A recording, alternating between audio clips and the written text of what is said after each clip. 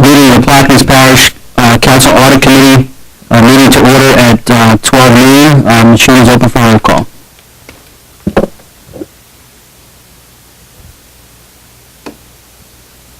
Uh-oh.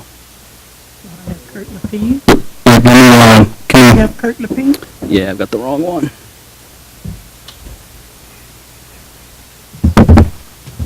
I was voting for Benny.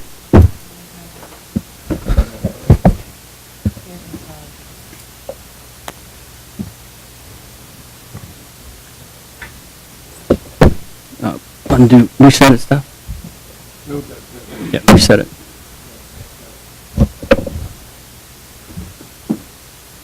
Okay. Good, Jeff.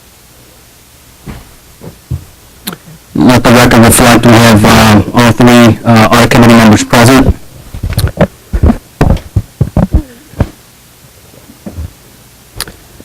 This time we'll move to item number 2, new business. Before we open up to the table, I'd just like to welcome back Ms. Lakeisha Daisy to the internal audit team. She started back last week, and we've got some pretty good and exciting things coming up. And I'd just like for everybody to welcome her back, and looking forward to getting the audit committee and the audit department back to where they were. So I'll just open up to the board, and any comments for new business from the table? I'll open it up to the audience if there's any new business from the floor. There'll be another new item. I'm sorry. I think new business I would have is to suggest that the audit committee meet, at least alternate the meetings over to the Putnam High site rather than having all of the meetings here in Belle Chase. Okay, absolutely. I have no issues with that. We'll move to item number 3. Update by Ms. Lakeisha Daisy, Internal Auditor, regarding ongoing audits and future audit plans. We'll turn it over to Mr. Travis, just kind of give us an update. What we're working on, what some future plans you guys have, and anything else that, you want to bring to the table. Thank you. Right now, we're still working on a 500 and above cash disbursements.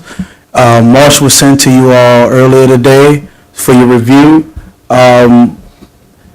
Basically, staying on course with items like status change forms. Ms. Daisy has an idea. She submitted a plan in place where we're going to look at mileage and expense reports for 2015. We're going to try to compile an audit for that. We have other various audits that she wants to try to move forward on. And as of right now, that is where we're going at this present time.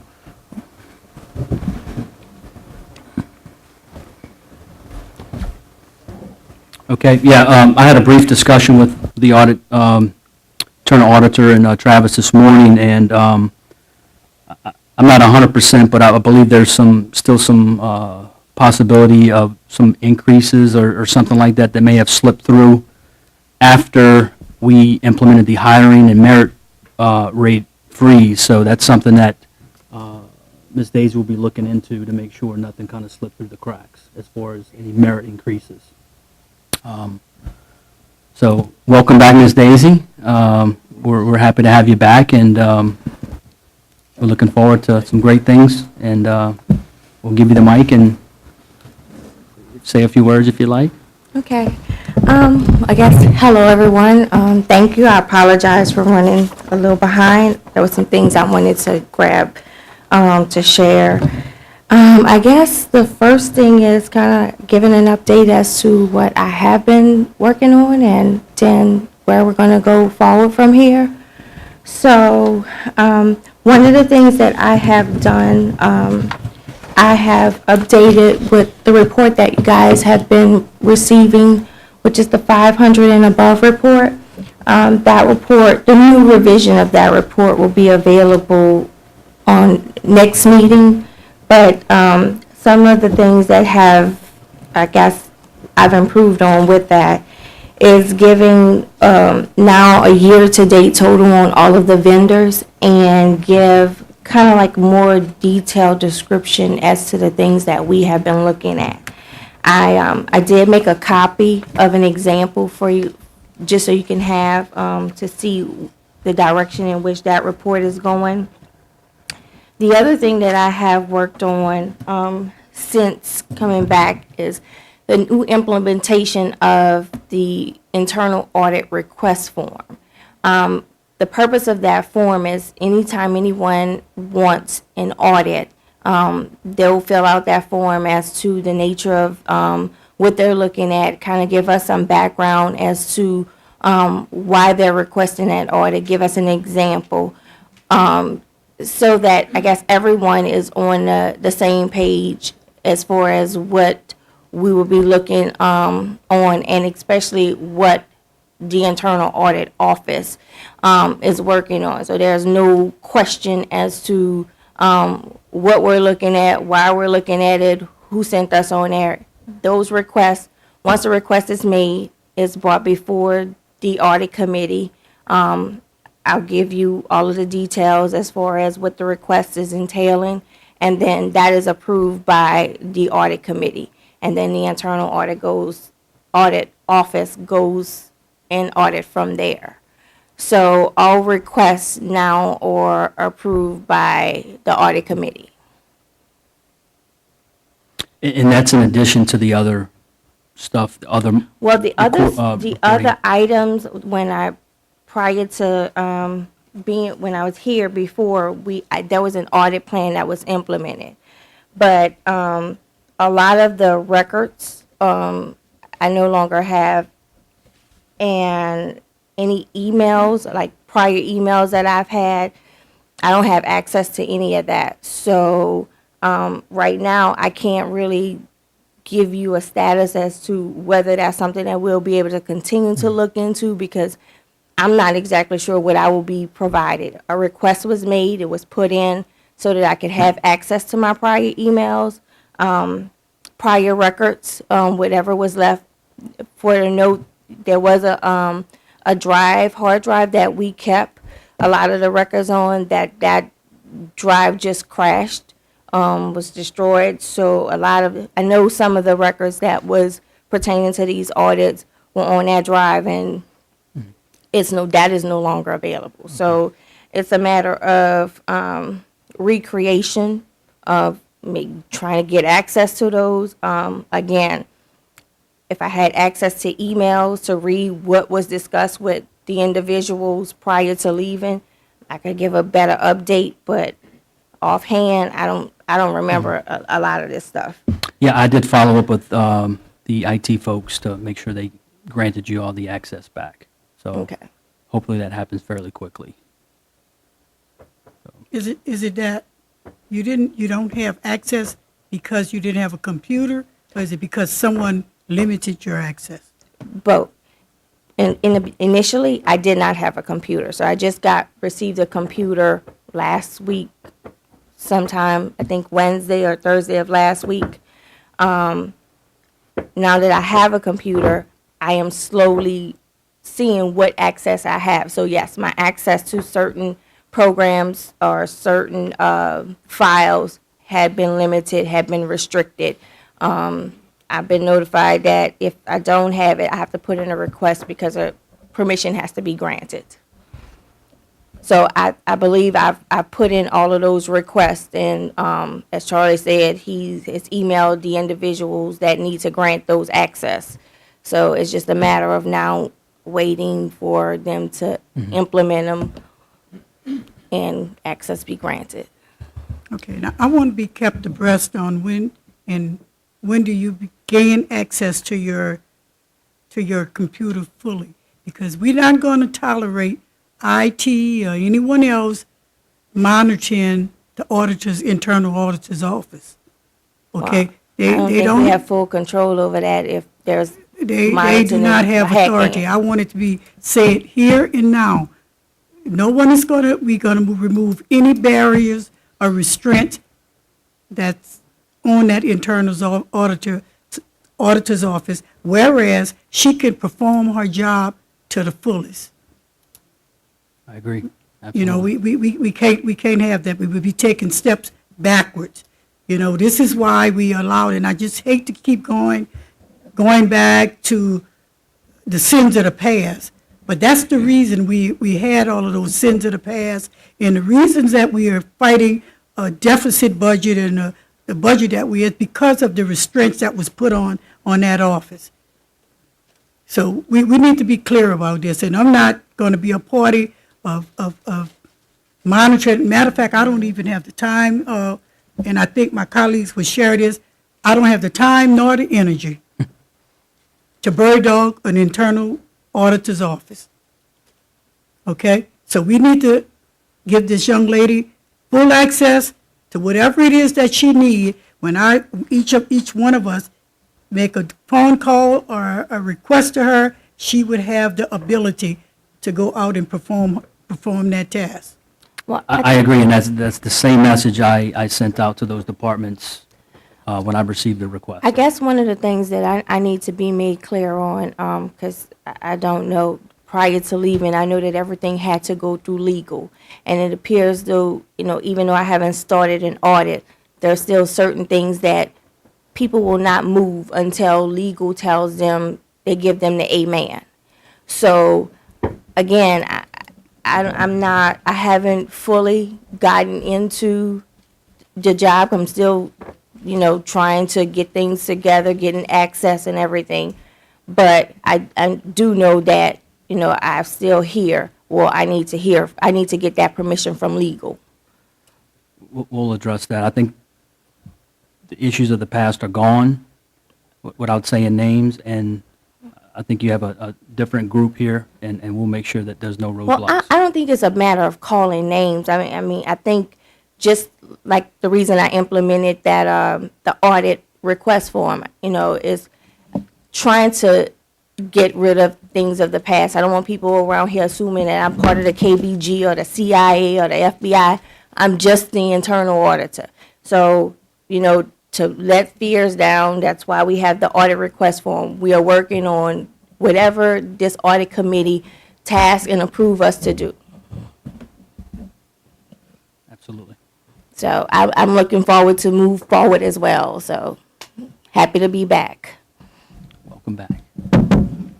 Okay, so we're going to address that. Yes, manner I will As far as address- legal, absolutely. because, I mean, as far as the charter states that she falls directly under the discretion of this committee, Yes. not legal or no one else. Thank you all. We'll move to item number 4, old business. Any old business to come back before the committee? And I'll just kind of open it up to the audience. If anybody has any comments or suggestions? Yes, Benny Roussel, 1012 Epsilon Street, Council District 5. Now that we have an auditor, internal auditor back in the position, I would hope that we would see our monthly reports as required by the charter performed on a regular basis without any hesitation or excuses of not producing that monthly report. So I look forward to the audit committee get up and running again with its director. Not that you haven't been running in the past, but it's imperative that we understand what that role is, and I'm hoping that that role is taken seriously and the reports are produced on a timely manner. Absolutely, Mr. Roussel. We've had that discussion with Ms. Daisy and Mr. Travis, and they're fully committed to getting those reports out on a monthly basis. Yes, sir. Thank you. Thank you. And I don't think that it should be a problem. No, absolutely. I don't think that should be a problem as long as we get all of the restrictions around. We know what the problem was in the past, and I don't want to keep going back to the past, Charlie, but, yeah, Gotcha, Ms. Audrey. okay. Yes, sir. Barry Colligan, 31975 Highway 23 in Buras. First of all, I'd like to welcome back Miss Daisy. Good to see you here again. Hopefully, things will be a lot better. With that being said, the reason for me being here today is to ask this question. Since we had a block last year in regards to what she could do, even though she had an AG opinion on what she was entitled to do. We still had problems with the sales tax office not being able to get those records. Now, I appreciate what everybody's had to say so far, but is she, the head of the tax department, still going to be able to block any information as regards to borrow pits, road use tax, sales tax?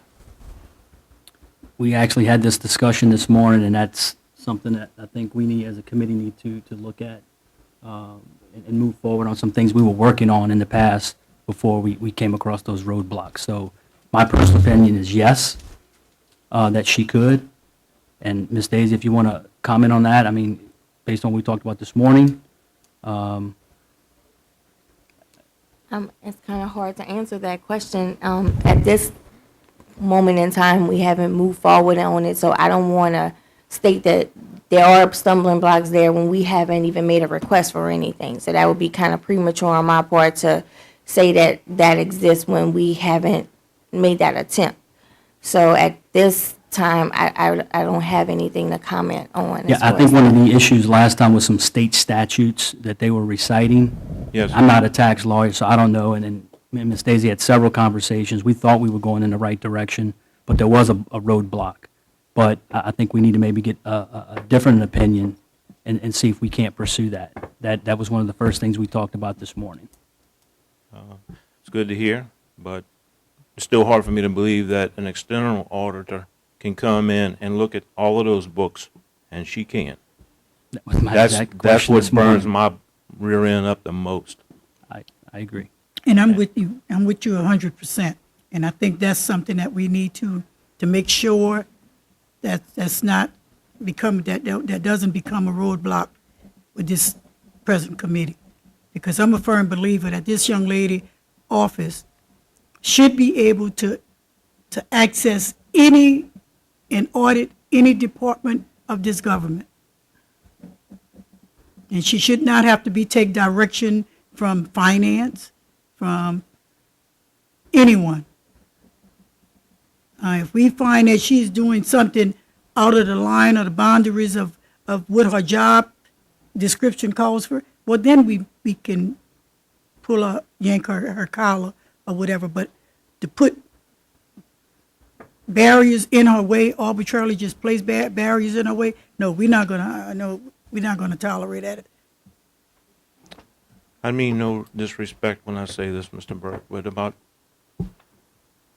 2 or 3 months ago, probably, when we had a meeting down there in Point LaHash, you stated that everyone must pay. Maybe not a direct quote, or everyone has to pay. We're still waiting on that. And I think the people of the parish are getting sick and tired of being the load bearers when there are many other people doing business here that are flush with cash, as I've said many times before. And we can't find records on where any of that money is going, or if it's going. Hopefully one day we will know, I hope so. and this parish will recover. Thank you.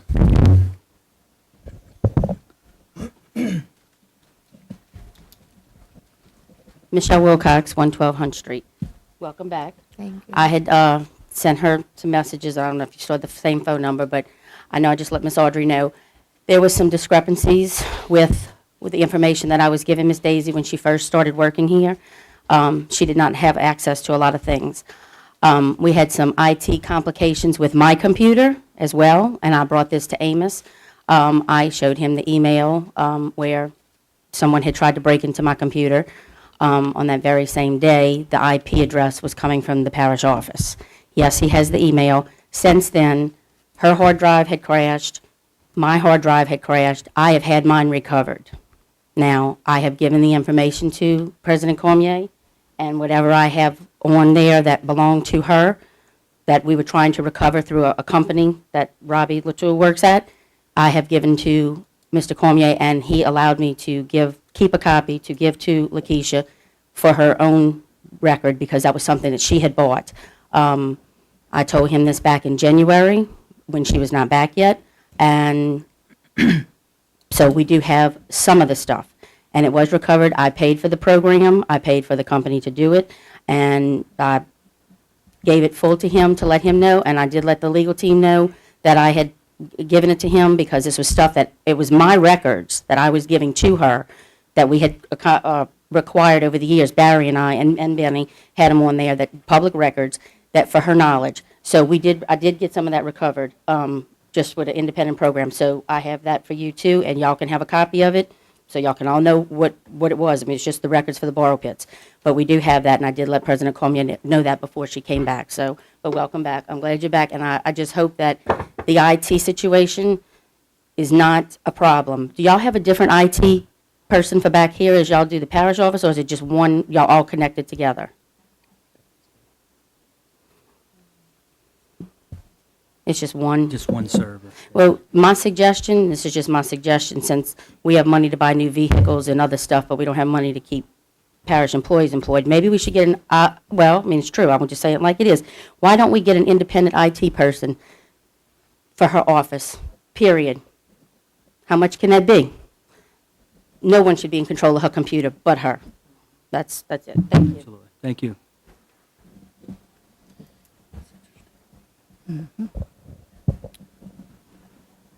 All right, anyone else? All right, thanks, everyone. We'll move to item number 5, approval of the March 10th, 2016 meeting minutes. I will offer and ask for a second. I second. Second by Councilmember Salvant. Machine is open on the minutes. And the minutes are adopted 3-0. At this time, we'll move for adjournment at 12:27. I gotta vote on that first, huh? Machine is open for adjournment. I'm I sorry. second. Second by Councilmember Salvant. And we are adjourned at 12:27. Thank you all very much. Okay, thanks a lot.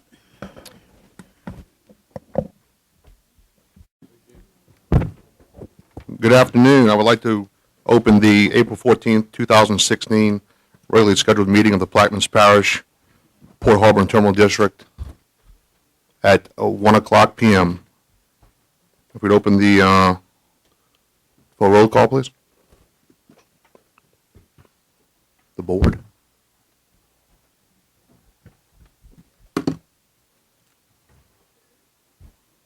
Ms. Edgecombe. Let the record reflect that 9 council members are present. If you would, please stand. Mr. Shane Landry is going to lead us in a prayer, and then we'll stay standing for the Pledge of Allegiance. Lord, we take this moment to acknowledge you, Almighty God, and thank Him for our bountiful blessings, especially for the parish's natural resources. We give thanks to God for our brave and courageous men and women in our military who daily risk their lives to protect our precious freedom, and we pray for our world leaders to know how to obtain world peace. We pray that this government body, comprised of both council and administration, will always serve our parish with honesty, humility, and equality to all. And as this government body gathers here today, we pray for the wisdom to know right from wrong and the courage to do that which is right. Amen. Pledge allegiance to the flag of the United States of America and to the republic for which it stands, one nation, under God, indivisible, with liberty and justice for all. Thank you, Mr. Landry. We don't have an executive session today, so we'll move directly to the status report by the Executive Report Director, General Sanders. Good afternoon, Mr. President, Mr. Chairman, Mr. Vice Chairman, members of the board, and members of the audience. I am Sandy Sanders, the Executive Director of Plaquemines Port Harbor and Terminal District. And follows is my Executive Director's report for the period of 25 March to 14 April. During this time frame, I attended the American Association of Port Authority Spring Conference, and simultaneously, there was the American Short Line Railroad Association Conference in Washington, D.C. I had the opportunity to witness our local railroad here, the New Orleans Gulf Coast Railroad, win a national award. The New Orleans Gulf Coast Railroad is one of over 550 short line railroads in the United States. And for those who are not familiar with the short line versus a Class 1, a Class 1 railroad is your Union Pacifics, your Burlington Northern Santa Fe's, whereas, and they make their money on the long haul, from cities to cities, countries to countries. Whereas the short line would normally pick up a load dropped off by a Class 1 and perform mailman services around a port, a lot of stops along the way. We are very, very fortunate and very proud to have the New Orleans Gulf Coast here with us. Of the last 15 years, 7 times they have won safety awards. I know sometimes all of us, when we're riding down the road, we see the railroad coming and we're trying to make a break. We might see it as a nuisance, but a railroad is the backbone of a port operation. And we are very fortunate to have the New Orleans Gulf Coast with us. And I've asked Scott Wallach, the manager here of the local NOGC, to come talk to us about his award-winning rail. Scott?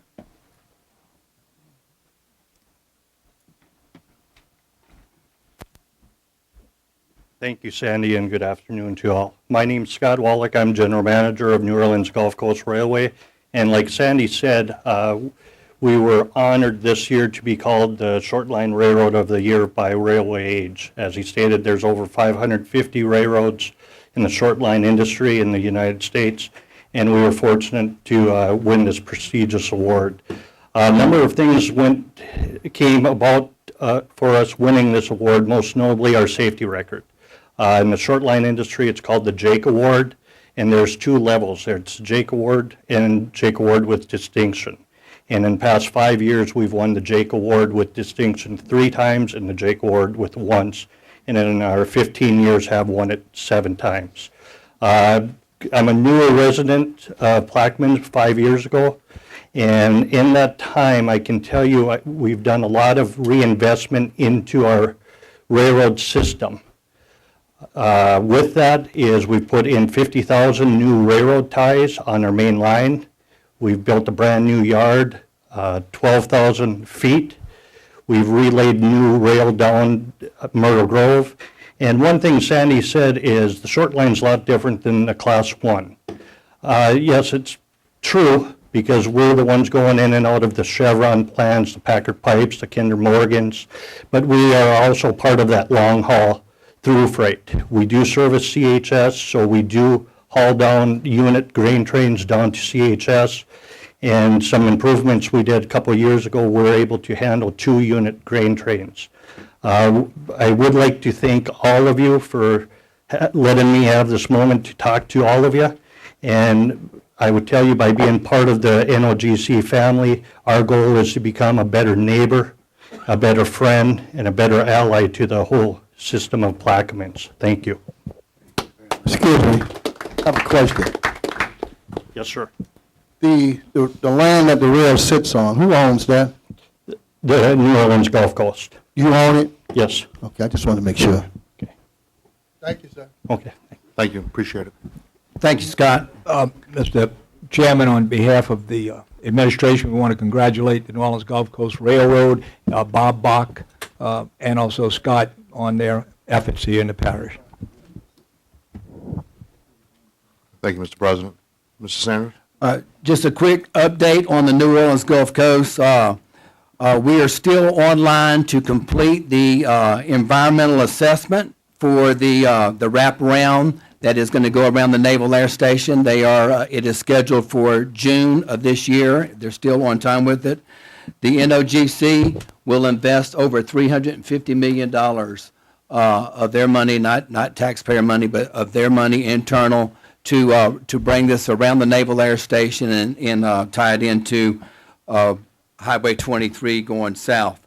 It will close over 200 rail crossings. It'll be a big blessing for us to minimize congestion in our community. So, Scott, once again, to you and your company, thank you very much. I would like to thank the council for approving on a suspension of the rules basis last period for a resolution asking for emergency funding for Baptiste Colette Bayou. During this time, if you recall, I said we met with Jeff Green. He's Congressman Scalise's go-to guy here. The Corps, it was noted that the local Corps had $1.5 million earmarked for the dredging of Baptiste Colette. However, with the high river, Baptiste Colette had silted in to the point where the Coast Guard captain of the port had rendered it non-navigationable.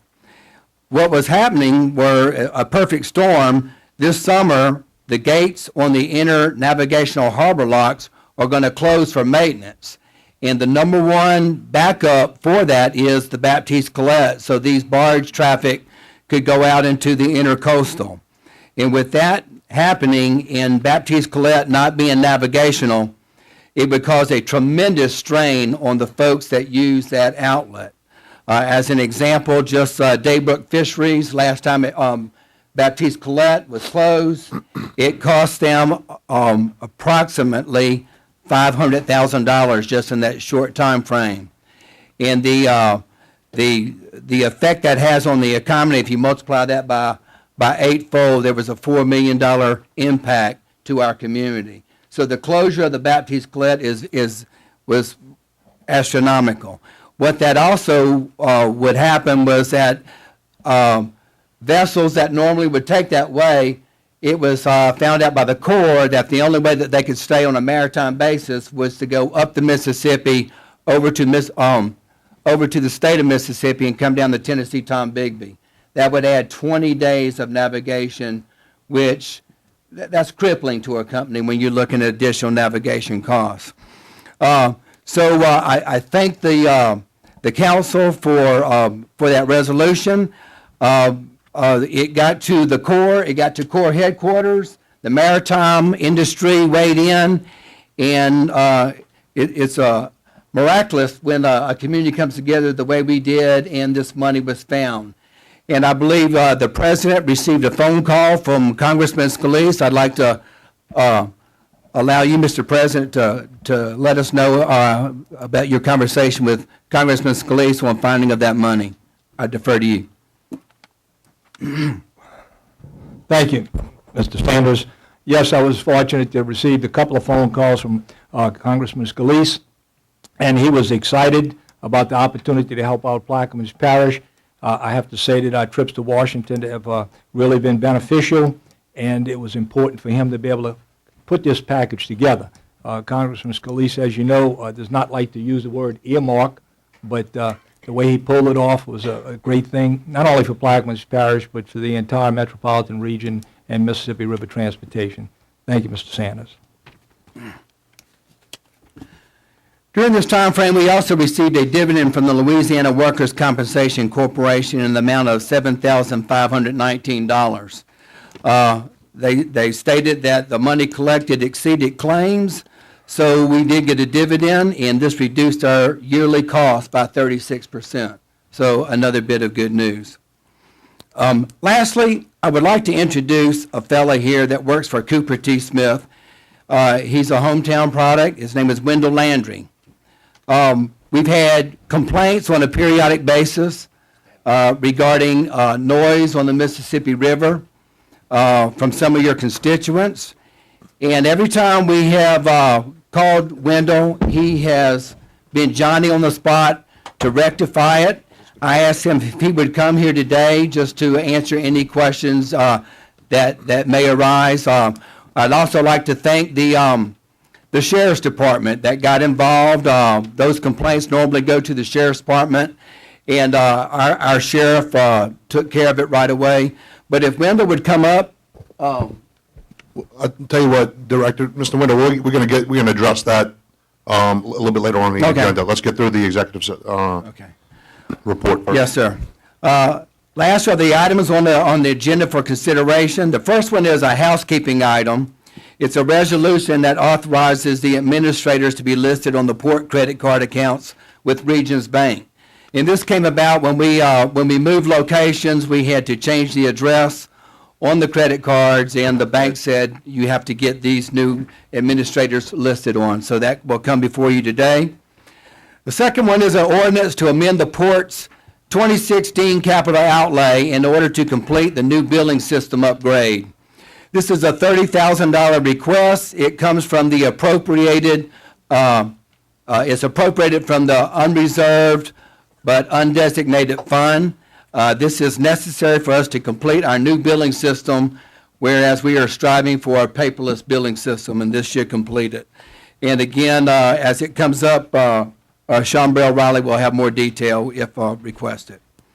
And lastly is like the last request for suspension, another one is set before the council today, a request for a suspension of the rules in order for the council to consider a resolution supporting the effort to request federal legislation appropriating additional funds to be used for the repair to the Mississippi River system and the Mississippi River Channel dredging. And once again, analogous to the Baptiste Colette, this was due to the high flooding events throughout the Mississippi River Valley. All the Big River Coalition ports and many communities along the Mississippi River Valley are signing this, or sending in a similar resolution through their elected representatives. Mr. Chairman, this concludes my report, subject to your questions, the questions of the board, and of course, that of the audience. Yeah, just one question on the suspension of rules. Can you just tell the board exactly why we need to expedite this and suspend the rules? I'm sure that question will come up later, so let's just ask it. Sure, and a good question. It's being expedited because we are trying to reach a time frame that was given through AAPA and the Big River Coalition, so it would come in with all the other communities and ports to have our packet in with the overall packet on a timely basis. Okay. With that, I'll open it up to the table for any comments. Mr. Black, I want to thank you for asking a question that I was about to ask. So thank you. Sure. Do you want to elaborate any more on that, Ms. Sullivan? or No, that's no, fine? that was my question. Anyone from the audience would like to? Mr. Henry? First, my congratulations to Aurora for the award. I have something the people need to know. And Mr. Sanders, you are the director. There's something coming on the agenda today for the council, 6S. Could you elaborate on, could you tell the people, as the director of the port, what's your take on that amendment? 6S on council.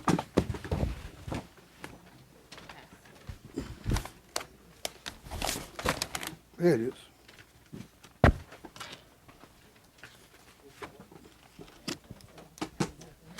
Yeah, that's a good question, Mr. Henry. I'll let you know. You're the director. No, I understand, but let me take care of this procedurally.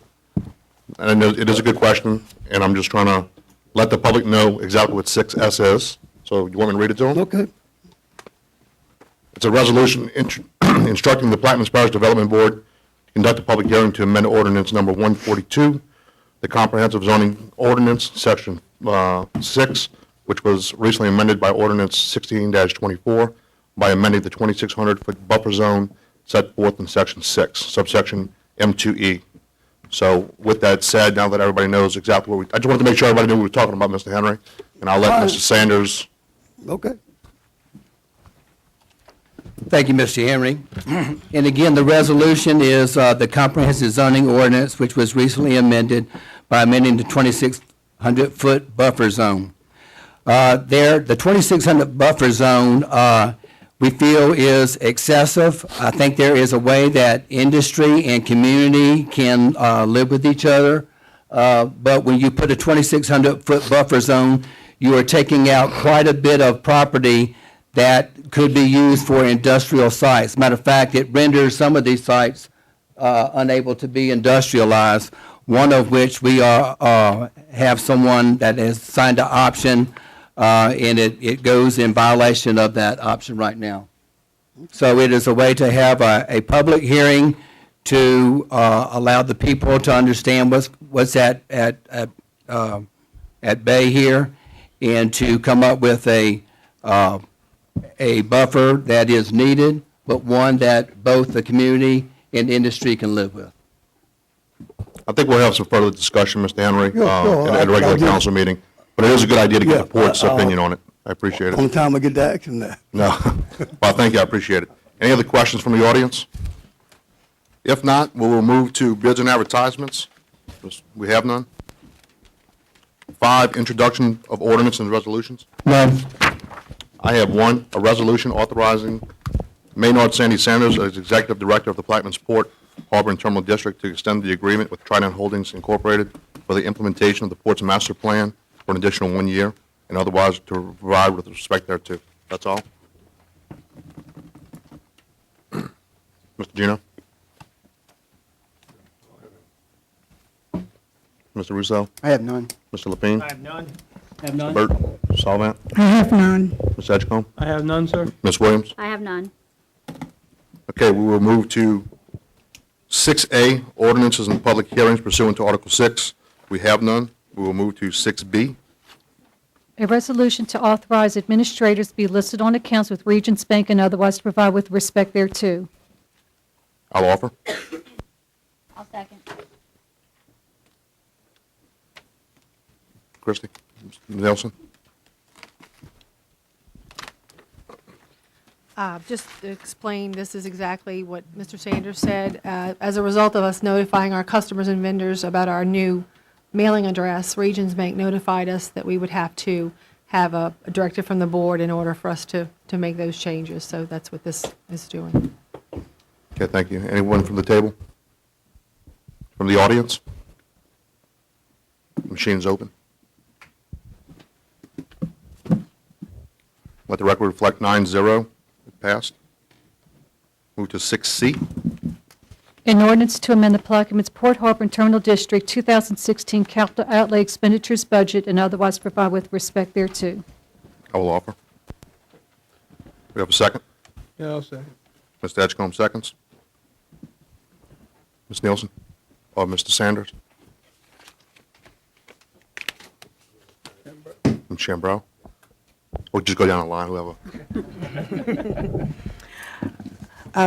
This ordinance is requesting that an additional $30,000 be appropriated to the capital outlay budget so that we can complete our upgrade to our billing system. We actually had it budgeted in 2015. We did not exhaust all of those funds. The project was projected to be completed 12/31 of 15, but it ended up rolling over into January and February. And because those services were performed in the 2016 fiscal year, we want to make sure we have those funds in this year's budget. And you have those funds in your operating budget now? Well, As far as availability? this is what it's doing. This is what the ordinance is doing, is placing the $30,000 into the 2016's budget. But I guess my question is, you have no budget deficit. You were able to move the money over without an issue, correct? Correct. Okay. Does anybody have anything from the table? I do. Mr. Bartholomew? Yes, I am concerned that we don't have our budget committee meetings to discuss some of this in advance, and it comes to the table as being presented. Now, if that's the case, then what is the function of our committee and prior to having these issues come up, and we're not being exposed or aware to it as the intent of the resolution of establishing a great committee to deal with the great port?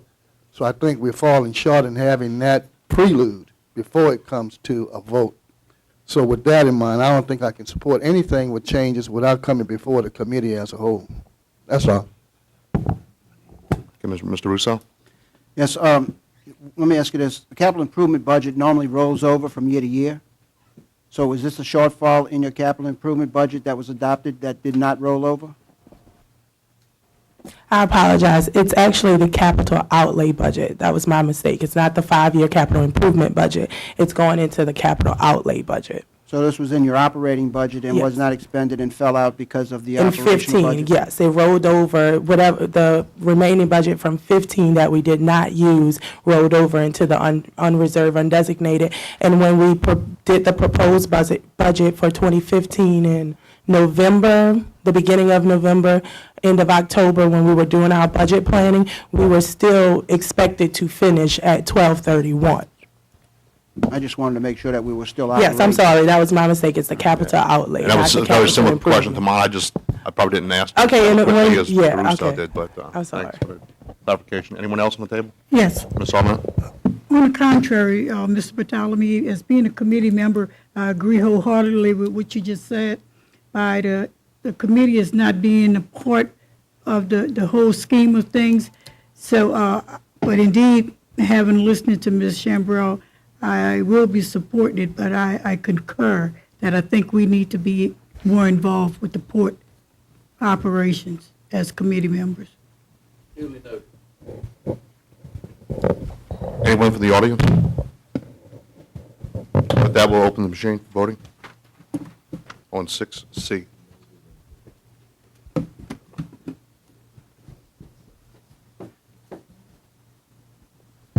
Let the record reflect that the ordinance passes 8-1 with one abstention from District 1. Mr. Bartholomew.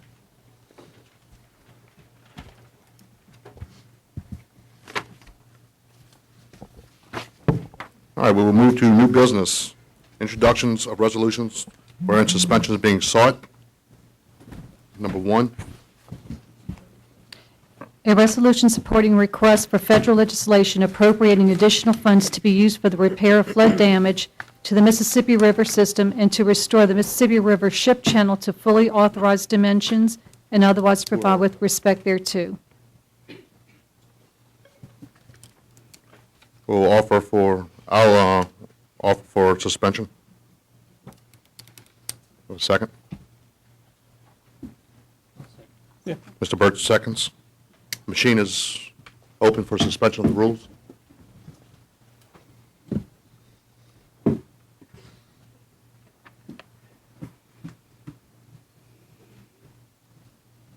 Let the record reflect, Mr. Lapine was absent, and it passes 8-0.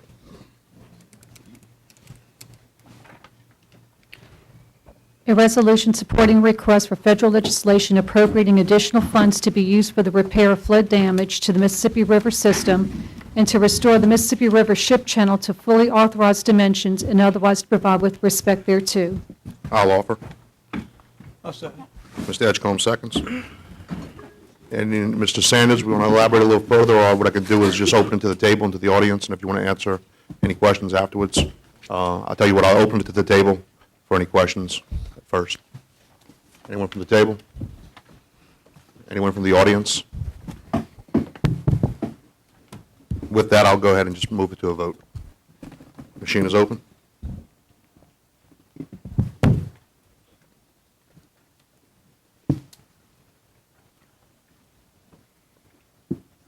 And it passes 8-0 to 1, so we have one abstention from District 1.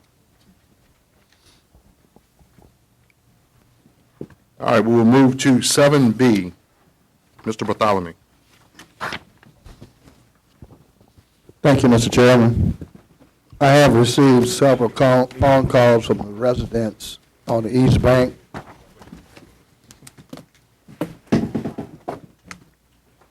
Discussion regarding the river activity between Dalcor and Promised Land. Councilmember Bartholomew. Yes, I have received several inquiries and phone calls from the residents on the East Bank. They're having problems at night when they're in a deep sleep resting, and all of a sudden we have some serious noise along that corridor in the Mississippi River. And what happens is it's hazardous to people's health when they're not being consistently enjoying their rest. So I brought them to the table to find out exactly who is responsible for doing it and what they can do to correct the problem that exists. Because I honestly believe that no one has the right to cause a situation that's inadequate for survival of life and protect the people at all costs. And what I would like to, if you don't mind, have some of the residents come up if they those are here, would like to vent a little bit and say what their problems are, their concerns. Anybody want to come forward on the East Bank? If you want, we could, Oh, you want to do something? well, I'd say if you don't mind, we can have Mr. Landry come up. Is this the issue Mr. Landry's going to address? If you want to just have him address it, and then that way it gives the opportunity for the residents to ask him questions after he speaks. Is that fine? Mr. Landry?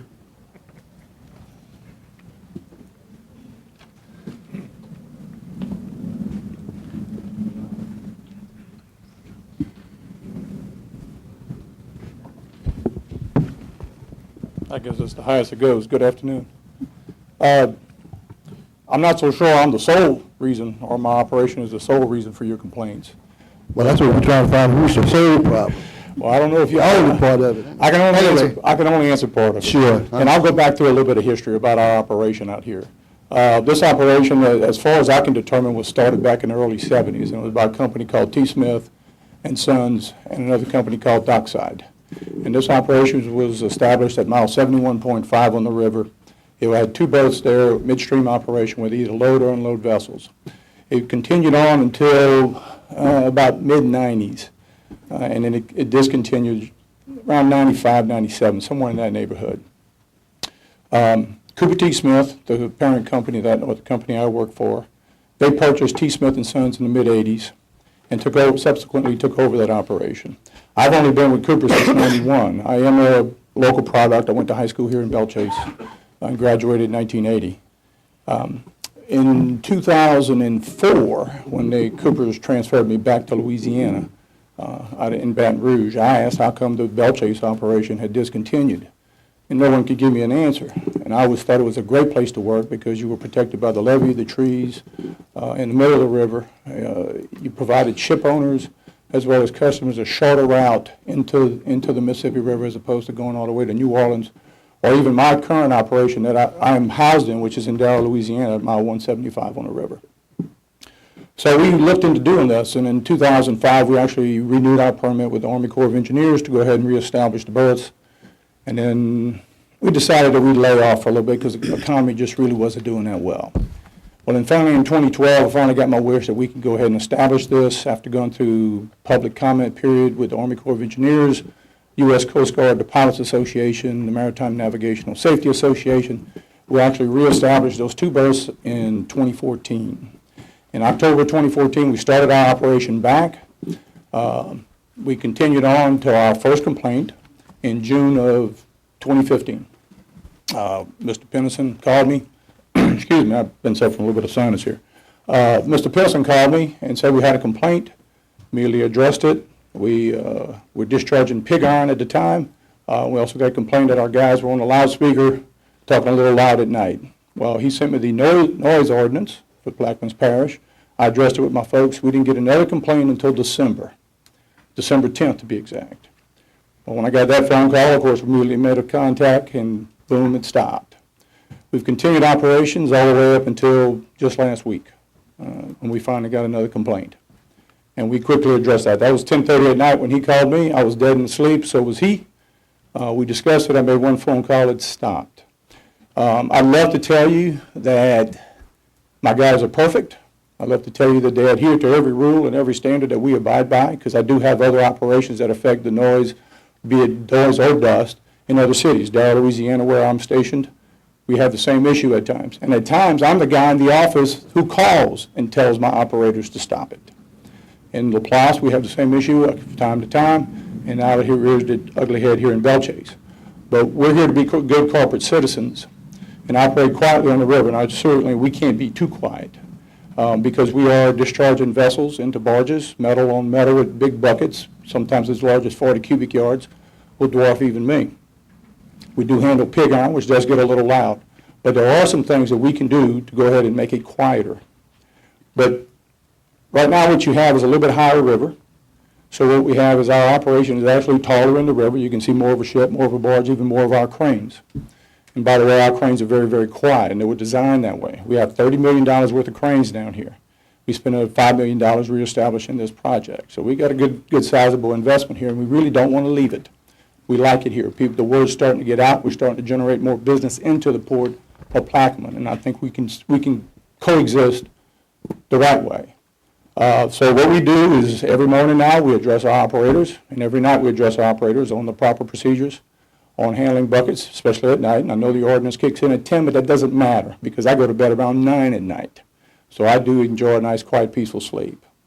So we address them every evening. They cannot use the loudspeaker at night. They all have VHF radios, which they can communicate with each other. But the residents on the East Bank, and we do have some employees that do live on the East Bank, there are some things that, since once again I brought up the high water, but also the willow trees that line those banks also provide a good buffer and a good sound barrier. And a lot of those trees on the East Bank have been removed across from my operation. I don't know why, I don't know who removed them, but they're not there any longer. That's one thing that you can do, is let those trees grow back so that, once again, that sound is buffered by those. When the river goes down, which I think if you go back to December, we had a little bit of a high river, noise complaint. Go back to June of 2015, we had a little bit of a high river, noise complaint. And here we are in the midst of the third high river since December, and we have another complaint. So I think that maybe have a little bit of correlation to it. But on the other hand, we're doing what we can and will continue to do what we can to make sure that our residents that are near us do not have to call me or John in the middle of the night and complain. And my cell phone is always on. I'm the vice president of operations, but it doesn't matter. I'm responsible for my operation, all three of them, and they're big ones. And I take it seriously when people have a complaint about what we do and how we do it. That's all I have. My question is, your permit, you say your permit from the Corps of Engineers? Yes, sir. Does that come into the permitting, the noise factor? No, sir. So you can make any kind of noise you want to? Well, no. Well, you just said, huh? No, I didn't say we can make any kind of noise. Well, you can make noise, though. Well, it's a noisy operation. You're not going to get it very quiet. Once again, but somewhere along the line, we have to be committed to a way of life and deal with people in that area. Now, I don't know if any of the people was ever contacted prior to you beginning your operation in the Mississippi area, river along that area, to inform them of such and what could be a concern, and to let them know what possibly could come out of it with your company doing the transfer of grain or whatever it may be to other vessels. And that would be including the noise and what the everything else that possibly could hamper their sleep. So then they would have an opportunity to voice their opinion when the permit is issued, and saying that we refuse to accept the permit because of these conditions. It's not suitable for us to protect our way of life.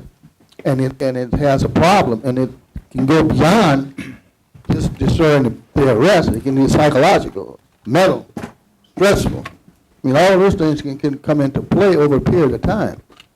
You see? Because, I mean, when they wake me up, I get ugly. I can't take it. I'm going to let you have it. And nobody knock on my door at 11, 12 o'clock, I didn't know food and stuff like that. So I'm saying we need to be more cognizant and concerned of the people that's going to be around us and the things that we are doing. And that's all I'm saying. And then the other thing, we could never find out who had the permitted you to do what you do. And so I finally got that this morning here from you, exactly the Corps of Engineers. So that means if there's anything else we need to pursue, we'll have to deal with the Corps of Engineers. Because do you have any permit from this government? The Army Corps of Engineers, this permit that we have has been in existence since the 70s. Yeah, I don't have a problem with that. Right. When we went out in 2005, 2007, 2009, and 2011 for renewal and maintenance of the permit, right? It goes out for public comment for 30 days, right? The one that we received in 2012, in March, I believe it's March of 2012, went out for public comment in January of 2012. This is posted in all the local newspapers.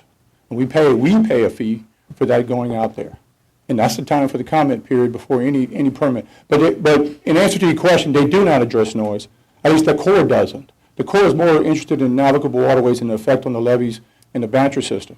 The U.S. Coast Guard, of course, goes into the navigational thing, Maritime Navigational Safety Association, as well as the Crescent Pilots, which was quite a lengthy process because we were granted a permit in 2012. We didn't get a chance to go to build for 2014 because we spent a year and a half discussing this permit and the operation on the river. Well, I know the council does, the parish government does. So maybe we need to get our legal department to look into that factor alone, and then companies coming in the parish, that we can have some kind of input in that as well. But I still understand that, and a lot of times, a lot of people do, it's not no excuse, but a lot of people don't have access to the Gazette, because we don't have a delivery route. You got to get on a mailing list, all right? Then the other thing, people don't have access to the Time-Picayune because there's no route. People don't even deliver that anymore on the East Bank. So, but I think to even make it a step further, I think it would be in a good state and good heart, good mind, and the company itself will get the name of the list of those residents and work with the port and ask them to send a communication out to those people in that area. And I think that dictates that you went beyond your legal standpoint, but you're also concerned to work with the community, the people in that community. You know, that's all. Yeah, in December of 2014, I believe it was December, it might have been November, I did get a call from a resident on the East Bank. And I spoke to him, and his question was, who do I call in case there's a complaint? And I gave him my number and my contact information. And I said, if you have any complaints, you call me directly. I will handle it. So what I did is I said, I also will be down in Belchase next week. And I said, I will call you, and we can get together, and you come on out, and I will introduce you to my managers and the people on that river, so that you have a face and a name to go to if you have a problem. Never return my calls. Would you please disseminate that information at this time? My cell number, you want that? My cell number is 225-362-6633. And it's on 24/7, 365. Well, it's, I made a great decision not coming back to Belchase before Katrina and living in Baton Rouge, and I never came back. Now, my operation here, and I'll give you the number here, it's not open 24/7, but that operation. Would that be assistance if they get the operation? Michael Hunsicker is my manager down here. Who? Michael Hunsicker. Michael? Yeah, yes, sir. HUNSICKER. That number is 504-827-0785. Sorry, 827?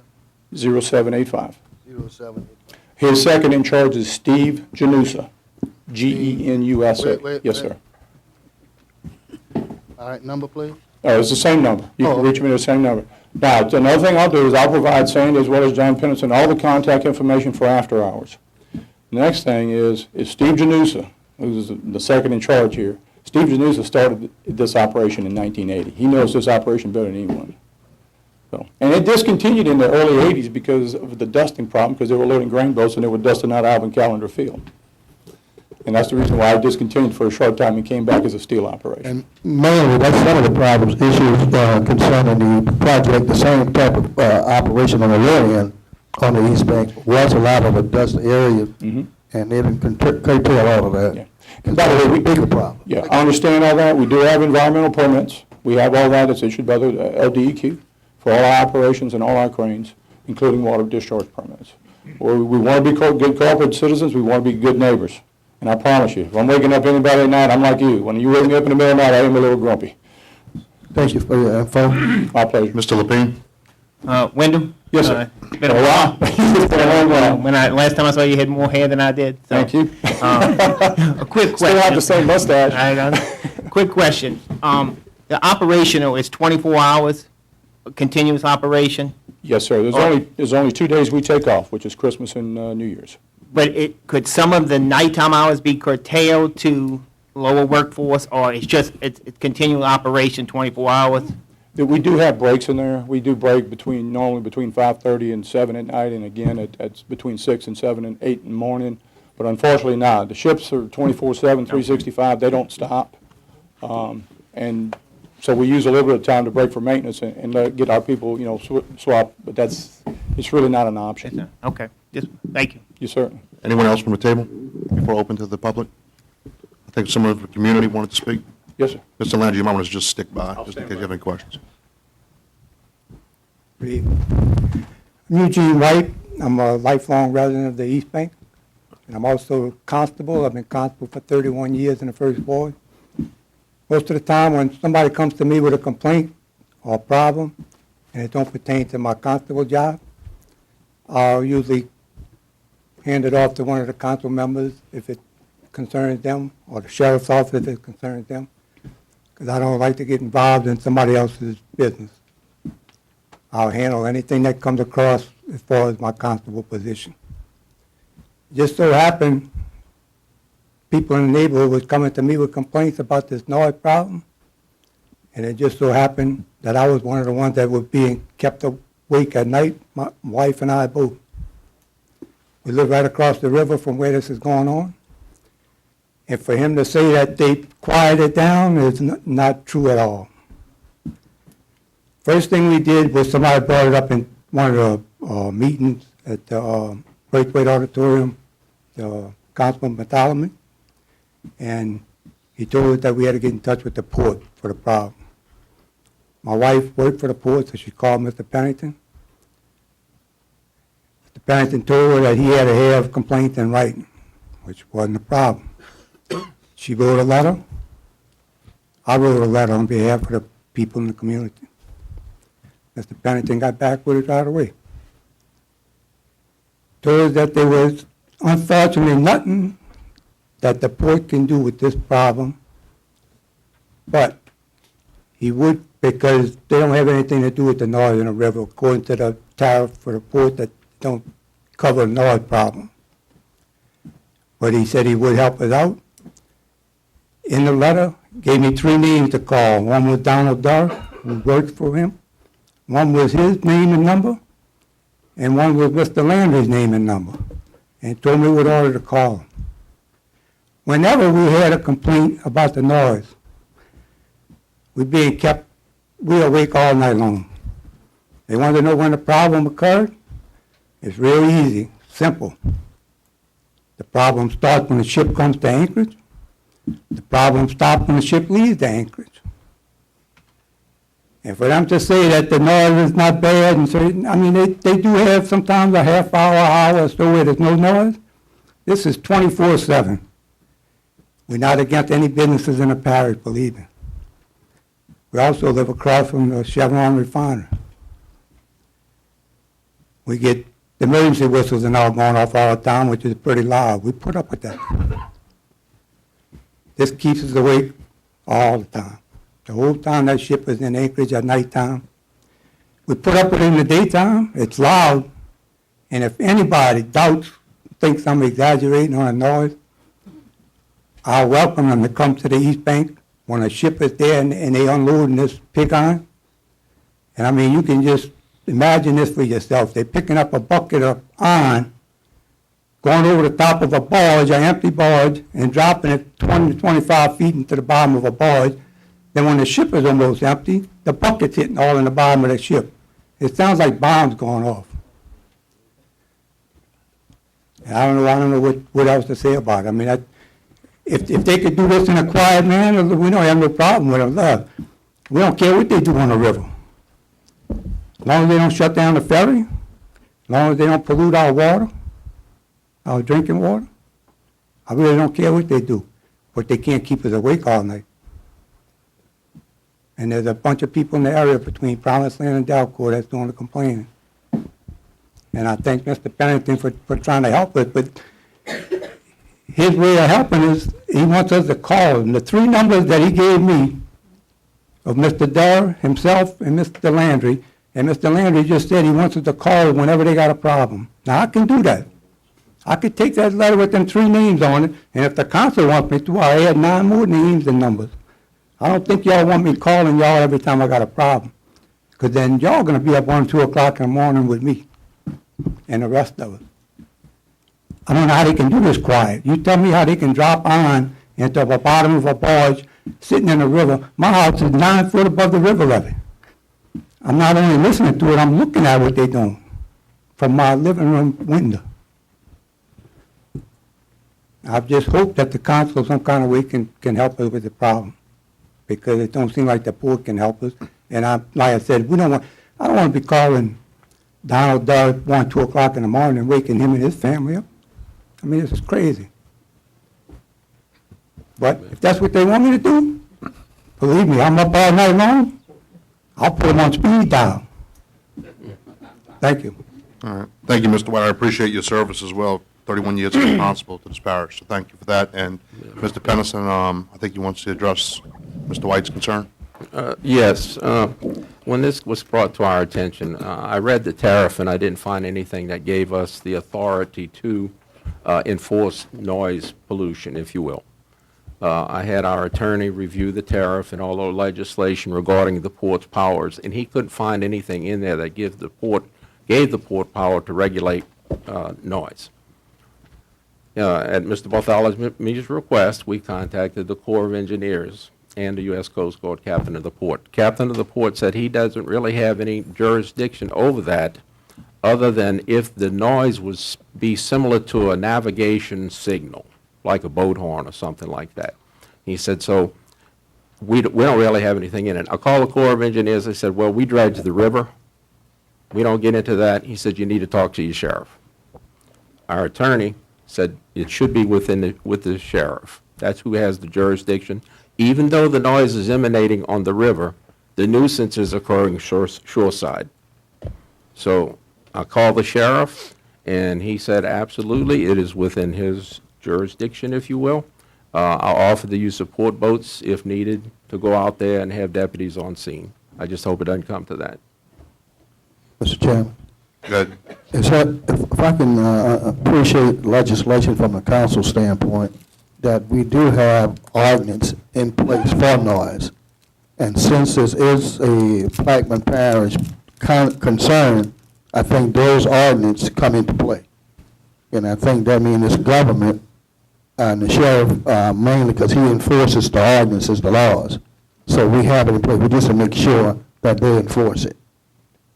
No, I appreciate it. I think Mr. Pennison, he's had a conversation with the sheriff's office, and as far as the jurisdictional issues go, and I think Mr. Derrick can probably help provide some capabilities to the sheriff's office to help enforce those things if needed. Absolutely. If they need transportation out there, our vessels manned right there in Belchase 24/7. We can provide transportation to the sheriff's deputies. It's been offered. It's about the extent of our abilities. Because it is a noise ordinance, and as Mr. Bartholomew said, the sheriff's office enforces laws. Thank you. Mr. White, I think, I mean, at this time, we do have to give a little leeway to Mr. Landry's operation. He's made the statement that he's going to try to correct the problem. It's been put before this council. We all know about the problem now. I think we should just let it take its course and see if the port and the sheriff's office can enforce it if Mr. Landry doesn't comply with those ordinances, and then we'll address it when it comes back up if it continues. But I think we need to give Mr. Landry an opportunity to probably go ahead and try to correct the problem before we take any other actions. I'll open it up to the table again. Mr. Gino. Can I make one more? Yeah, Mr. Landry, go ahead. I'm going to go ahead and buy a sound meter. Okay. We'll run our own test. I did have them do some tests, but unfortunately, they misunderstood what I said and did the test on the ship and the rig, which doesn't solve my problem. Right. But we'll go ahead and buy a sound meter, and we'll take care of it. We'll take our readings, both at night and day, and we'll take them on the East Bank, right across from us, and see exactly what we find. Appreciate it very much. Yes, sir. Mr. Landry, Yes, sir. how long do you think you're going to be doing this pig iron? Are you familiar with Nucor Steel? They bring about 3 million tons a year in. Now, not all of it comes to Belchase. A lot of it comes up to Laplace and Darrow operations. Occasionally, we do get it, but I'm not so sure it's just pig iron. There are other cargoes that we handle, and it's fertilizer, and it's very soft cargo and very soft-sounding cargo. So, I'm not so sure, again, that all the noise is solely ours, because I did get a complaint saying that our crew boats were really loud. We don't have any crew boats. Then I had another complaint from the same gentleman saying that he had a boat pushed in, shining a light in his window. That's not my boat. But nonetheless, the pig iron does come in occasionally. I got another ship coming in, I think, around the 24th or the 26th of the month. How often, that's what I was trying to find out, how often a month does pig iron come in? It all depends on the schedule, sir. We had 6 vessels, and not all of them came here, but we had 6 vessels in a matter of 10 days. Okay, and that's every day but Christmas and New Year's? Yes, sir. Thank you. Yes, sir. Mr. Russo? Yes, first of all, let me thank you for your business in the parish, and let me ask you that to address these issues, do you see a solution that may be able to be put forward? Well, my safety background says I'm going to analyze the situation. We're going to do a complete investigation, analyze it, and see what can be done. If nothing can be done, then we pick up our toys and we go back north. That's really the solution to some of these, not everything. Now, is that my final answer? No. Please give me a chance to look at this, see what we can and can't be done. Perhaps it's a cargo mix, perhaps it's the pig iron doesn't come here, if it's indeed it's pig iron. But unfortunately, it may be one of those things that if I'm keeping Mr. White and his wife up, and the ordinance says I can't operate under these conditions, then you're right. I need to pick up the toys and go back north, which is unfortunate. Mr. Rousseau? No, I don't think that that's the answer, but I'm hoping you can find a solution and a happy medium to the residents' concerns. I'll do my And, I best. appreciate your effort to do the sounding and the meters. So with that, I wish you the best. Thank you, sir. Well, with that, Mr. Landry, I appreciate your comments. Number one, I appreciate you coming back to Bellchase and getting Cooper T. Smith back down here. Yes, sir. We need the business, and we need the jobs. And I think you provide both of those things for us. And I'm sure you'll work very hard to make the community happy as well, and look forward to a working relationship with you, this committee, Mr. Bartholomew, District 1, Mr. White and his family, and his residents. So thank you. Yeah, no, thank you. Appreciate it. Sure. With that, we will move to 8, approval of the March 2016 24th meetings. Offer. One second. Mr. Edgecombe seconds. Mr. Bartholomew offers. Chain is open.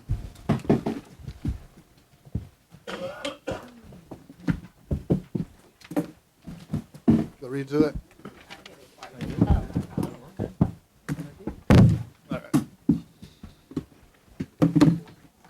Passes 9-0. Motion to adjourn. Offer. Ms. Burt seconds.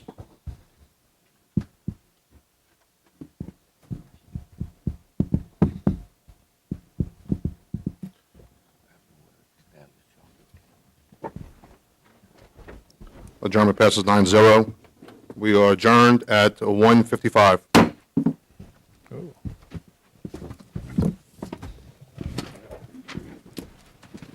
Thank you, sir.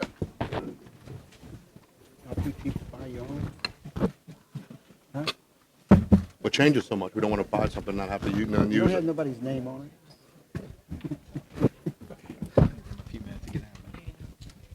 I was waiting for the Attorney General to buy us one. Didn't have it in the check. Everybody out, give them a minute. Where's Blake?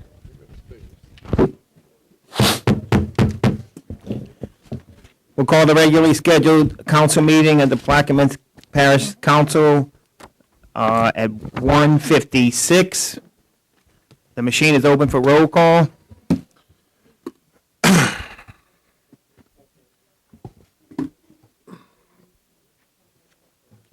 Okay. Let the record reflect all council members are here. President Cormier is here with his staff. We'll move to item 1A, executive session. Would you please read? Number 1, Lemoyne versus Schultes and PPG 24th JDC case number 719-868, Division P, Attorney Shane Landry. Number 2, the Parish of Plaquemines versus ConocoPhillips et al., 25th JDC number 60-982, Division B. The Parish of Plaquemines versus HHE Energy Company et al., 25th JDC number 60-983, Division B. The Parish of Plaquemines versus Exchange Oil and Gas Corp. et al., 25th JDC number 60-984, Division B. The Parish of Plaquemines versus LLOG Exploration Production et al., 25th JDC number 60985, Division B. The Parish of Plaquemines versus Equitable Petroleum Corp. et al., 25th JDC number 60-986, Division B.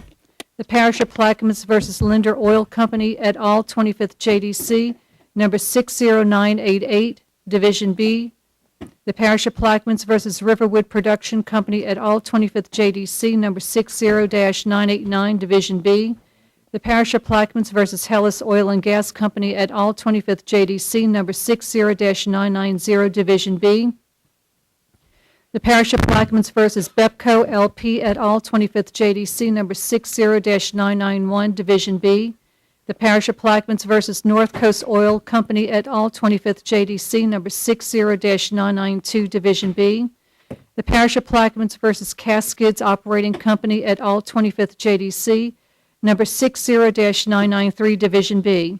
The Parish of Plaquemines versus Goodrich Petroleum Company et al., 25th JDC number 60-994, Division B. The Parish of Plaquemines versus Devon Energy Production Company et al., 25th JDC number 60-995, Division B. The Parish of Plaquemines versus Roselle Operating Company et al., 25th JDC number 60-996, Division B. The Parish of Plaquemines versus Palm Energy Offshore et al., 25th JDC number 60-997, Division B. The Parish of Plaquemines versus Great Southern Oil and Gas Company et al., 25th JDC, number 60-999, Division B. The Parish of Plaquemines versus Apache Oil Corporation et al., 25th JDC, number 61-000, Division B. The Parish of Plaquemines versus Campbell Energy Corp. et al., 25th JDC, number 61-001, Division B. The Parish of Plaquemines versus Total Petrochemical and Refining et al., 25th JDC, number 61-002, Division B. Attorneys Carmouche, Kosich, Parasol, Taylor, Koenig, Burglas, and Tankersley. And number 3, demand letter relative to 105 Avenue G, Bell Chase. Attorney Shane Landry. With those in executive session, I'll offer and ask for a second. Second by Mr. Edgecombe. The machine is open on executive session.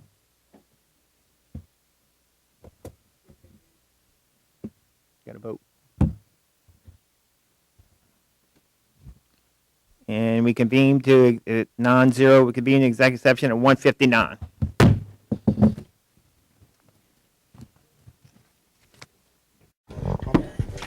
We will move on the agenda to item 7A.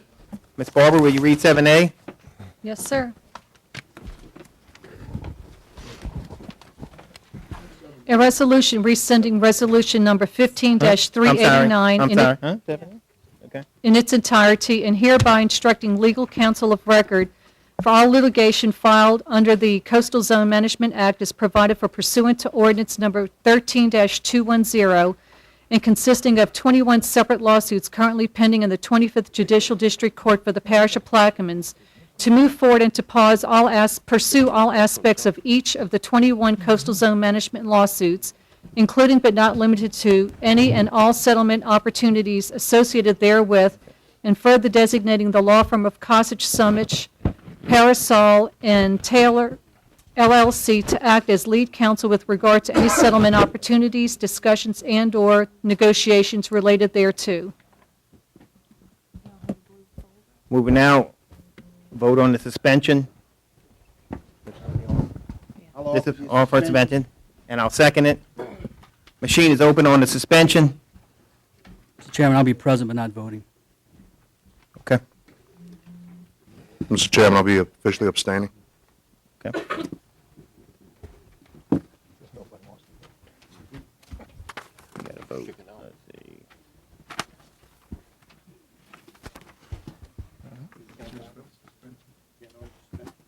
It's on the suspension, just the suspension.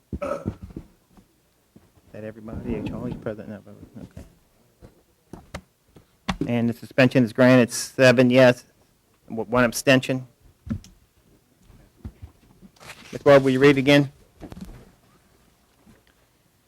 A resolution rescinding resolution number 15-389 in its entirety and hereby instructing legal counsel of record for all litigation filed under the Coastal Zone Management Act as provided for pursuant to ordinance number 13-210 and consisting of 21 separate lawsuits currently pending in the 25th Judicial District Court for the Parish of Plaquemines, to move forward and to pursue all aspects of each of the 21 Coastal Zone Management lawsuits, including but not limited to any and all settlement opportunities associated therewith, and further designating the law firm of Kosich, Summich, Parasol, and Taylor LLC to act as lead counsel with regard to any settlement opportunities, discussions, and/or negotiations related thereto. Ms. Russo, you offering? I offer. I'll ask for a second. Second by Mrs. Salvan. Mr. Russo? Yes, this has been an issue that has been bantered back and forth, and prior to the last 2 to 3 weeks, it was something of a nature that was on a local level. With the intervention of the governor's office and with the intervention of the Attorney General for the state of Louisiana, we were able to meet this week with them in Baton Rouge. And I bring this resolution forward because after meeting with the governor and his staff and the Attorney General and his staff, it is quite obvious that they have told us in no uncertain terms that these lawsuits are going forward, with us or without us. Now, in my opinion, I believe that we should be at the table when these lawsuits are settled. The issue is not whether or not they are going to be settled, it's just an issue of when. And the other issue is if we're going to be part of them.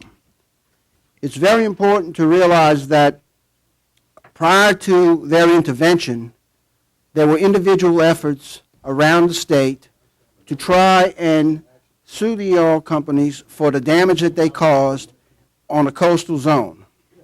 Now with the state coming in and the governor support through DNR, it was made clear also that the Attorney General wants these suits to be on the same track.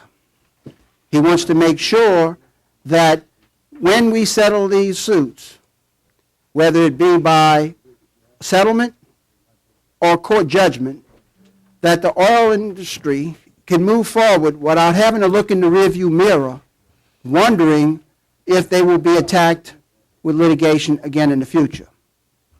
So this is a very big issue. It's a critical issue, and it's something that needs to be addressed. And I commend the Attorney General and the Governor for bringing everybody to the table. The instructions were very clear, and they were met with meetings that were every hour. We were behind several parishes. But the instructions were very clear to all of us that if you had not filed the lawsuit, the Governor asked and the Attorney General asked, please don't file a lawsuit, but go out and hire your representation and bring them to us. But do not file any lawsuits in the next 60 days. And that's where the 60 days discussion comes in. Also, it was very clear that whether we are at the table or not, that they were moving forward.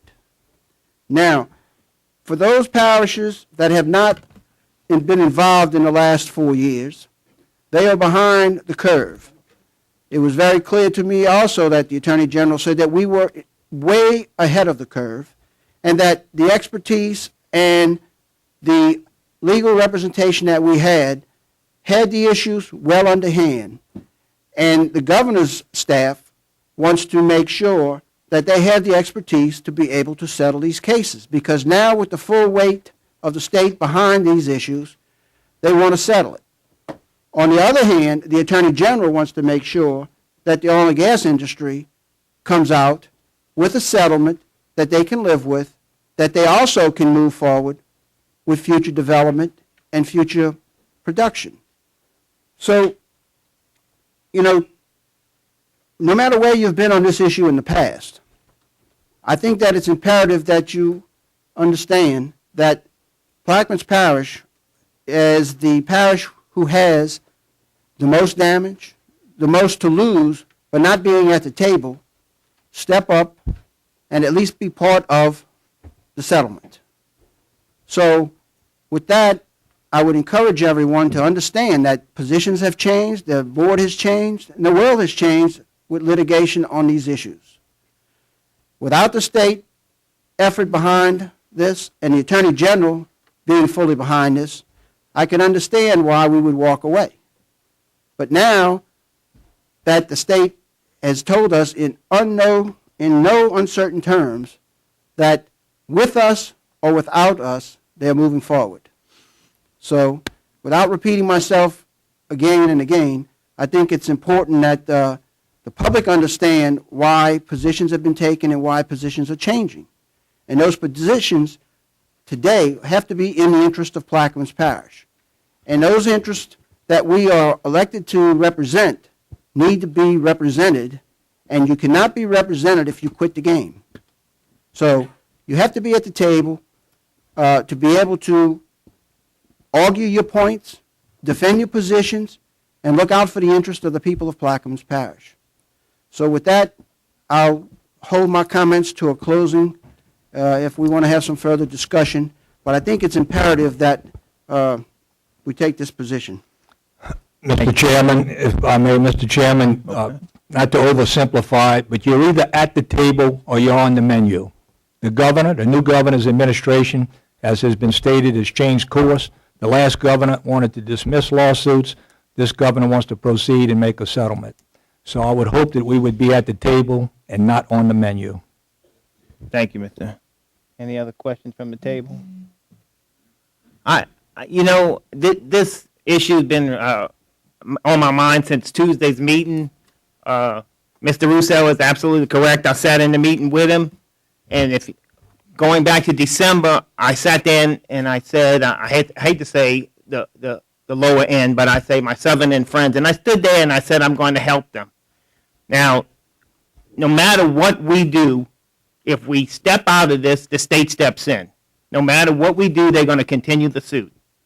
So if I need to protect my lower end friends, this is what I need to do. I need to get us a seat at the table. I need us to be there in the game, because these funds or these settlements that they will eventually get will be distributed, if the state steps in and we do not step in, will be distributed between different parishes. And the determination of who has the maximum, I want to say destruction, or the one who has the worst needs damage. Okay, I'm trying to think of it.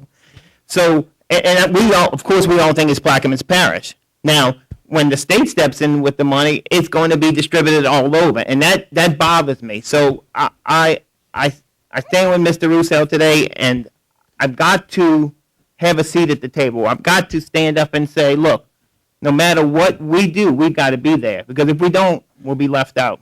And I'll yield to any more comments at the table.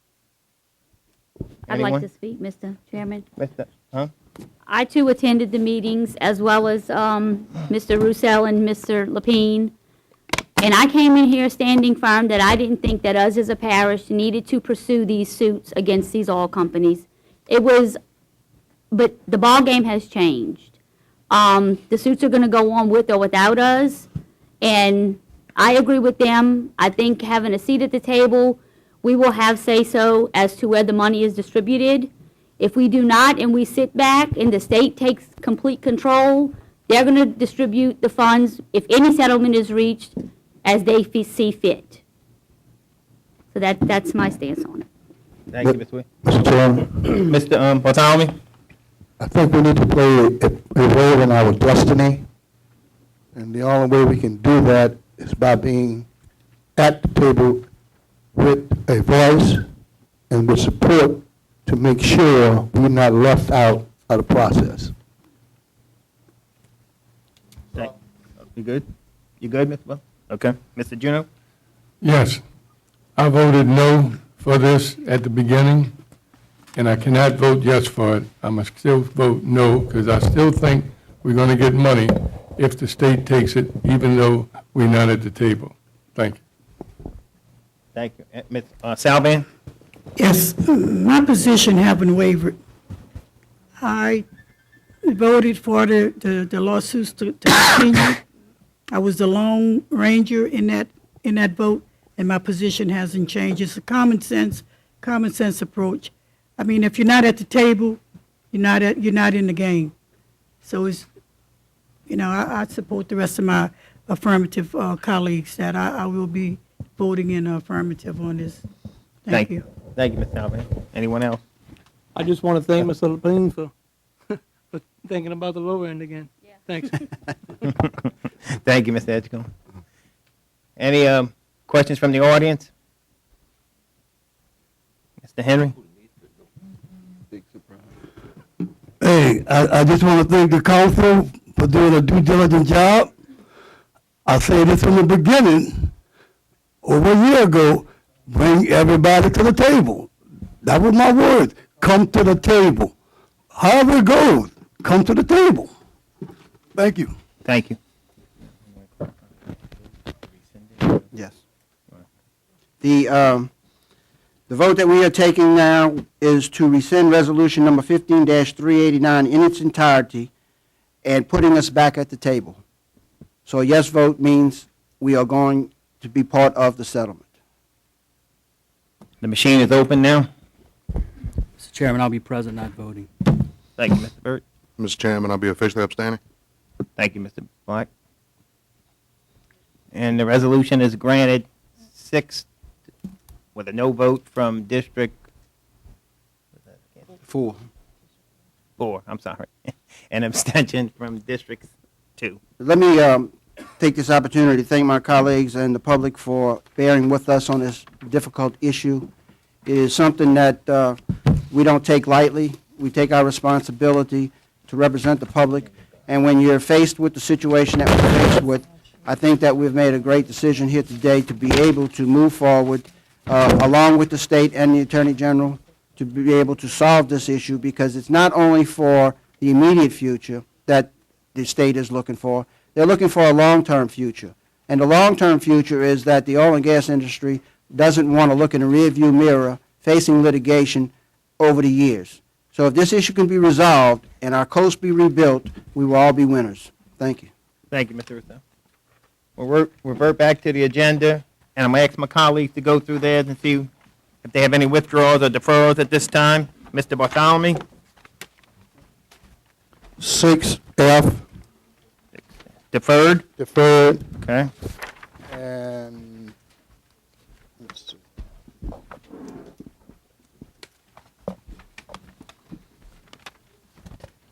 And P. P? P. Popular. Okay, popular. Mr. Popular down there. Thank you, Mr. Black. 1 second.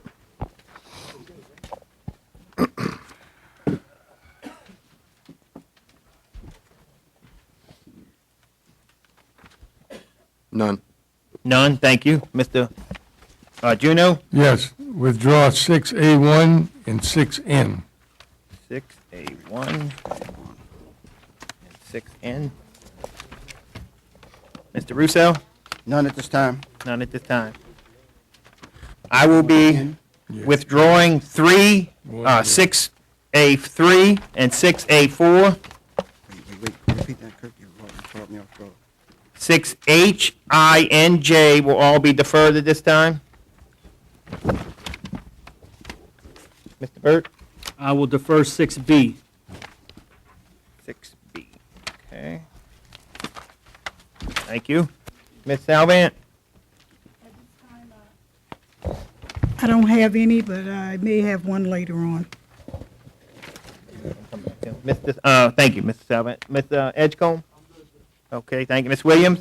I'm going to be withdrawing 6T as in Tom. Okay, That's it. thank you. I'll just go over for the audience. 6A1 is withdrawn. 6A3 and A4 is withdrawn. 6B is deferred. 6D is deferred. 6F is deferred. 6H, I, and J are deferred. 6N is withdrawn. 6P is deferred. And 6T is withdrawn. So, E or B, you said that both of them yeah, B, 6B, is withdrawn, right? and D, yeah. Both of are them? withdrawn. Okay, thank you. Okay? Huh? D is deferred. I'm sorry.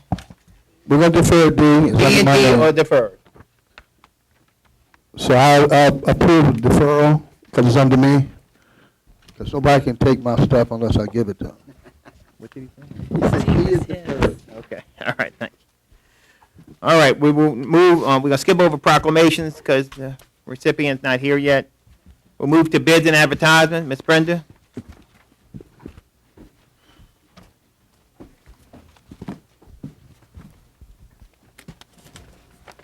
Good afternoon. I'm Brenda Stanifer, Plaquemines Parish Purchasing Agent.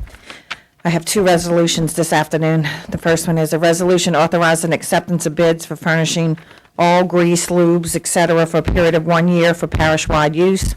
After due advertisements, bids were received March 29, 2016, from the following: Go Bear Oil out of Thibodeau, Gulf Coast Oil and Supply of Belchase, Tri-State Oil of Belchase, Chauvin Brothers of Belchase, Retief Oil of Harvey, Certified Labs of Irving, Texas, Belchase Marine Transportation of Harahan, Central Oil of Baton Rouge out of Baton Rouge, and Blanchard Auto out of Belchase. It is my recommendation, with input from the department heads, that we accept the low bids of Go Bear Oil, the low bid of Gulf Coast Oil, the low bid of Tri-State, the low bid of Retief Oil, the low bid of Belchase Marine Terminals Transportation, and the low bid of Central Oil, as for the items detailed within. Thank you, Ms. Brenda. I'll offer, ask for a second. Second by Mr. Russo. Any questions? Machine's open on the resolution.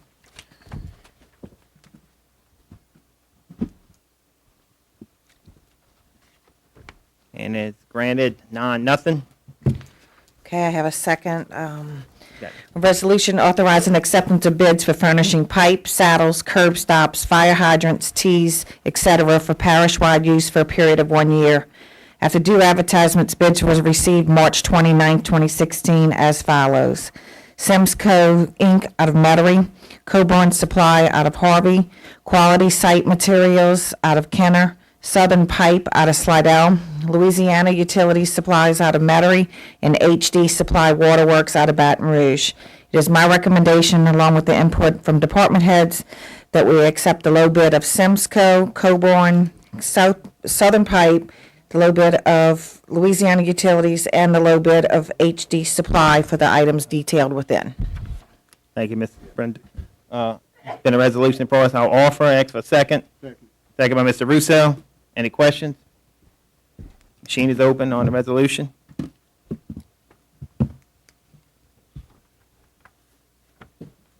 And the resolution is granted 9-0. Thank you. Thank you, Ms. Brenda. Mr. Cormier, I apologize, I skipped over 6C, but I got a request just to go to one more. I'm gonna come back to you. Is that okay? Okay. Ms. Audrey had asked me this before. I apologize. Move to item 7H.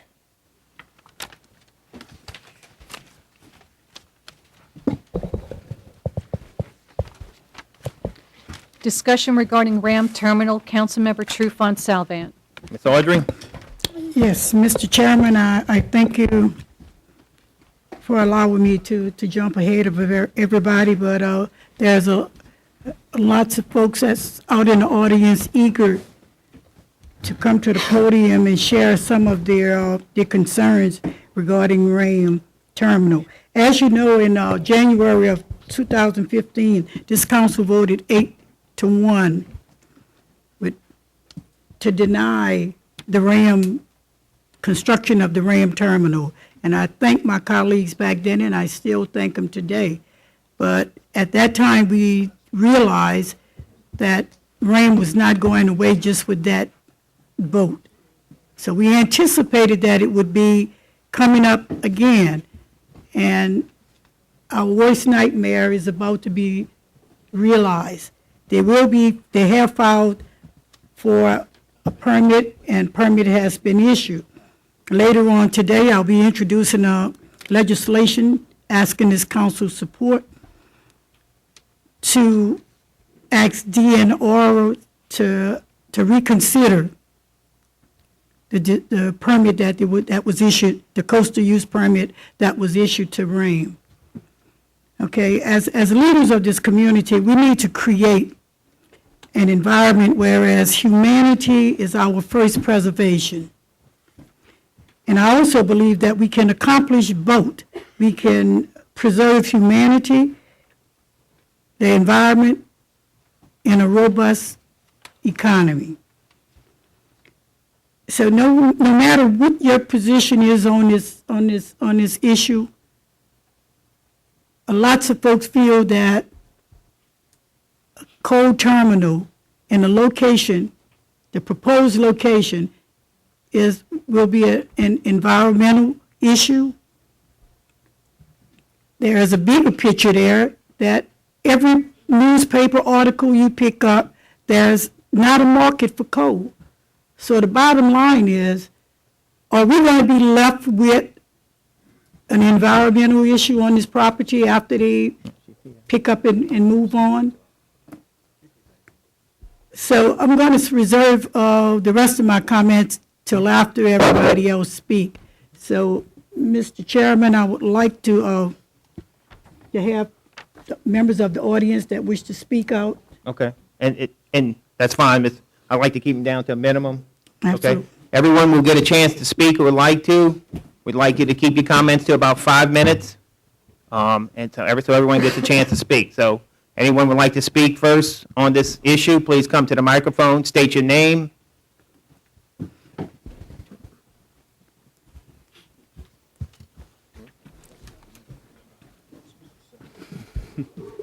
Hello, Scott Eustace from the Gulf Restoration Network. I'd like to thank the council for its opposition to RAM's coastal use permit and its construction permit, and we ask you to remain firm in that opposition.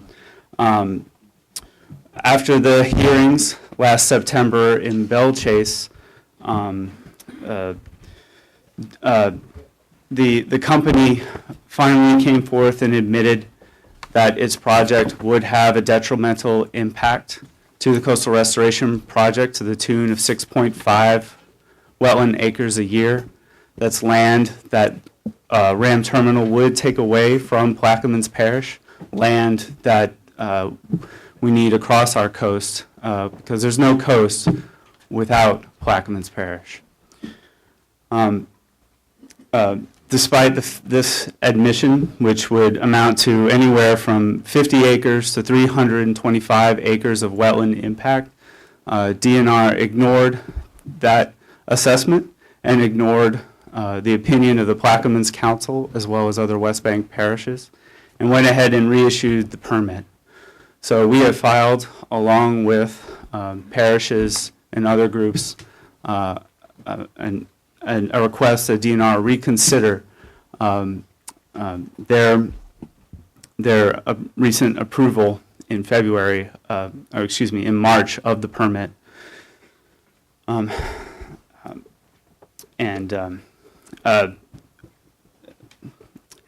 thanks again for your continued resistance to Ram Coal. Thank you, sir.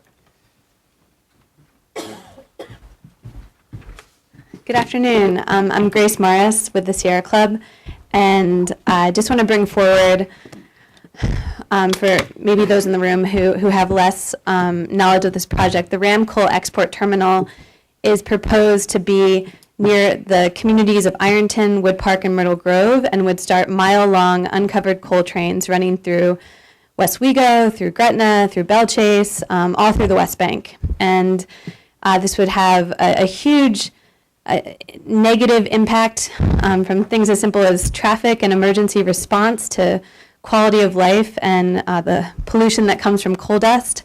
We've also seen a huge impact to our coastal restoration projects. Already we have coal in the Lake Hermitage restoration project. If you go out and walk around on Lake Hermitage, it looks like barbecue pits have been dumped out everywhere on the sand.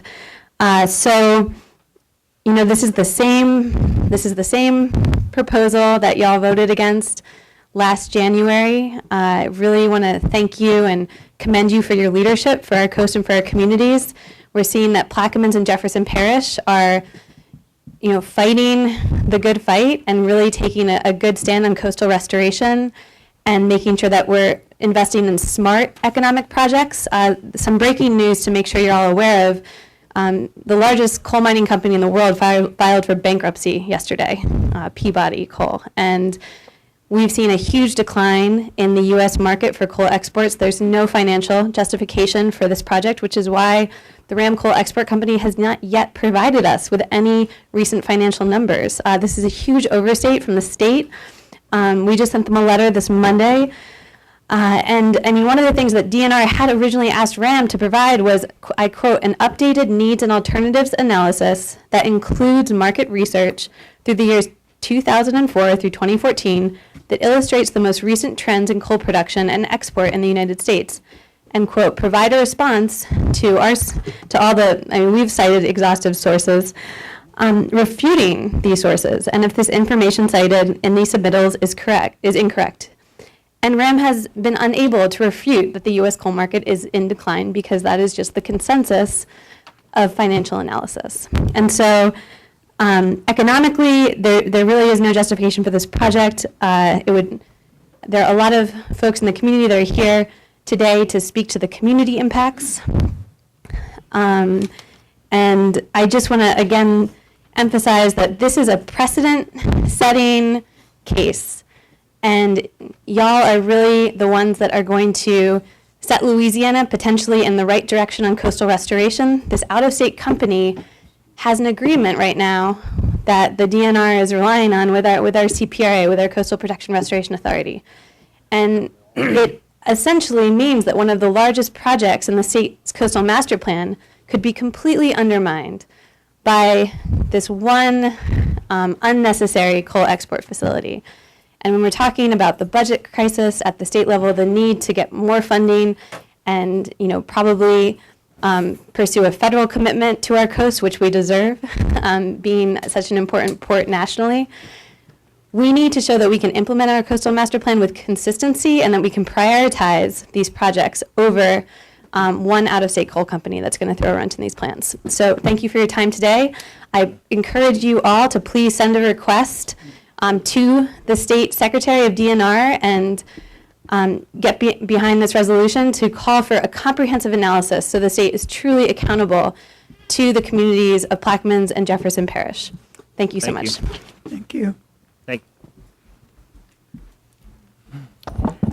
afternoon. My name is Laurie Leday. I'm your neighbor from Gretna.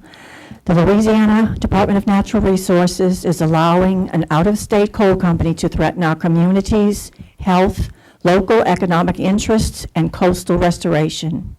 We ask Plaquemines Parish Council members to stand firm in their opposition to this destructive and misguided project. There is too much at stake to allow DNR to throw away our communities and coastal restoration for the interest of a private polluter. The Jefferson Parish Council, cities of Gretna and Westwego have demanded that the state not ignore us and recognize our concerns. We do not want our communities to become an industrial corridor for coal. We stand together with our friends and neighbors in Plaquemines Parish to work with you to stop RAM. Thank you. Thank you. Thank you. Anyone else?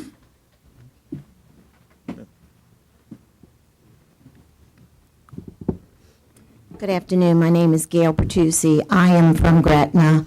In fact, I've spoken here before against this project. I'm here to express my opposition to the granting of the permit to build, well, I don't know what they're calling it. I really do think this project is a way to open the door to the larger project, the RAM terminal. The citizens of Plaquemines Parish and citizens and public officials of other parishes that would be impacted by coal trains passing through its neighborhoods have expressed opposition to the RAM terminal. The uncovered coal trains that will travel to the terminal would affect citizens' health, safety, and property values. I am concerned that the RAM terminal is to be located on the site of a major coastal restoration project that is necessary for the survival of us all. Please do not grant this permit. Thank you. Thank you, ma'am. Wait, Mr. Lawrence, you're going to get your turn. I'll be very brief because the speakers that went before me said some of my talking points. My name is Pat Bertuzzi. I'm Gail's sister-in-law and also live in Gretna and have lived there for 45 years, and have come down the road here and spoken also to some of the members of the council. And we're very pleased to understand the vote that we thought had kind of put this to rest. We didn't realize it was going to come back, and we need to, again, address it. So you've heard my two-pronged concerns are, of course, the coastal plan, the major plan that's already been funded, and that this would definitely have a negative impact on. And as a resident of, the historic area of Gretna, that also concerns me with the economical impact, the health impact, all of the things that you've already heard about. I'm just one more person saying, please help us keep this from destroying some of the things that we've spent years and years building up, and also some of the state's work in the area of the coastal plan, the master plan. So thank you for your vote before, and I hope we can count on your vote again to help us with this. Thank you. Thank you.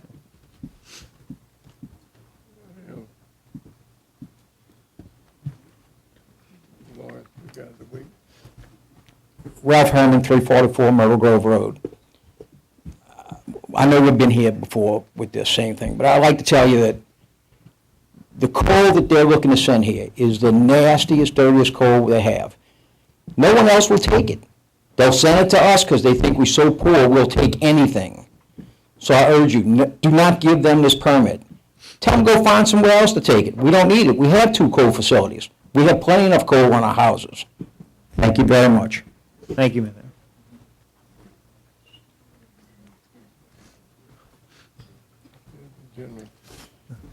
I'm Russell Lonnery with the Green Army, 1443 Memorial Tower Drive, Baton Rouge, Louisiana. And the issue facing this parish is being faced by several other parishes in the state right now.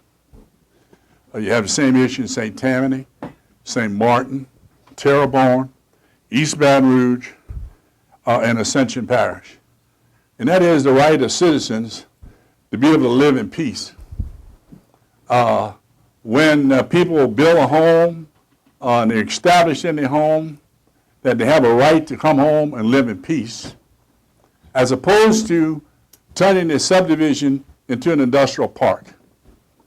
One of the dilemmas, if this parish is going to continue to exist on the little land you have left, is what is the priority? Is it people, or is it out-of-state multinational corporations? You want the jobs, but at what price are we willing to give up where people live to continue to say yes to everybody that comes to town? And I commend you for reversing that earlier vote that drove down here last year to encourage you to do, and you did it with good reason. The good reason to say no to this particular action is because DNR will say yes to anything. Why? Because of the Louisiana legislature. You're going to come head to head with the legislature pretty soon, because industry has bought the legislature. They have hijacked the legislature. So you're going to come head to head against this legislature, because the legislature said you can build an oil well within 500 feet of your front door. That's how they have shaped this law in Louisiana.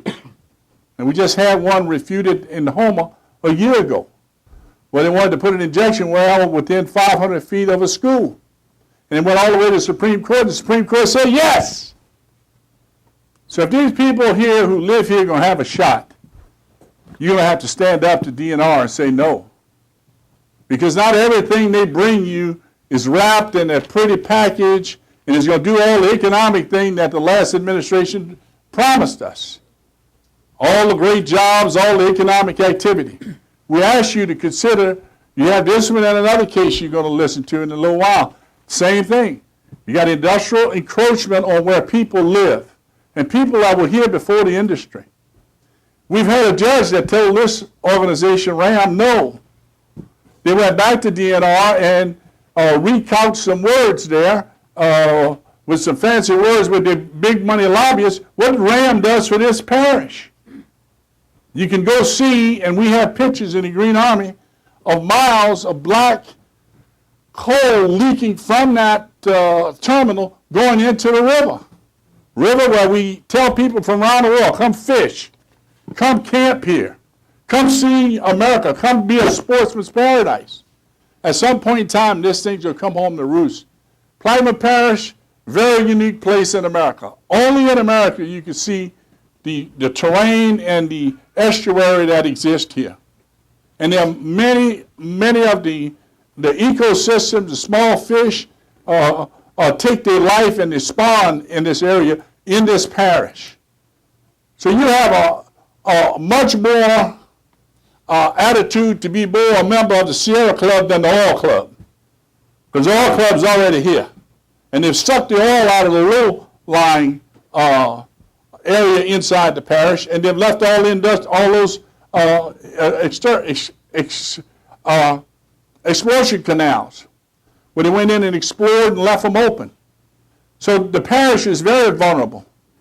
And now the people who have voted you into office, these are your citizens come and ask you to say no to this. The people in the northern part of the parish, they probably don't care.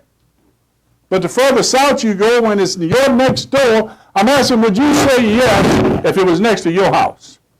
If that coal dust was falling your back step, would you say yes? So again, on behalf of the citizens who've asked us to help them, and we'll help them to the bitter end, to go back to the DNR, and if you have to, get a lawyer. Because we've had parishes do that, sue DNR over a stupid rule. Because I'm telling you, they will approve anything.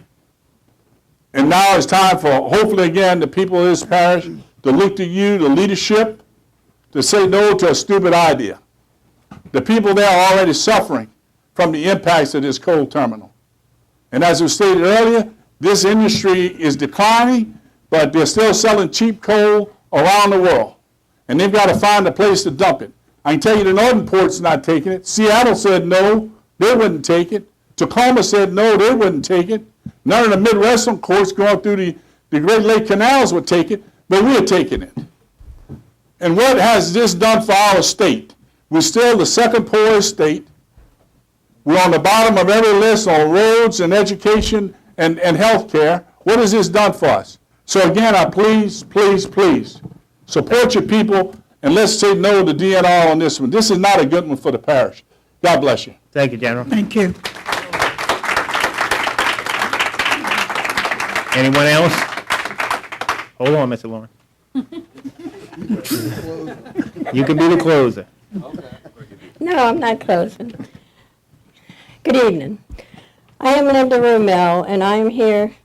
I live in Wood Park, 115 Rumel Lane, and I'm here today to voice my opposition to the proposed Ram coal terminal to be located at Highway 23, 2 miles from couple of miles from my house. I also am opposing the existing coal terminals, International Marine Terminal on Highway 23 and the United Bulk Terminal in Davant. These terminals have polluted the air, water, ground for years with no regard for communities they affect. Ram Coal Terminal has been trying for years to locate the terminal in Plaquemines. They will receive coal from Ram and river barges and rail. Let me take this chance today to thank the communities that have worked so hard to stop the coal trains and the Ram Coal Terminal from coming to Plaquemine Parish. The many people who, through their elected representatives, passed very strong resolutions against the coal trains and also against the Ram Coal Terminal. Okay. I have lived with coal dust on my property, and so has everyone else in Wood Park, the Estates, and Ironton for 30 years now. Enough is enough. I can't tell you the devastating effect it has on your daily life, your daily quality of life.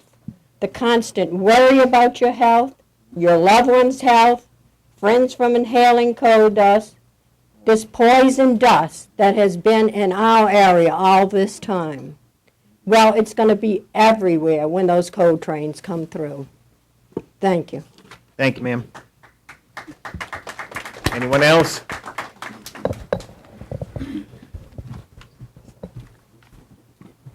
Good afternoon.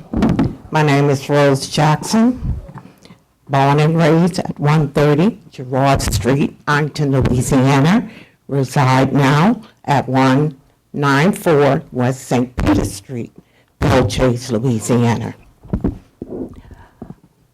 I'm pleading with you all today to grant or permit for Ram Coal Terminal.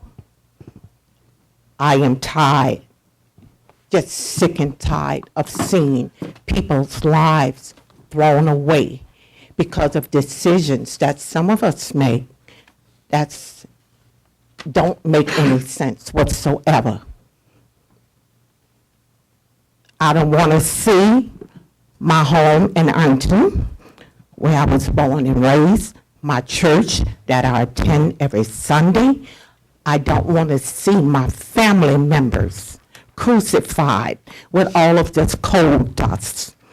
It's enough that I have to live with this garbage dump next to me, where every time it rains, if it's 2 inches of rain that falls, we are flooded. Flooded. No drainage ditches. The water can't drain out. I don't want to see this in Ironton. Let these people have a good quality of life. We deserve that. We put you all in office. We expect for you to do the right thing. I don't want to see high power electrical lines ran across Belle Chase Middle School grounds because Ram Terminal needs electricity. Our children do not need to be exposed to radiation.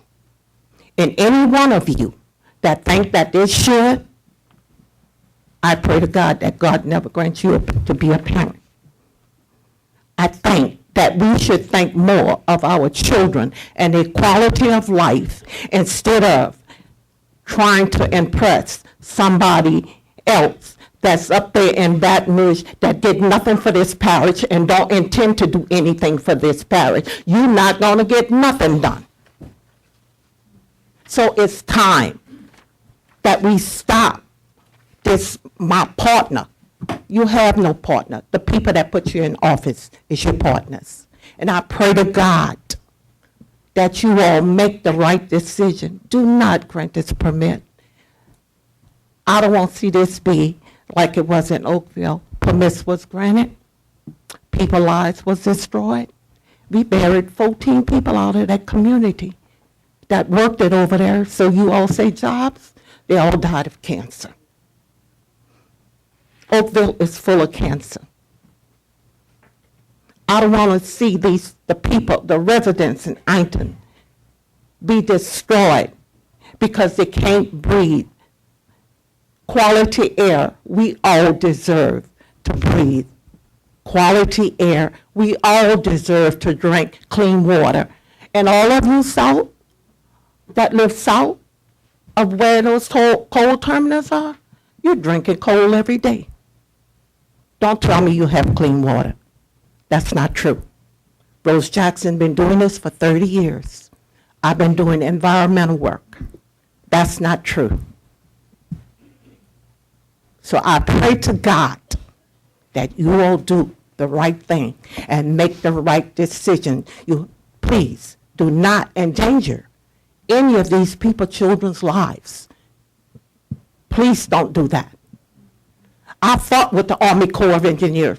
I did not want that levee in Oakville. But I fought with them to keep from getting a bunch of kids killed on the school buses every morning with the fog and the traffic. I pray to God that y'all think of these children in this parish and stop thinking of yourself. We have lived our lives mostly.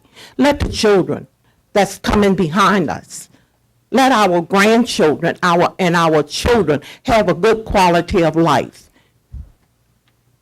They deserve that much. Ram Coal Company is not one of you that's sitting there can tell me that you sent your children to college for them to work in a coal terminal digging coal every day. That's not true. That's a lie. So if you don't want it for your kids, you shouldn't want it for your grandkids. Thank you, Jackson.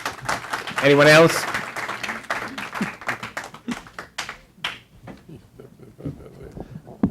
Mr. Black, hey, you represent District 2, that's my district, Bell Chase.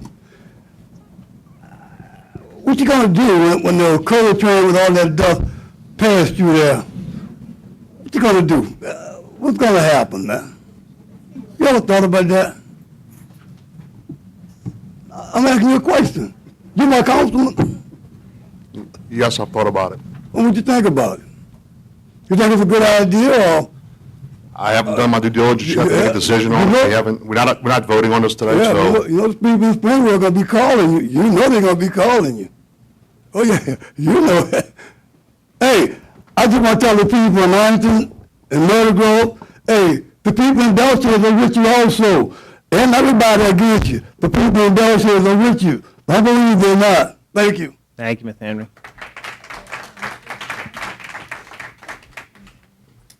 I'm Charlotte Samaras, and I live in Myrtle Grove. We already have coal. It's on my house. We can pressure wash and tomorrow do this, and it comes out black. We have COPD, we have asthma, we have people with cancer in our subdivision. We don't need another coal plant. Thank you. Hello, how y'all doing? My name is Virginia Trufant. I live at 130 Girard Street in Ironton. Our community is beautiful. We don't need coal plant. We don't need no plants. For me, you say jobs. Who gonna get the jobs? Where the people coming from to get the jobs? They don't need no job down here. We got the plant there. We got coal plant here. We got coal plant over there. We gonna have a coal plant here. We gonna have a coal plant there. We don't need no more coal plant. We want peace. You can come in Ironton. It's beautiful. I don't know what it is about Ironton that it got to be destroyed. Every year we got to come here and fight for our property, for us to have some quality life, just to sit down and enjoy ourselves. Every summer we got to come and we got to fight about coal. We don't need no coal. And guess what? Nobody in Plaquemine Parish going to get no job on no coal plant that none gets it done set up. You could say the elephant in the room, nobody will call his name, but guess what? I ain't scared of it. None gets it. Thank you. Thank you. Please. Michelle Wilcox, 112 Hunt Street. The decision that y'all are going to make, this is what I'd like to ask. We have a permit office. A permit was granted, well, it should have been not granted. There was no permit for a particular business that's in Bell Chase right now. And nobody wants to talk about that. And guess what? It's caught fire 7 times. There's no chemical MSDS list on file with the local sheriff's office or the fire department. Now, my question is, the permit man, he's not here. So who allowed this paperwork to go through on that? My question is, you can stand firm. I don't want it either. I have kids who have asthma, a mother who has something on her lung from coal. I agree. You all make that decision. I want the due diligence done that he cannot issue that permit without this vote or allow them to build without a permit, as was the place Jotun that's sitting across from the dairy dip. That's all I ask you, because that building never had a permit. It never came before y'all, never came before anybody, because Mr. Nungesser had to make sure that it went where it went. So I'm asking that you make sure that if this, even though you may vote it down, if there is a reason that DNR gets to grant this building, that somebody's head's going to roll if it allows to go on and you all vote no on it, because it's happened already. And I'm just asking that you watch and make sure that it doesn't happen. Thank you. Thank you. Anyone else?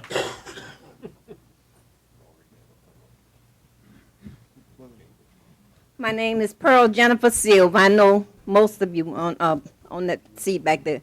I've been living in Ironton for 75 years, and I think today that you all should consider and consider not to pass that vote. revoke it, please. For the people of the Plaquemines, I'm begging you to think about us. Thank you. Anyone else? Hold on, you're gonna be the closer. I'm gonna let you close. Anyone else want to speak? Well, one more, Mrs. Lawrence. Hold on. I'm gonna let you close it out. Yeah. Good afternoon. I am Joanne Abear, and I'm here as a concerned citizen. I own a camp at 111 Pecan Lane in Wood Park, and I own a lot at 121 Belsco Lane in Myrtle Grove, which we hope to build on. We have been going down to Wilkinson Canal and Wood Park to Linda Ramil's house for 30 years. My daughter has grown up down there. It is a wonderful place. I'm also a real estate agent, and I am concerned of property values, quality of life, and neighborhood. What's going to happen to property values if all this comes in? My dream is to have a home on the water. I don't know if I'm ever going to get that dream. I watched Myrtle Grove being built up there. I just hope that my daughter and son-in-law and grandson have the opportunity to enjoy that area. Please say no to this. Thank you. Thank you, ma'am. Anyone else? Last call, we're gonna close it out with Mr. Lawrence. All right, so we yield to Mr. Lawrence. My name is Warren Lawrence. I live at 120 Timber Canal Lane in Myrtle Grove. I came to this parish to retire. I left the war zones of Algiers for peace and prosperity down in Plaquemine. I love this place. I thought I was moving into something where they had healthy way to live and everything. I moved in, I've been here for 11 years. And I've had my problems with the existing coal terminal. We have sued this coal terminal, we won. We asked that they do something about it. We know they were there, but they were allowed to double their size. That really killed us. Now we don't have anybody asking for an enlargement. I'm sure they will later. Now we come in with the Ram terminal. This was pulled over our eyes without anybody knowing it was come in. The land deals that went in when you follow the money on how Ram got this piece of property and whose fingers touched the property on the way through really leaves a lot that Mr. Zurich ought to look at. But I'm here today to thank people. I want to first thank our councilman, Ms. Audrey, for bringing this matter to where it's at today. We thought we had it resolved, but as we know, you can't sleep in this parish because there's people making noises, Mr. Bartholomew. There's people making noises with the existing coal terminal. Go listen at night, the sirens going off, the barge covers being dropped. Now they want to put in another one. You heard the Port Commission, the guy come in here today and he says, oh, we're doing a rail study. The rail study didn't even go down to our area. They don't talk to us about where it's going to go when it gets down there. We're not in that study. I just ask that you take and support the people that came here from Gretna, West Wego, and other areas, and stop this in its tracks. Whether it's coastal restoration or whether it be just a person involved. It's my life at stake. I know I'm old, I ain't got that much time left, but I do want to live it in peace and I want to live it in clean air. We're not getting it now, and we don't want you to dump any more. I will close by asking one thing, that you, I don't know if Ms. Audrey has passed or authored a resolution, to ask DNR. I have no faith in DNR, Lieutenant Governor, the Governor, or anybody, even our our representatives on a state level to help us. They think it's a good idea. We are relying on you to put the brakes on and save the people. This is the only people we can depend on. So we ask that if you have a resolution for DNR to reconsider this permit, bring it back to another public hearing.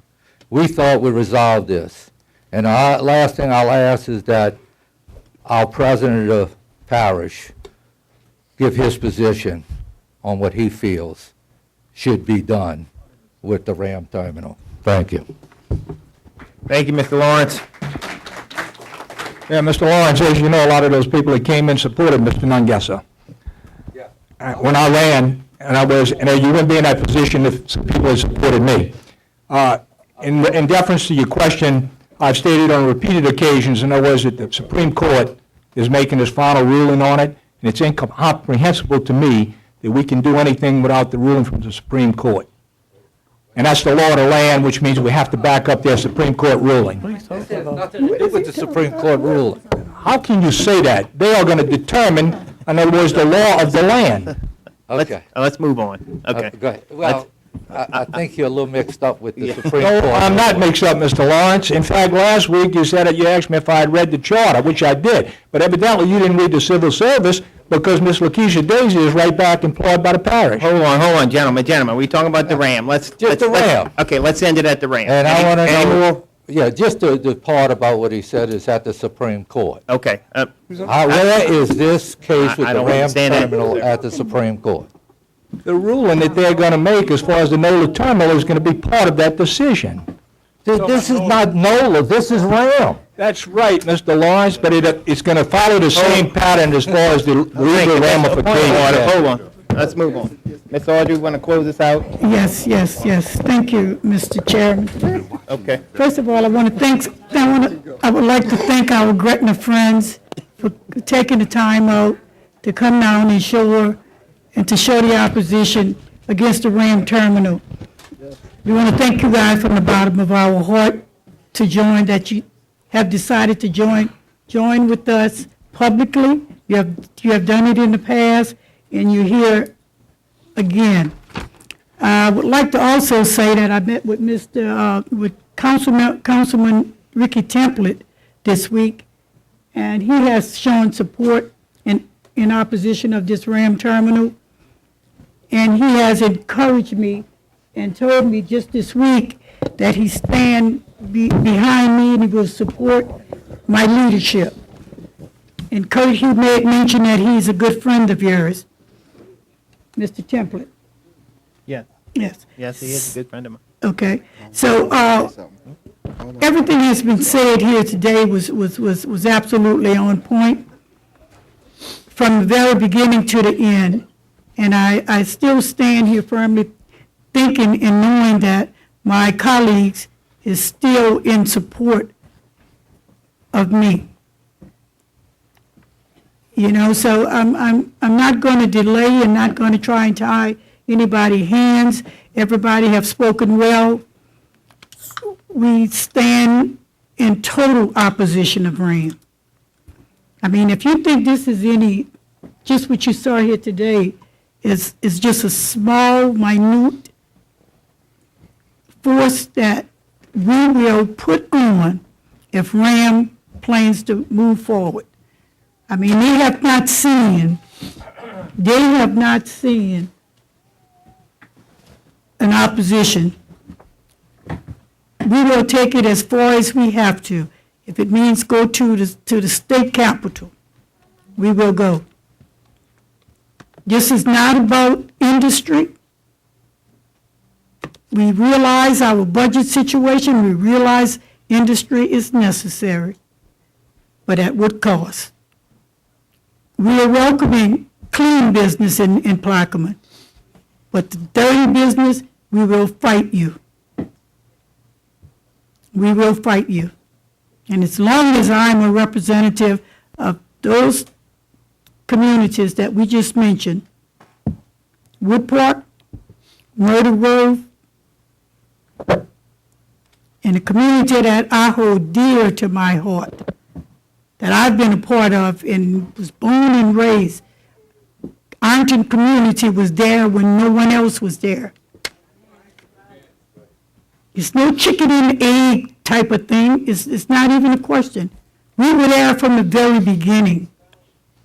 I remember about a kid, you could not just tell somebody how to find your home. We was behind the bushes, behind the trees. Every time somebody tried to locate Ironton, they would end up in Port Sulphur. So now that we can see the road a little bit, we're not going to cloud it up with cold. So, having said that, I just thank everybody that came out and showed support. And this is what you're going to see. And I want the message to go back to Mr. Ram,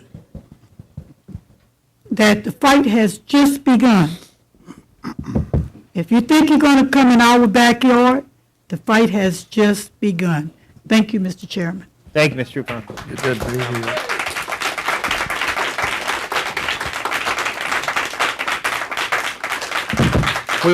We will now move to, we revert back to item 1B, proclamation. Ms. Barber, will you read the proclamation? On motion of Councilmember Lapine, seconded by all council members, and on roll call, a proclamation proclaiming April 14, 2016 as Jalea Ms. Manuel Barber, Day. hold on. Thank you. Go ahead. Ready? A proclamation proclaiming April 14, 2016 as Jalea Manuel Day in the parish of Plaquemines. Whereas 6-year-old Jalea Manuel is a basketball dribbling phenomenon who is gaining national notoriety, and whereas Jalea's Shoot Science basketball videos have reached over 66.9 million views, she has participated in Harlem Globetrotter games and has appeared on the NBC Nightly News, The Steve Harvey Show, WGNO News with a Twist, and NBC's Telemundo Que Noche. And whereas Jalea has met LeBron James and while in Cleveland spoke to middle school students and demonstrated drills. And whereas in June she will host a meet and greet along with NBA Phoenix Suns and WNBA Phoenix Mercury and a dribbling clinic with Diana Taurasi and Brittany Griner. And whereas also in June, Jalea will speak to Plaquemines Parish students about the importance of reading 30 minutes a day, staying active for at least an hour a day, and putting school first no matter what other activities the kids are involved in. And whereas Jalea's entire family, including her mom Tracy, dad Jovan, brothers Jovan Jr. and Jacoby, and sister London are very proud of Jalea's accomplishments, including the fact that despite making numerous appearances and excelling in basketball, she is on the Bell Chase Primaries honor roll each quarter. Now therefore be it proclaimed by the Plaquemines Parish Council, represented by its duly authorized chairman, Kirk M. Lapine, and by concurrence of the parish president, Amos Cormier, Jr., representing Plaquemines Parish government, that it hereby declares April 14, 2016 as Jalea Manuel Day in the parish of Plaquemines. I'll offer the proclamation and ask for unanimous second. Unanimous second. The machine is open on the proclamation.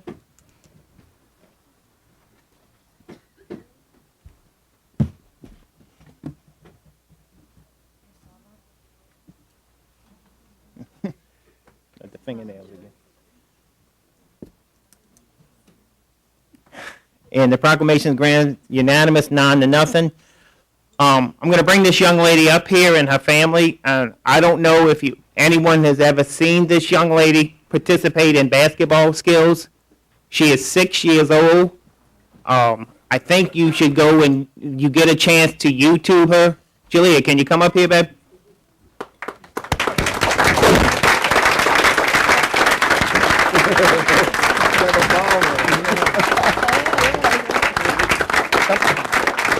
Come up to the microphone, babe. I've seen your skills, young lady, and you are amazing. Do you know the talent you really have? Yeah. Well, it grows each day, and someone sent me off to a YouTube video, and I said, that girl lives in Plaquemines Parish? And she lives right in Mr. Black's district. And I said, well, we got to honor her. She is amazing. So if somebody would like to touch on you, you know, I played basketball 4 years in high school. And if I had 1/10 of the ability you had, I would have been pretty good. You know, I was okay, but if I would have had just half of your ability, and you're only 6 years old, but we want to honor you today, and some people might want to ask you a question or I'd just like to say one thing, it's just wow. You know, it's amazing your talents at this age, so keep working hard. Thank you. Yes, yes, Kurt and I mean, Mr. Lapine and Mr. Bo Black, I'm not going to let y'all take all the glory for this because I have a little something to do with this too. Mr. Javon Manuel is a resident of Ironton, Jalea's dad. So I'm just as proud as everyone else is, Jalea. And I wish you a lot of luck, girl. You go, girl. Miss Williams has something to say? Jalea, I've seen your videos, I've seen you in action, and you are amazing. Thank you. You have a very bright future ahead of you, young lady. Thank you. Just keep working hard, and you will go far. Thank you. You're welcome. Keep up your work. Anyway, Mr. Russo? Do you have an agent? There's a lot of lawyers back here in the room today, so I want to congratulate you as well on your skills and your talent, and you seem to be very professional at such a very young age, and I suggest that you get an agent. I'd like to congratulate you also and say, keep going, don't stop, just go to the moon. That'd be the best thing. Yeah, thanks, Val, for bringing her out too, and the family. We've been following you for quite some time here and seeing you grow. I would definitely say Ms. Sullivan, today she is is a resident of Plaquemines Parish, and we're very, very proud. Not a resident of District 2 or District 7 or whatever else. You're a resident of Plaquemines, and we're very, very proud of you. Keep it up. Keep, people watch you on YouTube, and I'm going to tell you, it makes people smile. A lot of things on Facebook nowadays is not the greatest things, but when they see you, people can smile. So you're making people smile. Keep doing it. Absolutely. Mr. Yeah. So we can say that nothing can stop you now. You're on your way.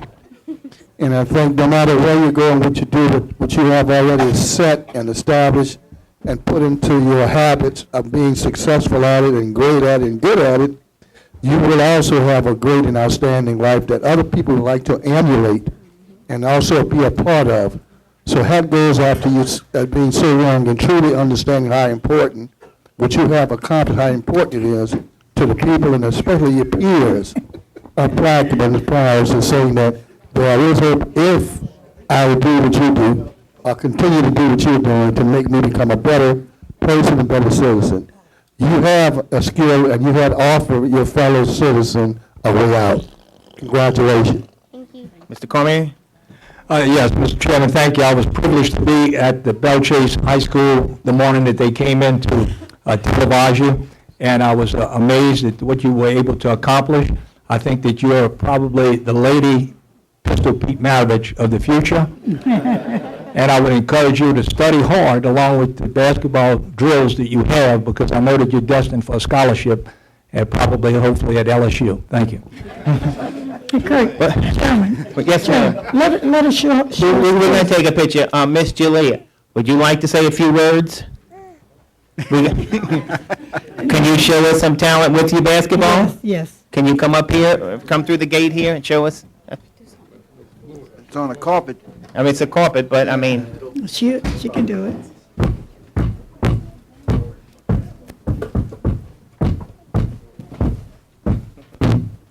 Very good. You know what I mean? Now look, we would like to get a picture with you. We have a proclamation. Miss Kim has a balloon for you, so we're going to ask you to stand right there. We're going to come out, meet you, and take a picture with you. Okay? Huh? Can we get your autograph? Come on, guys. Mr. Henry, I saw you stand up. She can take you. I've seen it out there. So I know you was a basketball player in high school. I saw you come over here. And we'll ask your family to come forward too. That was my coach. Y'all come forward too. We'll take a Kurt, we all need to get on our knees to be at her level. Yeah.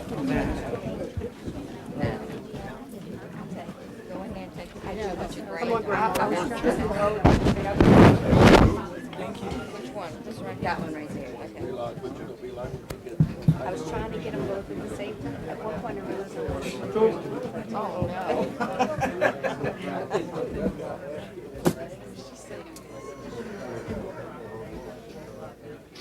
They're gonna turn around.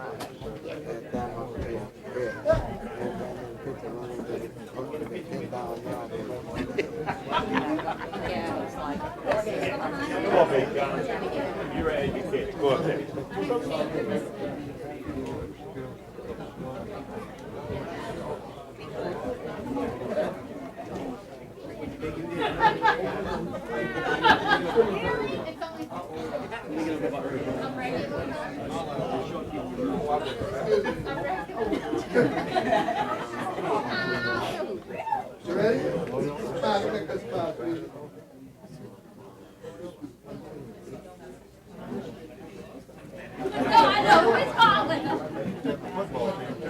All right, ready?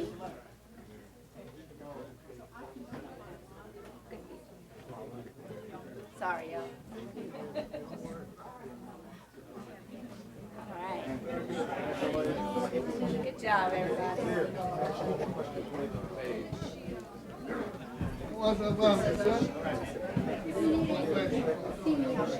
Oh, it's going to be French on it.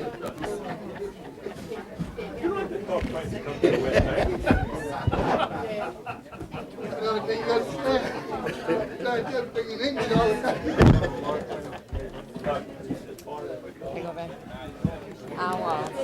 I'll go down there. What I took on mine. Still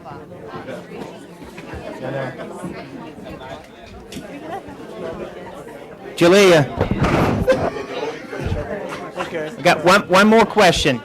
Okay. If anyone wants to see you next, which show are you going to be on next? Little Big Shots? When? Big Shots. She's gonna be on Little Big Shots. That's gonna be the next show we're gonna do. Little Big Shots with Steve Harvey? Yeah, but Wild Bill News with a Twist, WGNO, they did an actual documentary on her about like last week, and it's gonna be aired pretty soon. I'm not sure the exact Aired date. on 26th. Okay. Yeah. But anyone who wants to see it, just can YouTube Jalea. Just Google her name and everything will pop up. Okay. Yeah. Thank you, baby. Good luck. Thank you, Javon.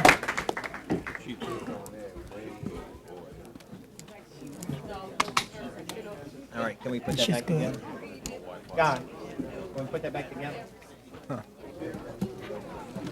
Thank you, Mr. Warren. Oh, I know that. Mr. Warren, you're hired.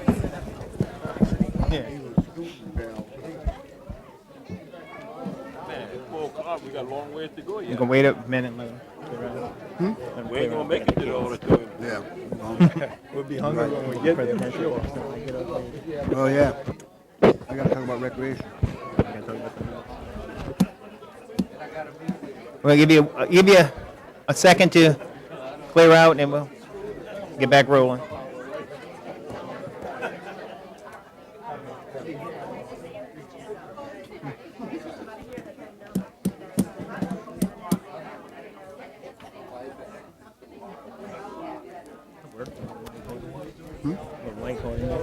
Yeah, thank God, we had something. You ever seen the video? No. She's unbelievable. All right, we're going to head back as soon as we clear out a little bit.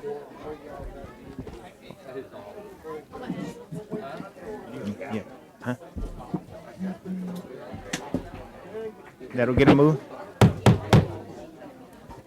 We revert back to item 1C, status report by the parish president. Mr. Cormier. Thank you, Mr. Chairman. Once again, we want to thank Congressman Scalise. As you all know, Congressman Scalise is the whip in the House of Representatives in Congress. So he really has a lot of pop, and he's located in Metairie. He's a graduate of Rummel High School, and we really appreciated him taking the time to make personal phone calls to us to tell us about the $4.5 million that he obtained. In fact, there may be even more money coming down the road but that's all he has at this particular time. So we appreciate Congressman Scalise.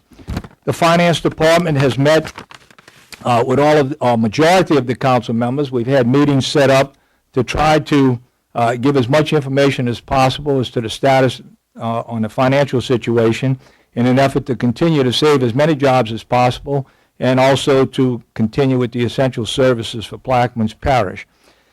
The courthouse came in with a low bid. We were pleased, and it's been recommended that through Linfield Hunter and Junius, that we give the award to Lamar.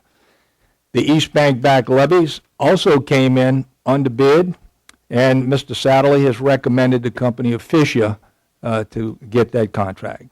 The Boothville Venice Community Center and Ms. Williams' district, we're working now with Mar Engineering to try and solidify that particular area. So we appreciate all of the efforts that have been made and all of those various decisions, and we'll turn it back over to the chairman. Thank you. Thank you, Mr. Cormier. Mr. Russo has a question. I'm not going to delay the meeting any further, but I'm going to request that we meet on your regular Monday meeting to discuss the recreation program and the scheduling. I've had numerous calls and emails concerning the scheduling. The parents seem to be somewhat concerned about that scheduling. So Monday, if you don't mind, we'd like to have some extensive discussion on that. Yes, I'm glad you brought that up. The Recreation Department, from the very beginning, and those people that were on, basically that I asked, in other words, for a lot of their opinions to get input with Recreation. Keep in mind that the original plan with the Recreation Department, we didn't have the finances at that time, but we're looking into it, was to establish more or less an athletic director, and then someone underneath that particular person to more or less deal on a day-to-day basis of the operations. And so we're looking forward to trying to accomplish that and finish off the program or the setup of the program that we originally had intended. So am I understanding you're looking for another position? Originally, when we had talked about setting up the recreation program, and I guess I would refer to it as, if you look at all of industry or even the military, they usually have people in positions, in other words, to modify the commands that are passed down. And so that's the area or the direction that we had intended on going in the beginning, and hopefully we can set that up if there's possible finances available. Well, just in response to that, I'm not looking for any more generals. I'm looking for just a little organization from the generals that we have. So that's the request that I have for the meeting on Monday, to address not manpower, but scheduling. The concerns that I've been confronted with are operational concerns, such as locked bathrooms, no bases, scheduling. So, I mean, this is not something that I'm looking to, we're talking about laying off people. I'm not interested in talking about creating positions. You know, we got generals in place, they need to perform, and that's where I'm headed, based on the representation that I'm getting from my constituents. Well, let me give you an example of what the miscommunications we're getting, and Ms. Nicole and Mr. Black brought in to speak with Director Freeman just the other day. There was some misunderstanding that with the conversion from Dizzy Dean to U-Trip that we were cutting the season short. The problem is U-Trip finishes in May. Now that's U-Trip with the new league that was preferred by some of the council members or in recommendation. That doesn't mean that we're going to stop the recreation program when U-Trip ends. We can continue the season, but U-Trip, a new organization, will end earlier than what it was ending before. We need to get a lot of this information out because it's been misunderstood. And I feel, I have a resolution today. I think the Recreation Committee can assist with a lot of that, Mr. Roussel, as far as scheduling and assisting. I have an introduction today that I'm going to introduce to the duties of the Recreation Committee that Mr. Bowe had sent an email out. Yeah, I have it as one well? too. Yeah, I did amendment to the original resolution. I have the same so- thing, yeah. Okay. So I really think that the Recreation Committee can be a huge asset to assist in some of these concerns that the citizens are having. I'd just like to make one comment real quick. Mr. Cormier, I believe that's a false statement as well. U-Trip does not end in May. That is when you can actually physically have your first official all-star practice. U-Trip never ends. It runs from January to January. The state tournament is not in the end of May? Does not State matter when the tournament state is tournament or World Series. U-Trip does not end. There's no season. But the state State tournament. is in mid-June. Yes. Well, I was given information that the state tournament was at the end of May, and that's where the conflict had come in. No, sir. I know that you can play year-round. I mean, that's not May the 1st problem. is the date that you can actually physically have an all-star practice as an organized team. Correct, and going to U-Trip, I think that with, this year, I think it's too sudden for us to jump into trying to compete in their state tournaments. In order to be qualified and ready to do that, you have to participate in 4 tournaments prior to your state tournament, so our baseball season needs to start in February or so. Mr. Cormier? You good? Oh. No, Oh, Mr. sorry. Cormier, Yes, ma'am. you mentioned in your comments about the restructuring of recreation. You say the athletic director would, if in fact that would be a route that we would want to go, or your intent is to hire in-house, or would that be? Well, even if we don't hire, I mean, the whole thing is just to open it up for dialogue, but if to have a person in between to set these things up. To be very blunt about it, the head coach is New Orleans Saints, where they hire an offensive coordinator and a defensive coordinator, and that's so they can get rid of the offensive coordinator or the defensive coordinator. So you want to have buffers, whether it be in the military, whether it's in the industry, or whether it's in athletics, and that's why the athletic directors are assigned to those positions in colleges. Yeah, I understand that And so part, that's- but I was you know, they just run the making total sure program. you was not going outside and trying to bring someone else in light of what Again, we- not necessarily. We just want to try and improve the recreation program, the communications, with as many suggestions as we can. Because we are doing a great job with the economic portion of the recreation program. I mean, we've saved tremendous amount of money at Dave Vance Swimming Pool. I don't think we've bought any lawnmowers. The tractors are being repaired in-house. So there's a lot of good things that are taking place. There's just some things that we're having some breakdowns with. And so we hope to get that straightened out. Thank you. Anyone else? Thank you. Oh, sorry, Mr. Russo. Yeah, I understand that we're in a tight financial situation, but I think from the complaints I'm getting, I mean, the restroom facilities need to be stocked. Whether we lock the doors, we shouldn't lock the doors, we should allow the people to have them. That's the type of things I'm talking about. Right. So I'm looking at how are we going to address these. In Monday morning, I would hope that we could at least discuss them. From the emails that I've gotten and the calls that I've gotten, it's simple things like tissue paper, locked doors, bases, those type of things. So I'm hoping we're not cutting off our nose to spite our face when we're talking about pinching pennies.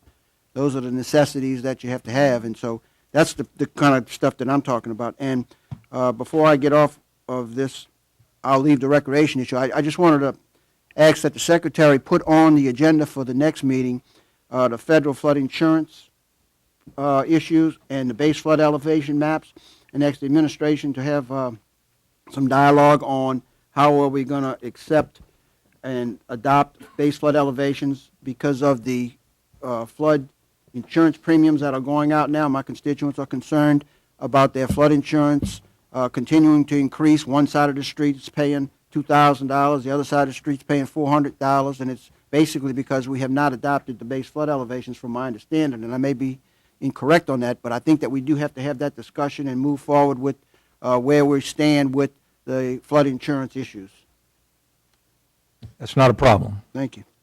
Thank you. Wait, Mr. Edgecombe? Yes, sir. Coach Cormier, at the last meeting over across the river, I asked a question in reference to the mishap on the levee south of Foster Canal. Has it been determined who is paying for that mix-up? And is it a mix-up? Because I see they tore the levee down and now they're relaying the mud from one location to another. Yeah, Mr. Blair will answer that. I think I asked, I think Mr. Russell asked for the answer from the Corps as Okay. far as who's paying for it. All right. That is NOV 5A. It's the levee from St. Jude down to Happy Jack. Right. They did have about a 700-foot failure Yes, sir. in the levee section. The material that was in the levee was approved material. Okay. So they have permission to move it from that location to, I think, Reach 3 is what they call it, because the material already passed the test. So if it's So not the- suitable for there, what makes it No, suitable for no, over here? but what happened, they had a below-ground failure in that section. The levee took a slide out toward the marsh. They have, it is, let me set the record straight, it is the Corps of Engineers, it is part of NOV, and it is being paid out of those NOV funds. It's not, the parish is not tied to that in any way. So the government is paying for it? Correct. That is Federal correct. government, and not the contractor, not the No, engineer? At this point, the contractor is not being held liable. Somebody The could hold Corps, the engineer liable, right? I mean, it's possible, but right now, the Corps is going through with a design, and they coming up with a repaired section. All right. The only other question I have for the coaches, any update on the Lorraine project, which is the one in Jesuit Bend, north of Becknell, with the fence in it, the ditch with the fence in it? Where we at with that? It was, I think, a legal team had that, and then it was said that if the fence was pulled up, the A-boom couldn't come in there, where, even the tractor drivers told me that if the fence was moved, they could cut that ditch.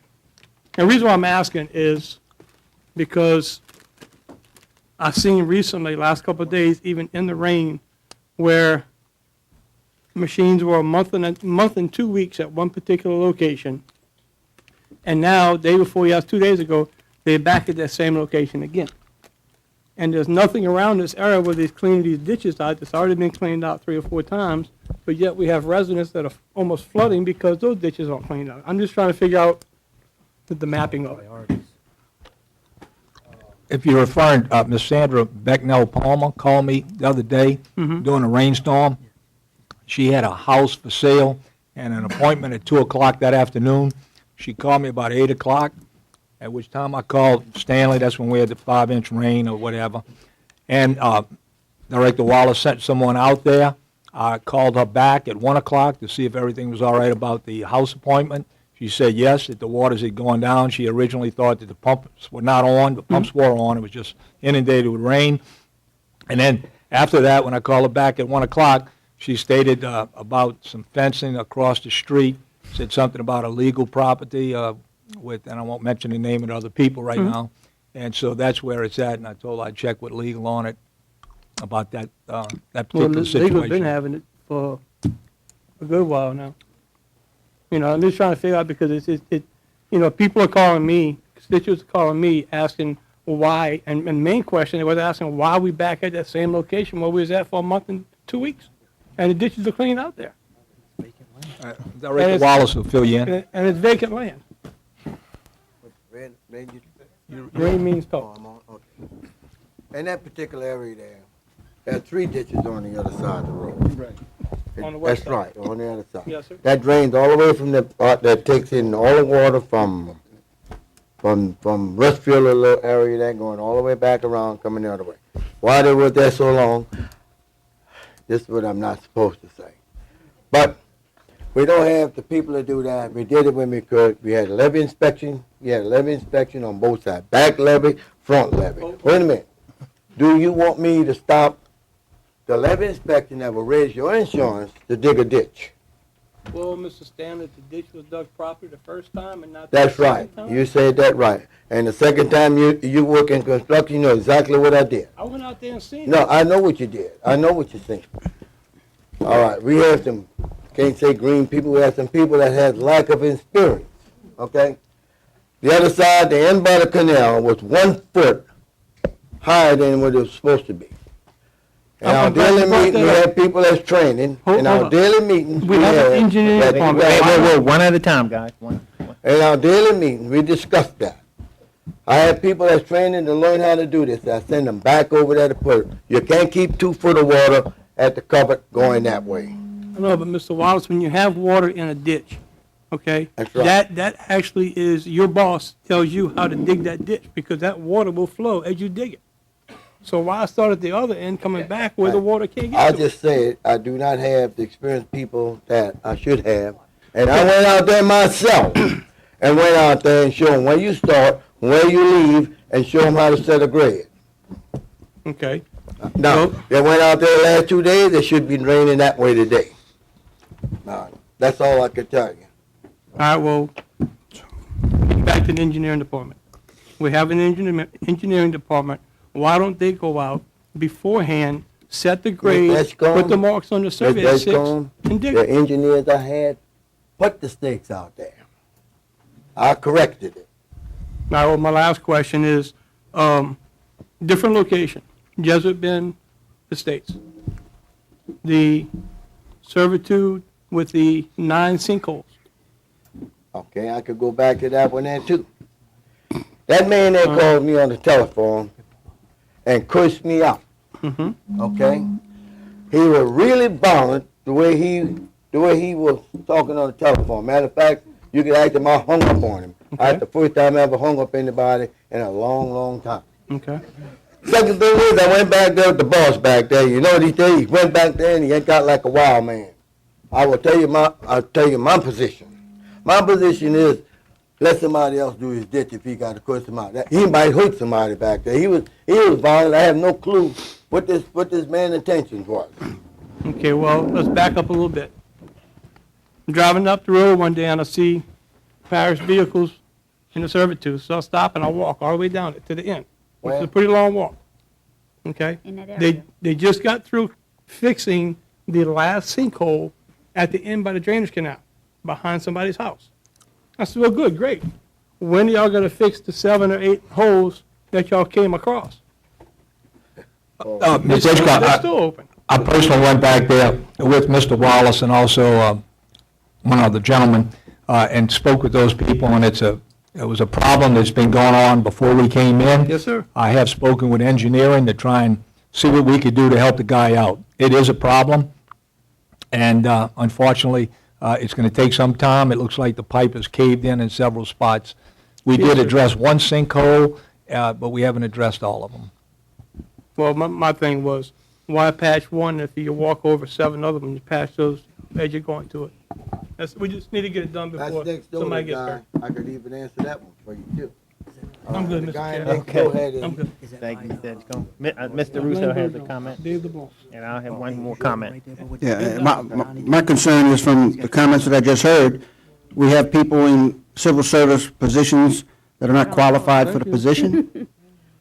Go figure. You asking me that? Well, you had mentioned that we have Okay, I people might- that are on the job training or green or whatever. So my concern is that, are we having people in positions that are not qualified for the position, not capable of doing the job, and we have to do on-the-job training? Is that the case? Wait. No comment? I can answer that. I'll answer that Monday when we go to meet. I could have a long Okay. look of All right. Thank you, Mr. Chairman. Mr. Cormier, I have 2 questions of clarity, and I want to see if you can help me out. Did we pay a judgment or settlement to Ron Barnett for $58,000? I'll turn that to Mr. Burmaster. Okay.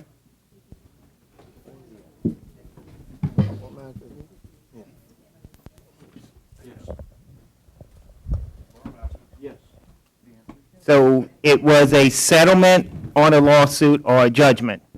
Is that correct, Mr. Burmaster? That is correct. And that did not come before the council for approval, or even executive session?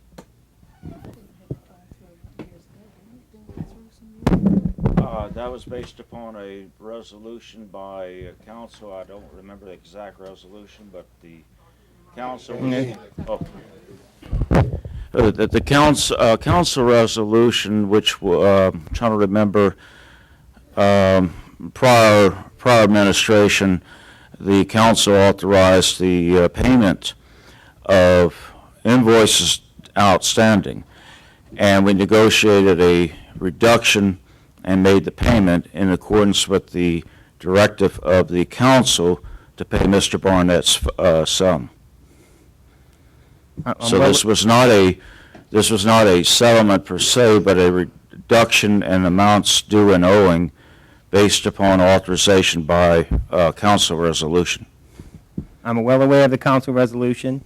So it was a settlement of his services because what I gathered, there was actually more on the invoice, so we settled for $58,000. That would be correct. Mr. Barnett agreed to reduce the value of his services rendered, and in turn, we took that agreement and settled with him on that basis. And you didn't feel in your capacity not to come to executive session with this information? It's not executive session information. It's based upon the fact that a resolution of the council authorized the payment of Okay, services all right, due and okay, owing. that's good. Let's use that assertion. If I pass a resolution today, then I will be able to pay the outstanding bills of the next lawyer that has our bills. Is that correct? Wait again, if you are... I have some outstanding bills from our previous lawyer. That's If I correct. pass a resolution, we're going to pay him. If the council, if the council, if the council if the council does, in this case, passes a resolution directing the executive, as has been the past for 36 years, that payment will be made. Okay. Just like the payment was made the first time. I just want to, one more question for clarity. Is Mr. Barnett under legal contract with the parish council, with the government right now? That is correct. In what capacity? Providing legal services. For? Whatever legal services we require upon him to provide, much like every other. And that monies come out of professional service? That would be the case. Well, that's good to know, because when budget time comes around, we'll revisit that. Okay? Thank you very much. Anyone else? Audience? Mr. President, you mentioned Lamar got the contract to do the courthouse. Could you tell the public what the bid came in at? Specifically, I don't know if Blair, you have that information? I know Ken not here. Yeah, I think it came in at least a million or so under. Maybe Mr. Landry can shed some light on it. $3 million. Somewhere around it. I believe it was at least $1.5 million lower than what the council has appropriated for that purpose. Mr. But I don't remember the exact number. We got the other $25 million bond, so what you telling me? It was like 22 something. The original bond was for $25 million. No, it wasn't 22 something. It was about 14.5 million is what the contract was, the bid came in at. We did a 1.5 million, I think, for the towers, and let's just say rounded off like 1.5 for the rest of it. So to answer your question, Mr. Henry, 3 million in those two projects, 14.5 and the other one, so 17.5 million. Yes, that was my concern about taking the bond out for $25 million when we probably only needed, 17.5 or up to 20. I don't know. So yeah, that's the numbers that I was told. So I'm not sure if that answers your question. And the Lamar firm, is it reputable, or have it built courthouses before? Yeah, I mean, you can only go by the people that we employed, and that's Lindsey Hunter and Junior who are recommending them. Okay, I just don't want to happen like what happened to Mr. Williams down in Brookville. I want this thing to go right, I don't want to waste no money. I want just for the people here, man. Yeah, they have done other projects in the parish. All right. I'm gonna keep an eye on you anyhow, so. Good. Okay. All right. Just as was quoted, Mr. Bush said, it was 14 point something. But the idea is that you have million came under the budget for just the construction of the courthouse itself. What was projected, it came under that. Now, the other thing that we have to look at is the renovation or the salvage of trying to salvage the old courthouse. And we had issues with that, with the HAMP, the contractor to demolish the buildings. And it would take a little more to reinforce and recertify or protect or put a roof, whatever, that need to be done on the original building, courthouse, not the annexation or the one that was added in 62, because that's going to be removed. But if we're to save any building emplacement, we need to save that, because that is the oldest governmental building in Plaquemine Parish. And it's historical. Whenever you call them. So that's the only thing that was left for governmental purposes I'm talking about. Now, I'm talking about Fort Jackson, Fort Phillip, and Fort Brillier, and a couple other things. But I'm talking about public-owned facilities, government thing.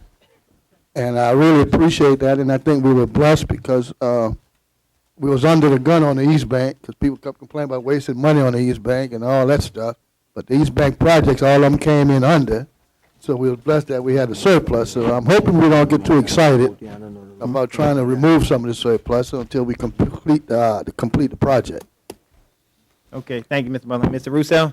Yes, I would ask the administration. Yeah. I would ask the administration to provide us. It's on. Can you hear me now? No. Who's cutting my mic off? You have me? You still don't have me. I use this one. I would ask the administration to provide us with a breakdown of the $25 million bond issue as to how it was spent, what is remaining, and then we have to sit down and address some issues. In discussions that we've had earlier this week, we still have a need for the clerk of court's records. Unfortunately, the design of the courthouse in Point LaHash did not include storage of those records. Now, if there's an opportunity to provide storage for those records out of the surplus funding that would qualify under this bond issue, then we should at least consider it.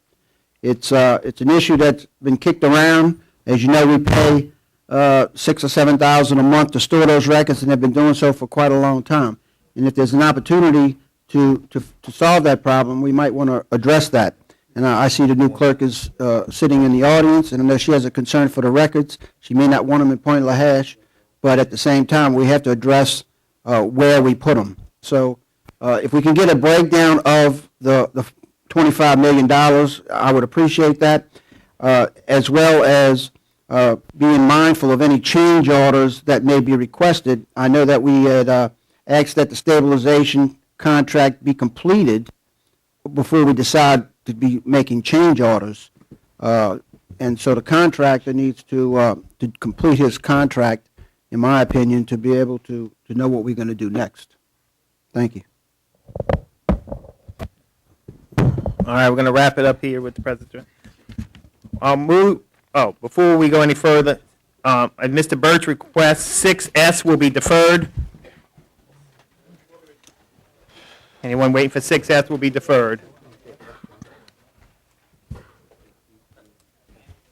I understand 6S is going to be deferred. Yes. What I would like to ask is that it be deferred to the next regular council meeting here on the West Bank as opposed to a meeting on the East Bank. Because a lot of the people that left today were concerned with that item also.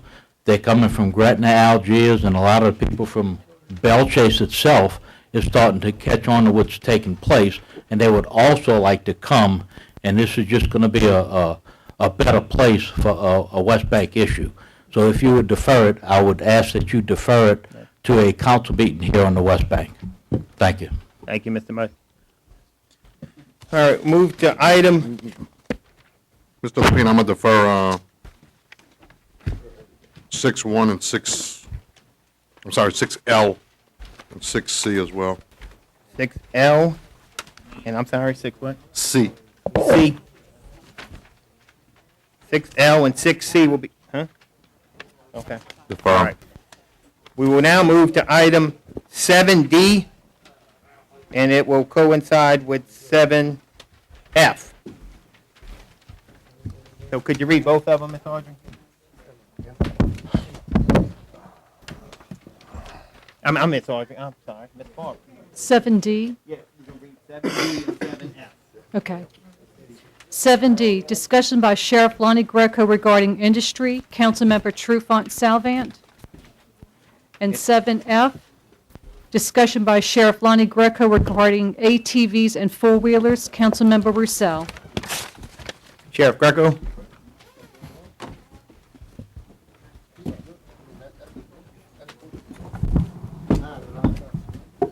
How you doing, Mr. T? Sheriff, we're going to ask you to address both Would you issues. address both issues, please? I sure will. Lonnie Greco, 108 Iota Street, Belchase, Louisiana, Sheriff of Plaquemines Parish. I'll first speak on behalf of NOLA Oil. To let you know that when I first took office in my term, we had a hurricane called Hurricane Isaac and had to deal with the disaster that took place on the East Bank by Stoutehaven. And I don't know how many of you kind of looked up on the reports that it showed in the newspapers back in September. But if you can indulge me a little bit so I can read a little bit about it and then show you what was going on. It was very detrimental to the East Bank. As much as 191,000 gallons of toxin was spilled on the East Bank.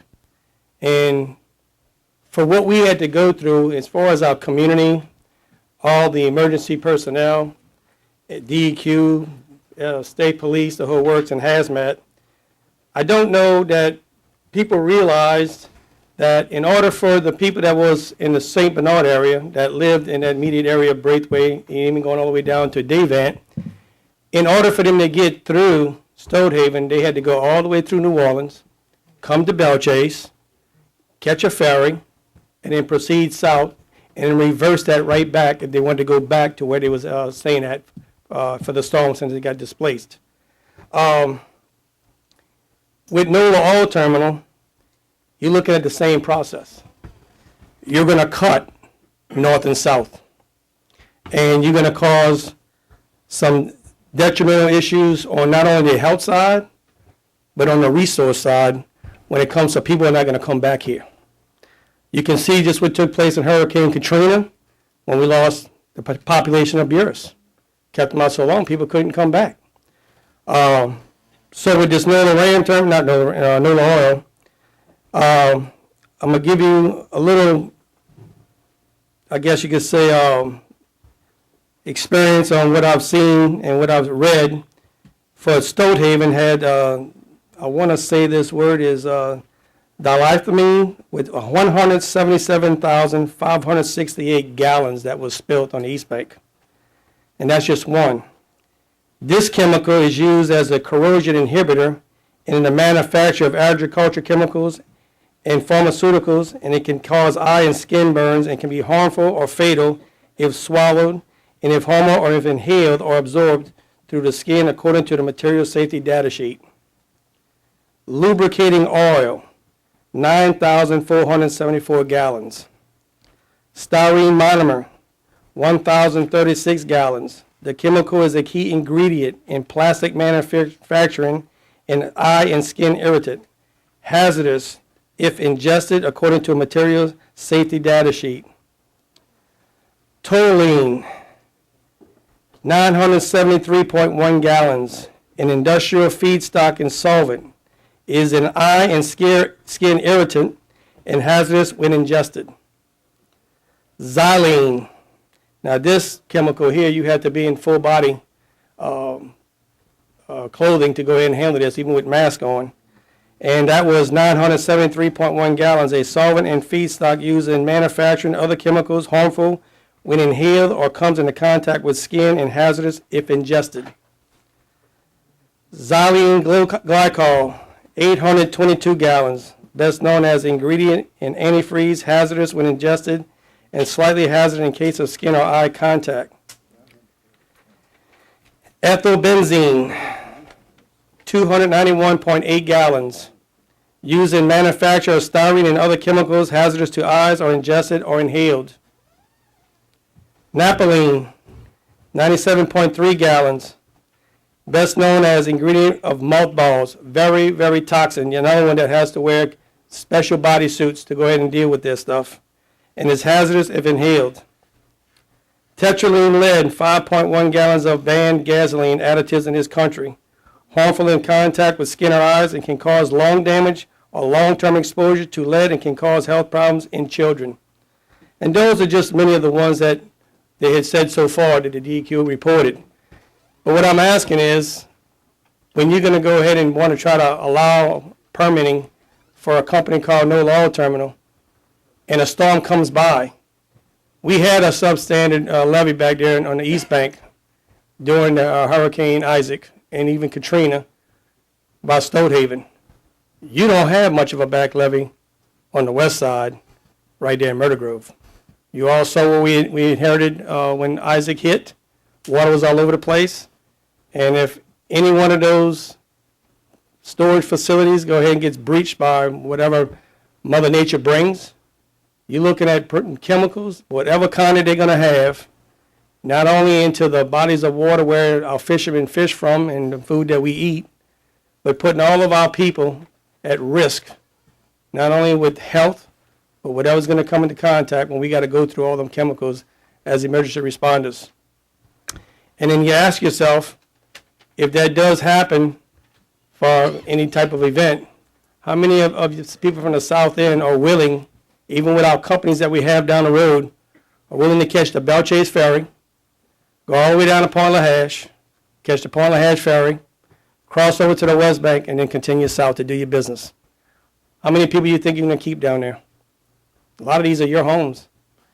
It was just a sad situation that the citizens of the East Bank had to make that tremendous turn from St. Bernard, go all the way to Belle Chase, and have to catch a ferry and stand in line, and sometimes, our ferries are not operating properly. We have breakdowns. It's mechanical. And then we get the phone calls as elected officials. So think about when you're doing these things or when you're making your votes on it, it's all about public safety. That's what we're here for. Me, myself as a sheriff, and you as the councilmen of this parish need to understand that when you make that vote, subconsciously think about it, your families, your grandchildren, your great-grandchildren, and the future of this parish. We're not against industry. They just have a place for it, and it's called I-3. Put it where it belongs. Do not go put it in the floodplain or near people's homes, because it's very detrimental to our communities. Now, if anybody has any questions on NOLA Oil, I'd be more than glad to answer it, for what we had to deal with. And you got to think about, too, Kurt, is when it lost electricity, a lot of those chillers have to keep those chemicals cool, and we lost electricity. I had to get with the Entergy rep.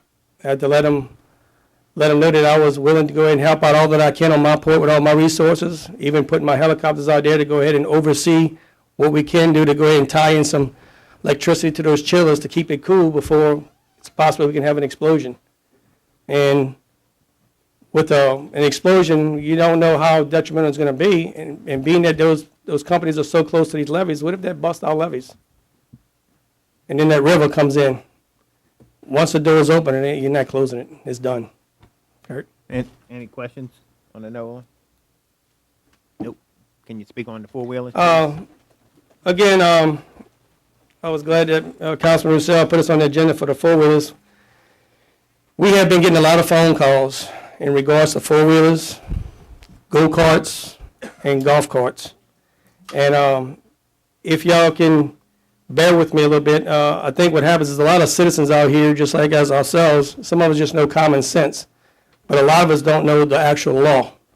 And if you just bear with me and let me read through this, so I can let you understand where I'm coming from with this, and then the people who's on TV land can understand what the law is, because I'm also going to have it published in the newspaper so everybody can see what we got going on, and after that I'll let you be open for questions. But here's a memorandum of law, ATV and other types of off-road vehicles, and the issue is, what laws govern the law of off-road vehicles in the Plaquemines, Parish of Plaquemines, which shall include any public road, public property, public right-of-ways, levees, and private property within the jurisdiction of the parish. Louisiana Revised Statute 32:299, 32-2 299.1, 299.2, 299.3, 299.4, and 32:300.1 are the primary statutes concerning the regulations of off-road vehicles. The parish has also enacted 2 ordinances dealing with off-road vehicles, Chapter 15, Section 12 and 16. The sheriff's office on occasion and many times have received complaints concerning the ridings of off-road vehicles which shall but not limited to traditional four-wheelers, ATVs, golf carts, occasionally off-road motorcycles, and the riding complained about is usually on parish streets, right-of-ways, levees, and private property. In most cases, it is young teenagers, but some are children under 10 years of age, are not uncommon, and adults seem to be the problems sometimes. The complaints range from speeding, making too much noise, damaging private and public property, and safety issues. There are some common requirements for the person to be authorized to operate one of these previously described vehicles, which are: you must be at least 17 years of age and have a valid driver's license. Number 2, the vehicle one is operating must have an off-road vehicle decal or registration. Number 3, must have liability insurance. Number 4, the vehicles have to meet all of the requirements of a normal registered vehicle as to safety features, lights, brakes, and etc. Number 5, one must have an exemption or legal right to be wherever he is operating the vehicle. In summary on this sheet here, parents are the most part of allowing their children and young children and teenagers unrestricted use of the off-road vehicles with little or no regard to supervision. Many times when children are stopped and brought home, the same child is out riding around in the same day. I propose this small solution, and our problem is to be better parental supervision and stricter law enforcement, which usually leads to parents complaining that we as Plaquemines Parish Sheriff's Office are picking on their young children. Now, I'm open for suggestions on this, and we try to work with a lot of our children, but I can guarantee you when you see 3, 4, and 5 kids on one four-wheeler, you have golf carts that's got 8 to 10 of them hanging on it, turning a corner that's possibly getting ready to go on 2 wheels. I've seen them myself and have stopped them myself, run stop signs, can care less for public safety issues, can care less about the proper gear that they're supposed to be wearing. And then when my deputies come into contact with them and we have to go ahead and handle our business one way or the other, and the majority of the times we try to bring them home because we understand we were all children at one time. But those days are not the same the way it was when we were coming up. We didn't have the traffic volume that we have today. We didn't have the neighborhoods that we have today. And when you see these cars that people are complaining about when they're speeding in the neighborhoods, the first thing they want to do is complain. My guys catch them, write a ticket. And what happens? I got either somebody along the line who knows somebody who wants to call me and wants me to fix a ticket. That ain't going to happen. It never has with me. And I can tell you, when you elected me to be your sheriff, you elected me to keep you safe. I have done that and went above and beyond. My own daughter asks me, she's 11 years old, Dad, everybody else has got a four-wheeler, everybody else has got a golf cart. Why can't I have one? Because I'm not buying you something to break the law. And for some people, they just think it's okay. But when you see a little kid, 10 years old or underage, younger than that, even some of them are 15, 16 years old, you buy them a $10,000 motorcycle, four-wheeler, or whatever it is, golf cart. And some of these things go 60 and 70 miles an hour. And I got moms and dads want to come chew on me, telling me why you picking on my kid. But when that child is laying flat on that slab, dead, then they want to come chew on me again because we haven't done anything. Well, I'm here to tell you today And I'm not here to try to hurt anyone. We're trying to help people. But my word to my officers are, if you catch anybody speeding from here on out, handle your business with professionalism, respect. You catch people with four-wheelers, start writing them tickets. And if they become where they constantly, time and time again, call the wrecker. We'll put them in the pound. You'll have to get them out from there. I'm not trying to be hard on our citizens, but what happens is it's a safety aspect. We already had one young kid, Tyler, is all I can tell you his name was. Young man got killed right there in Jesuit Bend on the highway. You know, it's a sad situation when it comes to that. But you had hired me to do my job, and I'm going to do my job. I hope that we can work together in this endeavor. I know time and time again when you hear people say, I'm on the levees, I'm not hurting nobody. And when I'm on that levee, I'm on that batcher riding. It's my batcher, I own it all the way to the middle of the river. And then my thing is, who pays for that batcher when a storm comes and it's totaled up and got a disaster to it? And you say, I want somebody to pay for my batcher. Well, who pays for that batcher when it's destroyed? When it rains, you see four-wheelers go up and down levees doing donuts, tearing up grass. And I don't think that our citizens really understand what it costs to maintain a levee. I know I had my little jokes about it. I'm not going to say that here. It's a little funny thing that me and Mr. Carl Martin back in the days had when I was a director of operations underneath Mr. Roussel. But the thing is, it's very, very expensive. As you all know, what you're dealing with day in, day out, trying to get our levee protection up here, coastal restoration, and the whole works. You know, it doesn't just end at four-wheelers. It's golf carts. It's jet skis out in the bayous that you put kids on there. That it's required that a certain age is on here.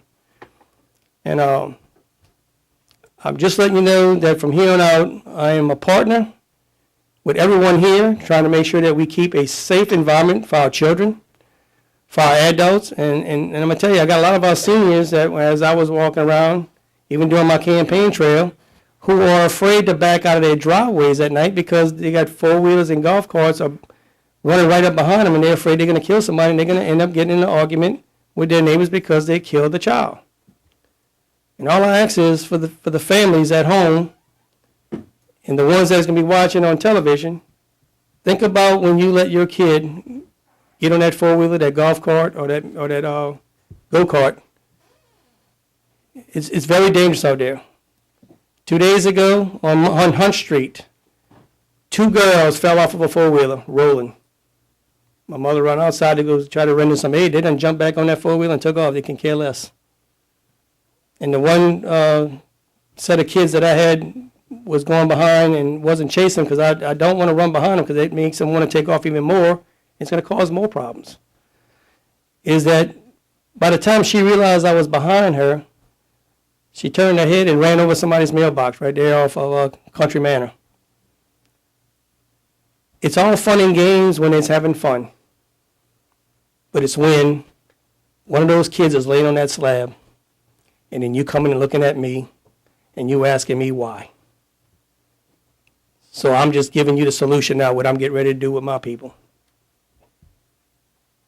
I appreciate it, and I'm open for questions if anybody has anything. Thank you, Mr. Greco. Any questions from the table? I have one comment. Sheriff Greco, I applaud you for taking action, and you're welcome in District 6 because right now, District 6 in Jesuit Bend is infested with motorcycles and four-wheelers all hours of the night, so Yes, sir. I welcome the help. I received several letters from the Jesuit Bend area for due diligence on handling that business down there, and I'm not saying that, we're done, because every day it's something. It's just like you guys have issues every day, we have them too. And I just want to say that we live in a unique parish, probably one of the best in the state, and I just like to try to keep it that way. And I know a lot of people moved here because they love the country atmosphere. But ladies and gentlemen, the law is the law. And I just want to go ahead and continue doing what I'm doing until July 1 and just hope that we can continue keeping people safe. That's my goal. What I'll do is, the rest of this, I'm not going to go into it. It's very lengthy. but it shows who can and who can't. But I will put it in the newspaper, and that way that'll shorten my time from speaking today. Again, thank you, Chair, and every one of you. I'd like to say something. I want to thank you, Sheriff. In District 4, we have major problems also, especially along the First Street Canal, the West First Street Canal. The kids are going in the back. We put up some signs, and that kind of stopped it a little bit, but now they're riding in the cement in the canal. They're also coming from Lake Park, shooting down along the West First Street Canal. We got problems on the trail, in the trailer parks. We also got problems on the levee. And it's not the kids on the levee, it's the adults. And they driving them bikes unreal, like you say, 75, 80 miles an hour. And I appreciate everything you do, and we're going to try to, and I got a letter today, and I think everybody else did, from Mr. Kevin L. Fordish. He had property, he has property off of East 3rd Street, and he had put sand down to let it sit for 2 months so he could build on it. Well, Sunday, kids went in there and made all kind of drive-throughs and tore it all up. Now, you're talking about $25,000 of damage they did. So if one of them's parents would have to pay that, they'd be real upset. And I'm hoping the parents that's watching this understand.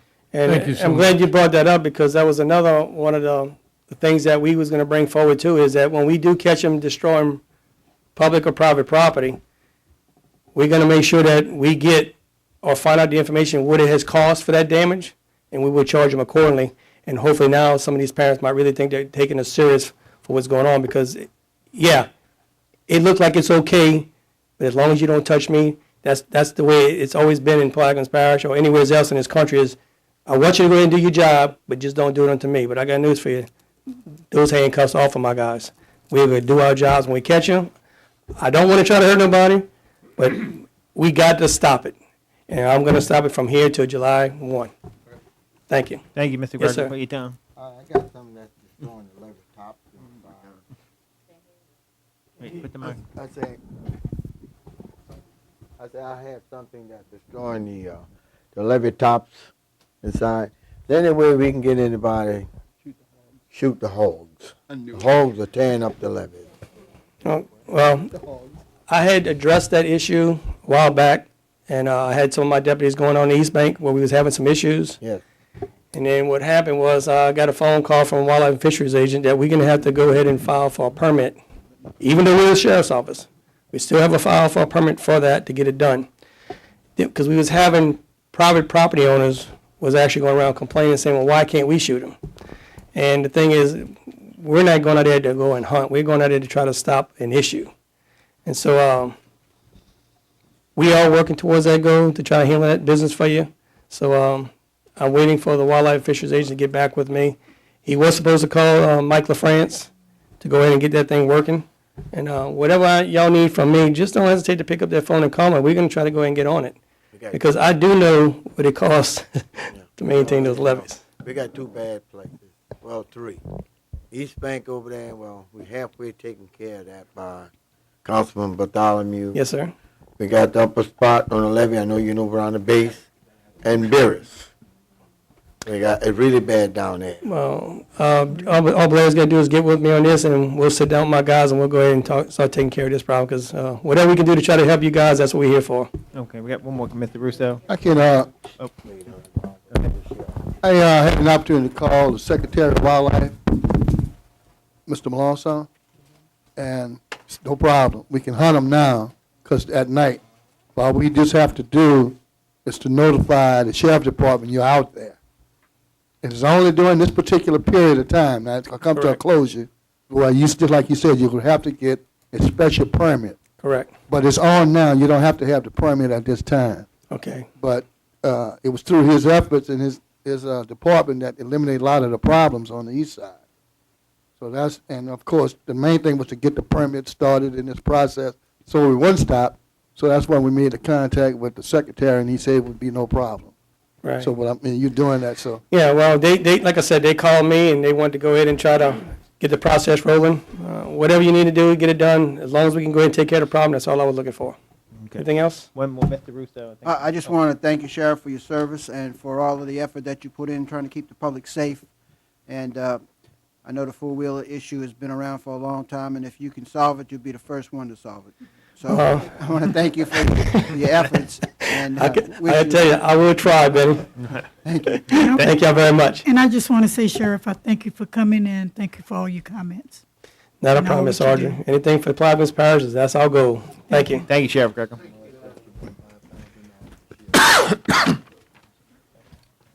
We'll revert back to item 3, beer and liquor license. Mr. Bartholomew? I have two, but I need to go to the addendum item on the back before I even bring this up on the Port East. Oh, I'm sorry, you want to go to Well, 7? that's what these two appointments are for, and I need to get something clear whether or not we can authorize something that we didn't agree to. All right, we'll move to item 7E. Update and ownership of Port Eads, Councilmember Bartholomew. Mr. Bartholomew? Yes, I'd like to know, like, just for the legal department, since we never authorized anyone to take over business running Port East, do we have the right to apply for a permit? Since they never did have official approval from the council to run the Port East. People who got the bar and the hotel line there. Oh, okay, so this is High Adventures is asking? Yes. I know it was we had donated it, not donated, but gave it to a nonprofit group. So I don't know if the nonprofit group have the power to lease this out to an adventure group. Well, That's my I think concern. that I would like to see the document where we actually transferred it from the parish to the nonprofit, because what I've seen is where there was a lease between the nonprofit and High Adventures. I've not seen, I have a letter out, sent it out in January, and I've not received any response from the Port Eads Foundation to try to get them to show me where there's a connection. There's a series of resolutions from previous council that created the organization, the nonprofit. I know that exists, and then they went and they got a 501c3 corporate status, and then they made a deal with High Adventure. I can't really speak as to the ultimate right on that because I'm still investigating it, Mr. John. Okay, my question would be then, are we legal to pursue, approve a permit? Beer and alcohol permit? Go ahead. I would recommend you defer the permit. Somebody's got to get me a mic to work. I would ask you to defer the permits and let's move on. And I've never seen a document that authorized the nonprofit to lease the facility to anybody, much less another for-profit venture. And as the hour is getting late, I know we have people that have traveled far to get here. I think that if we just go ahead and defer the permits until we get the legal answer, we can move on. You want to defer that, Mr. Bartholomew? Until we I don't have problems with that. I'm just saying, I just can't see us approving anything if we didn't do anything legal. All right, thank you. All right, Mr. Any more beer liquor license, Mr. Bartholomew? That's it. Okay, Mr. Black? Mr. Juno? Mr. None. Russo? I have none. Ms. Byrd? Mr. Salvant? Mr. Edgecombe? You Yes, have sir. You have one? Frothers Bait Shop LLC, 32082 Highway 23, Empire. Thank you. Ms. Williams? I do have one special event application for a benefit dinner from the Friends of Chief A.B. Croft to be held at the Bureau Auditorium on April the 30th from 11 a.m. to 6 p.m. It's a benefit dinner for A.B. Croft to help with his medical bills. He has cancer. Okay, Ms. Williams, want to offer on behalf of you, Mr. Edgecombe? offer, yes. Offer. Second by Mr. Edgecombe. Got you. Any questions on those two permits? Machine is open.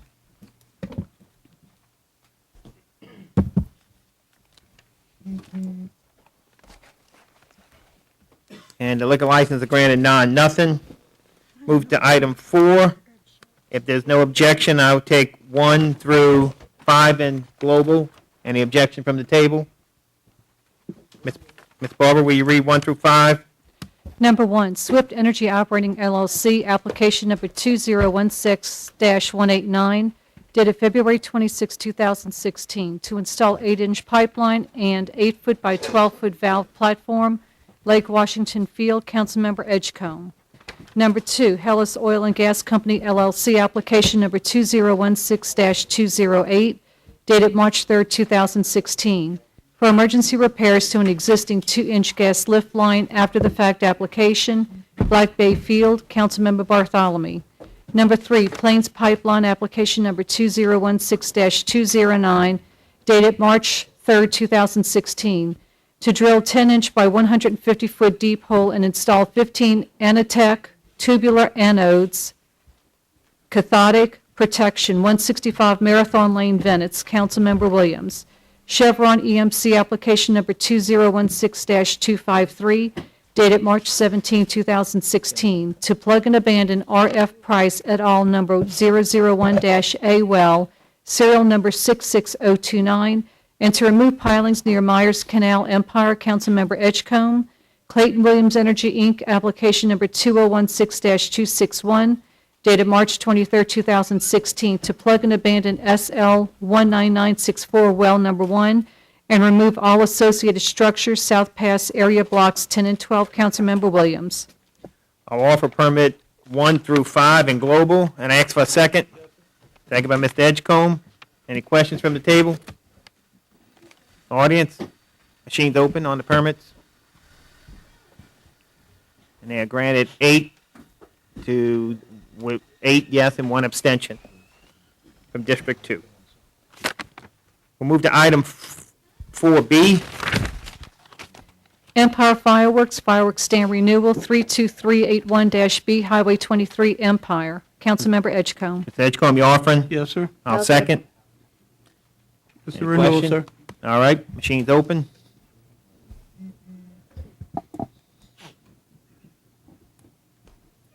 And it's granted 9-0. Move to item 4C. Teresa Wilson, replacement trailer in a residential zoning district, 117 Wilson Street, Belchase, Louisiana. Councilmember Burt. I'll offer. I'll offer Mr. Burt. Can I get a second? Second by? I'm sorry, Jeff. Okay, Jeff said it. Second by Mr. Edgecombe. Mr. Burt? Yeah, this is just replacing an existing trailer that's been there for a very long time. Okay. Any questions from the table? Audience? Machines open. And it's granted 9-0. Move to item 5, introductions of ordinance. Mr. Bartholomew? Yes, I have so.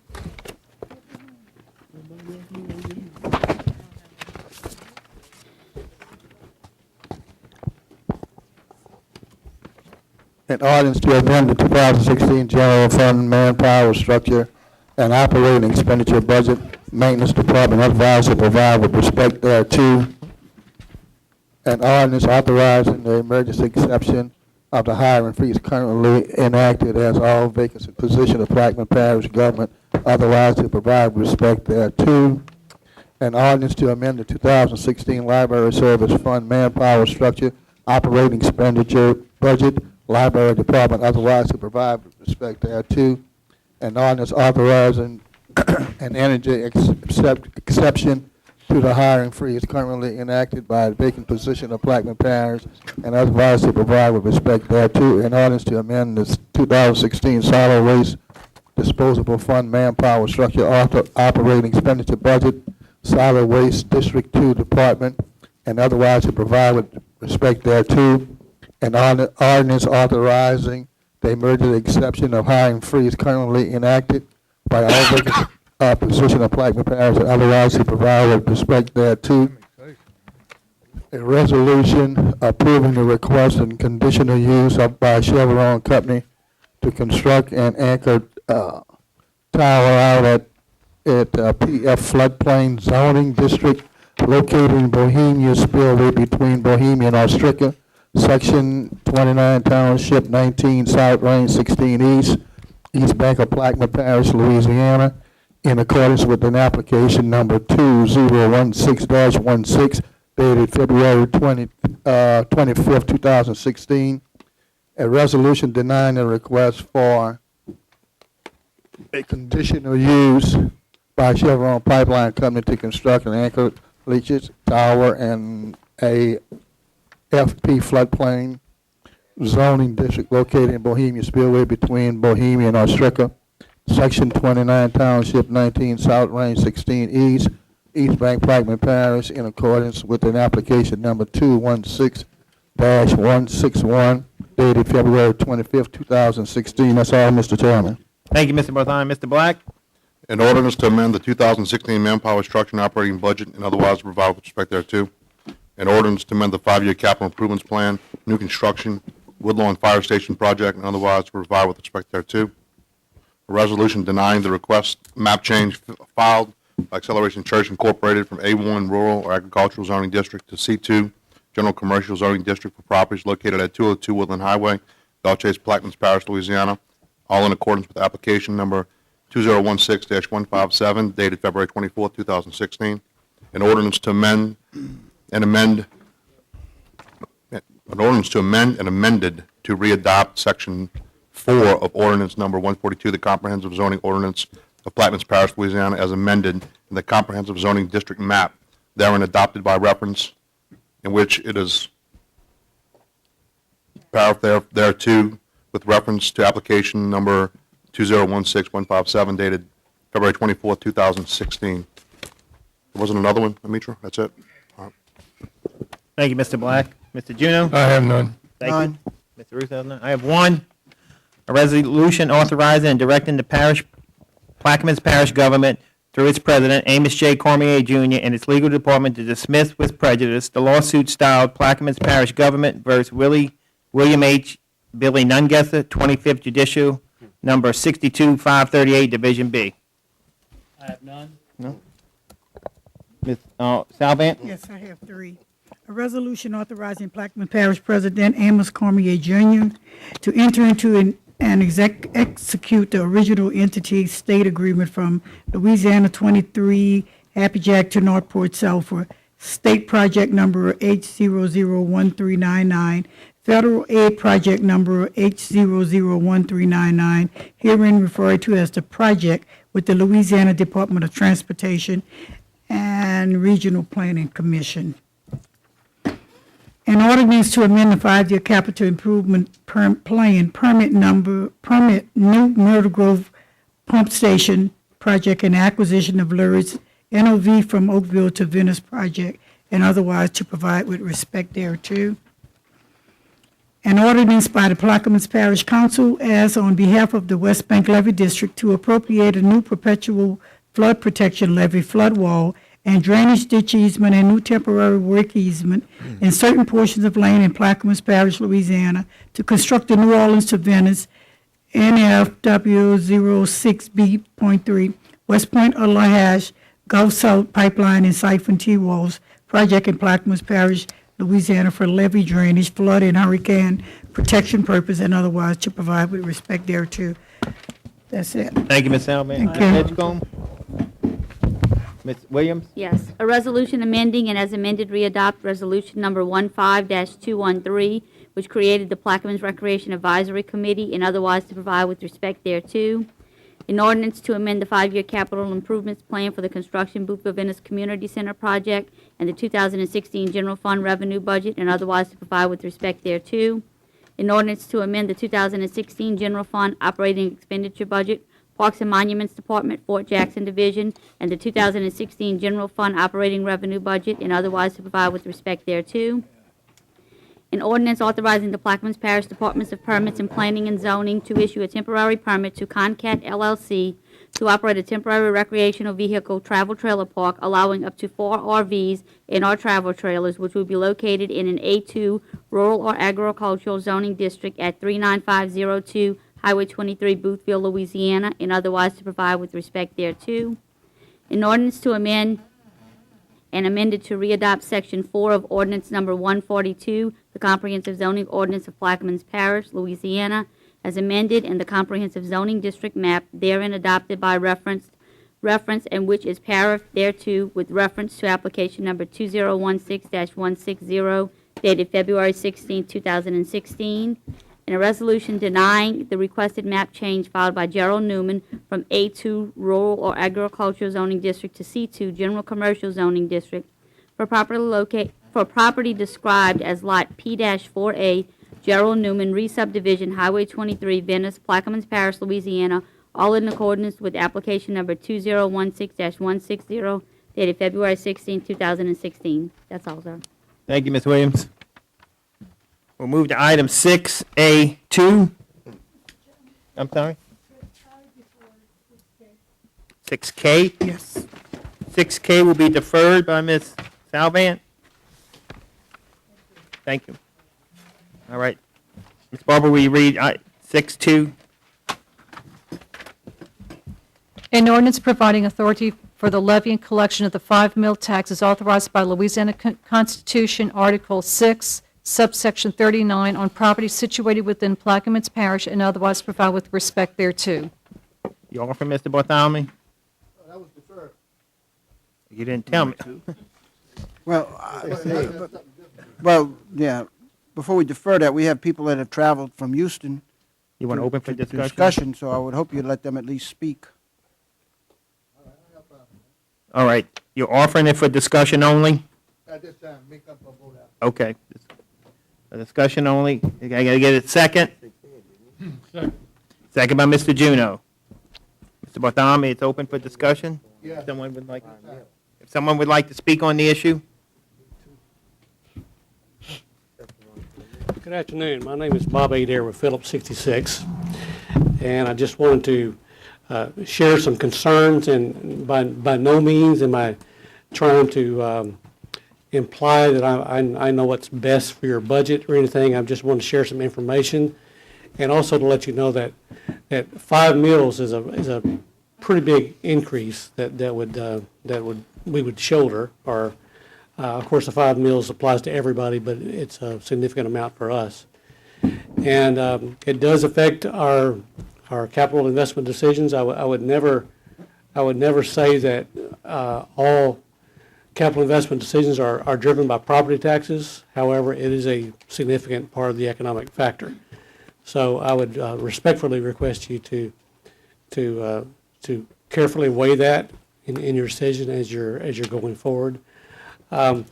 Also, I pulled together some information from, and I know it's late in the day, so you may not want to look at it now, but you're welcome to look at it later if you want.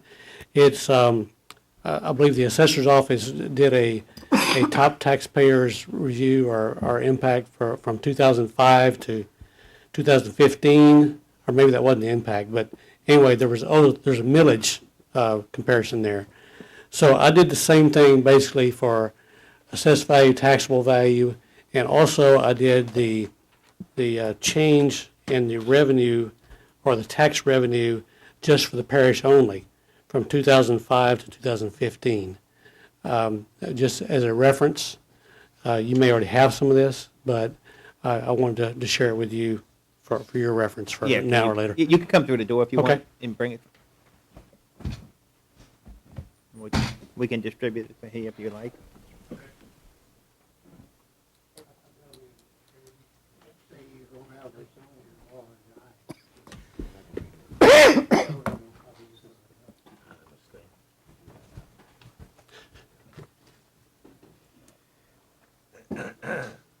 Again, this information is from the Louisiana Tax Commission. It's from the assessors. All assessors in the state report to the Tax Commission. They're basically summaries from their tax rolls. So that's what this is. And you'll see as you get the information that if you look down at the bottom of the millage increase, and that includes the school, this first page, but at first glance, it looks like there may not be a tax increase. However, if you look at the total taxes, because of the taxable value has increased over the years, you'll see that it increased from 37 million to 71 million. That includes schools over the 10 years. And you'll see the parish only line there on the under taxes. Now, the next page has that same parish-only taxes total, but it's got the detail as split out by the assessor's office as they report to the state. So that's for your information, and I put in there, partly for my curiosity too, one common benchmark in a lot of places is tax per capita, and that's simply divide your taxes into your population, and there's no implication there other than just you can see another trend there. And the last page is just the I think you've seen the top taxpayers impact from the assessor's office. This is a summary by LTC, is Louisiana Tax Commission. That's in our annual report. So that's the type of property, and I just simply applied the current millage and the proposed 5 mills just to see what the impact is. And again, this is information only, and I'd be glad, I know it's the end of the day, I'd be glad to take any questions now, or we can discuss later. One-on-one is fine with me. Any questions from the table? Well, we appreciate you coming. All right, thank you. Mr. Chairman, if I may. Okay. I'd just like to assure the gentleman, first of all, thank you for coming. We appreciate your industry in Plaquemines Parish. And rest assured that this, what we're proposing would only be a temporary thing. We're looking at maybe 1 or 2 years at the most, just to get us through. In other words, a particular crisis that might occur. Again, we might not even have to put it into effect. If they're predicting in some places that oil will get up to 85, I don't know if that's going to happen before the end of the year. But the only thing that we have to do is get this in place now in order to possibly be able to utilize it in the future. And we would certainly have a cap on it in case oil goes up to a certain amount or limit on a yearly basis. Okay. And we would be willing to work with you on that. Regarding now, it's my understanding, I've heard comments that June 1st is the date that you're trying to meet, but I think that's relative to 2016 taxes, not 2017. It would not have an effect this year. It would be in place for next year. Okay, so you're waiting past June 1st. You're not pushing that deadline then. Okay. Okay. All right, thank you. With the Yes. Let me thank you for coming and making this information available to us. I can give you my personal position at this point. I do not support any tax increases without a vote of the public. I'm not one who forces taxes on people unless they vote for them themselves. And I can assure you that this government has some reorganization and streamlining to do before we ever get to that point. I want to clarify something too. You just said, because I think you were misinterpreting what he said. There is a deadline of June 1st, but the revenue won't come in until 17. Okay. No, you might want to explain. Yeah, right. Well, I just wanted him to be clear with what Mr. Cormier just said, because I think you thought that there's not going to be a vote on it until 17. Is that correct? No, I thought you were trying to vote on it real soon to meet the June. Yeah. 1st Well, deadline. that's what they're telling us, is that it needs to be done by June 1st. So I just wanted you to be clear that that's what they intend. I would prefer for Ms. Hazel and others to clarify, but it's my understanding from working in Louisiana property taxes for 30 years or so that would affect 2016 taxes that would be Correct. collected in. Okay, well, we were told something differently from finance No, I think on Monday. I think it'll be the assessed values in 16, but the funds will come in 17, is my understanding. But his question is this council going to move on something prior to June 1st? Right. And I think the intent of the administration is yes. Yeah. Yes. Okay. Okay. That's good to know. Thank you. And I'm clarifying my position as what it stands. I would also like to weigh in, and I agree with Mr. Roussel. I think that we have some reorganization and restructuring, and we need to do everything that we possibly can before we impose any more taxes on industry and our residents. So I can't support this if it goes for a vote today. And I concur with my two colleagues, so that gives you a little idea. I agree. Mr. Bob, isn't it also that you get an industrial tax exemption from the state and the parish? Don't your company get that exemption? Yes, we do. Partially, but we're also the largest taxpayer. We also pay on an assessment ratio of 15%, which is a third more than most residential and less than. So, if you're trying to get to well, I'll just say there are differences in the law.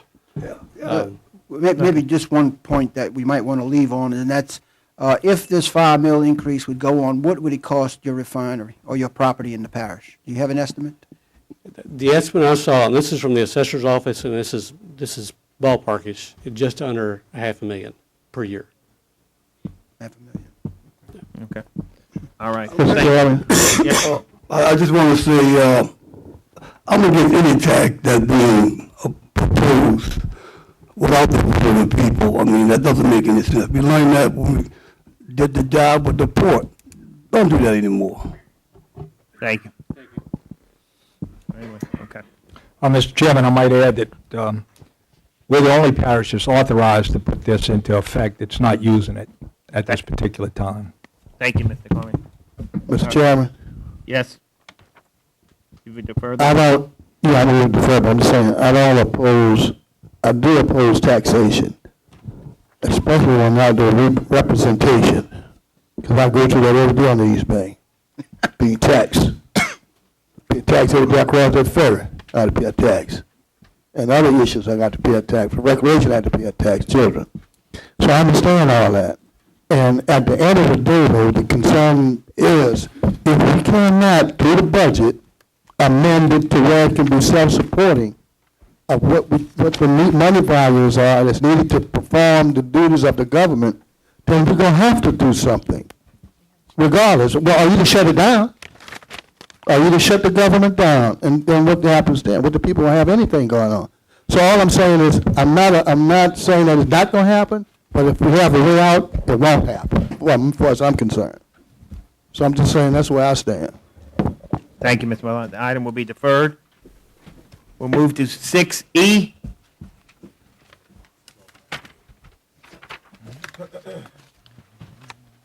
A resolution authorizing the parish president Amos J. Cormier Jr. or his designee to prepare and advertise for requests for proposals from companies to perform the services of cleaning, sweeping, maintenance, removal, hauling, and disposal of debris in ditches located parish-wide and otherwise provide with respect thereto. Wait. No, 6E. E. Sorry. I was confused myself. A resolution approving Plaquemines Parish governments entering into an agreement with parties in lawsuits styled Hellas Oil and Gas Company LLC versus State of Louisiana through the State Mineral Board et al., 25th JDC docket number 52-061, Division B, hereinafter Hellas lawsuit, to settle and compromise claims, authorizing Parish President Amos Cormier Jr. and parish attorneys to execute settlement documents and pleadings on behalf of Plaquemines Parish government and otherwise provide with respect thereto. Mr. Bartholomew, you offering with changes? Yes, sir, the changes have been passed out. Changes have been passed out. You want me to go over them or just for the public? On on line 23, we're scratching out and proceeds and adding in the verbiage of on a 92.57.5% basis in favor of the state of Louisiana. And then on line 32, we're adding the same verbiage on a 92.5/7.5% average based on the favor of the state of Louisiana. With those changes you're offering? I do. I ask for a second. LV's coming up. Mr. LV's coming up, attorney's coming up. I need a second. I'll second for purposes. Never mind, I'll second it. Second by Mr. Russo. The word average should be acreage. It is. They did? Okay. Acreage. I apologize. And before you leave, it's a 92.5% split, 7.5% parish. Correct? That's So correct. we're getting 7.5% out of the pot. That's correct. Okay. Thank you. Any other questions from the table? Audience? The machine is open on 6E.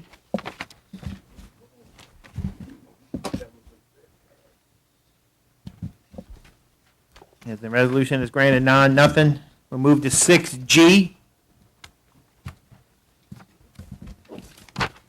A resolution authorizing and directing the parish president or his designee to do all things necessary and proper to provide assistance to the Plaquemines Parish Heritage and Seafood Festival and otherwise to provide with respect thereto. You offer, Mr. Black? Offer.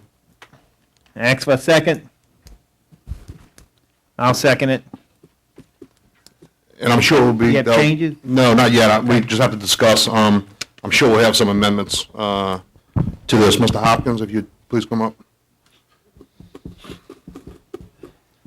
This is basically a resolution authorizing the parish president or one of his administrators to do all things necessary and proper to provide assistance to the Plaquemines Parish Heritage and Seafood Festival coming up here in May. Mr. Hopkins, his organization, the Seafood Festival, asked for a few different things. I sent this around to all the council members to take a look at. I think Mr. Hopkins has spoken to a few. They have asked for the use of the festival and pavilion grounds. They've asked for use of electrical, water, and sewage and trash collection for the grounds. They've also asked for access to parish assets to promote the festival, basically highway signs. They've asked for the use of some parish employees to assist in the setup of the festival, maintenance during the festival, and takedown after the festival. And they also use for the use of parish maritime assets to be used as static displays along the route of the festival. I will say we can probably go ahead and eliminate 30, 32, and 33. I've spoken to some other council members, and I don't think that's going to be able to happen at this time. I don't think there's any problems with anything else unless anyone else on the council has an issue. This isn't going to cost the parish or anything. The Seafood Festival meets, first of all, I'll say the Louisiana Revised Statute 33.3001 allows the parish to appropriate funds or in-kind donations to festivals and fairs. The council, in the Code of Ordinances 17.5-51 from many years ago, set up criteria in which we can do that. We amended that earlier this year. The Seafood Festival meets all of those criteria, basically 3 different criteria. So I will ask any other council member if they want to have discussion on any of those remaining 4 items. And then I'll ask Mr. Hopkins to speak on it if they do. Well, I'd like to offer the amendment to take out lines 32 and 33 at this time. I don't have the lines for that. Yeah, that's basically, Mr. Hopkins, that's just use of parish employees to assist in the setup of the festival, maintenance during the festival, and takedown after the festival. We've discussed this amongst other council members and with the administration. We just don't have the personnel. Oh, that's perfectly understandable at this point. Okay, well, Is there any- I will remove my second. Well, do you want to take anything else out before we do? Well- Just amend Well, we it can at have, one we can time? have the discussion, and we'll see where we end up at the end of the day. Right, exactly. I think that might be the appropriate way. Okay, well, let's, Does anybody else have any, from the table, have any amendments they'd like to discuss? Or we'll vote on this amendment? Conversation around it to make sure we all on the same page and have a clear understanding, because I have some objection to it overall. I mean, I just want to throw this out there. I just recently had a constituent from my district that was a nonprofit organization, and this is a small group, but they do services for the community. And they went to Recreation Department wishing, in hopes of utilizing the Port Sulphur facilities at the park. And it was told that they first they asked for the use of the parish tents. And it was told that they couldn't use the tents, and if they did use the tent, it was be like $200 to utilize the tent to do an Easter egg hunt for kids within that community. Okay? And if in fact $200 to start out with, and all these folks do all year is just services like that, just in-kind services to the underprivileged kids in that community. And everything that they approached Mr. Freeman on, there was a price attached to it. There was a price attached to it. And And I'm having a hard time, a very hard time, Mr. Hopkins, supporting any giveaways if the little guys have to pay. I think everybody should. Let me, Mr. can I- Hopkins, let me comment on that first. So basically, we have in the Code of Ordinances, Ms. Salvant, 17.5-51, it sets up criteria for these types of donations to be given, and that's based on state law.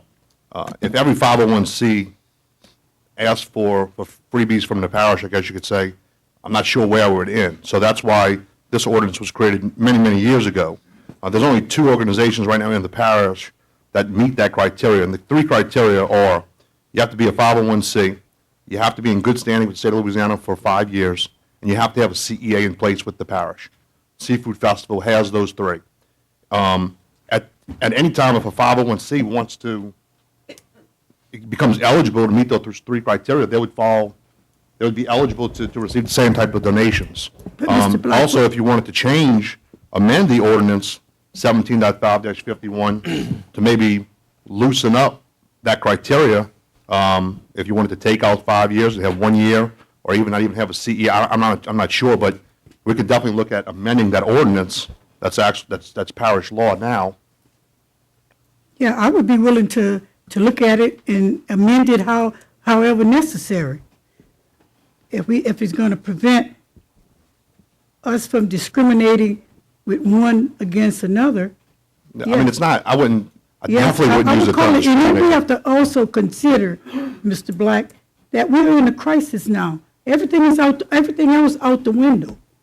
We're in a crisis now.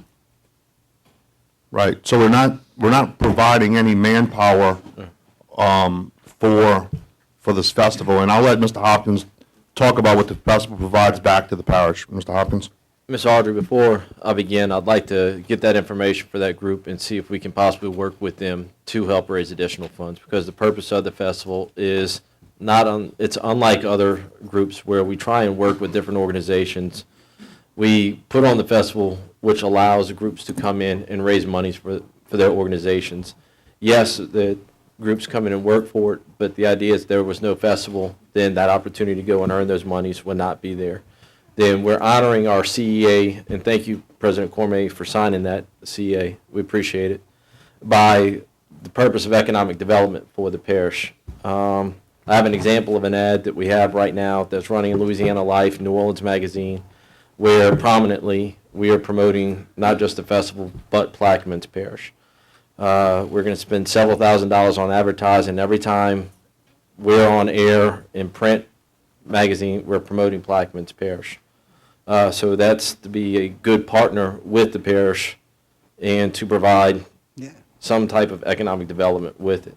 And that's we want to fulfill our obligation, be a good neighbor, and be a good representative of the parish. Our goal is to put on a good festival that draws people into this parish that may or may not have had the opportunity to come. The idea is to I've actually started working with Mr. Mike Powell to work on having different parts in our heritage area to lure more people throughout the parish, that we can take this festival in May and bring more attention to our sister festival, the Orange Festival, the Boil Loss. But the main thing is to try and get more people aware of Plaquemines Parish and the treasures we have, and to get more people to come enjoy our parish and see what we have to offer. I mean, and if we can get somebody to move down here or bring a business down here, then the festival has accomplished another goal. But the main thing is, if we can work with more nonprofits like you talked yourself to bring them in, hopefully allow them to make use of that and raise money in different ways to offset different costs they may incur, I welcome that.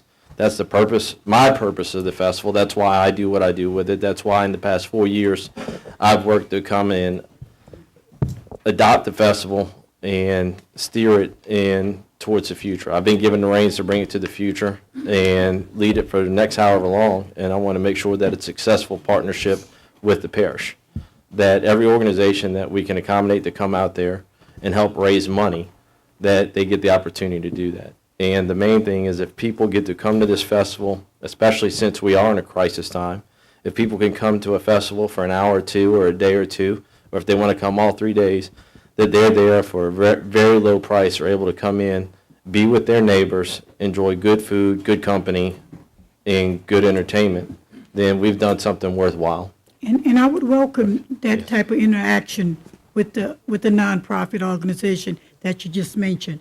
But I'm sure you can see my point here. Yes, ma'am. By no means, we've discussed this, and obviously this, I want to say that in the future, when we are flushed it, we want to be on record as having asked for this in the past, and I've talked with a few about this.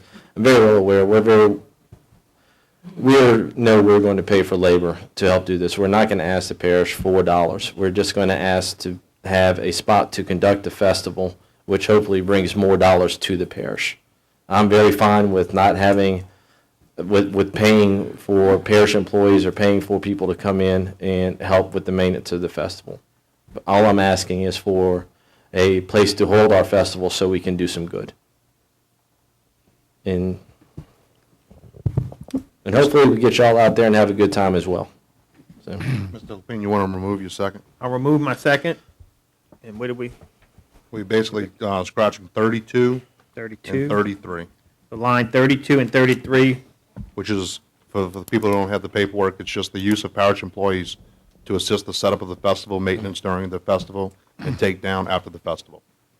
okay, is that all? I'd like to say something. Wait, let me, Okay.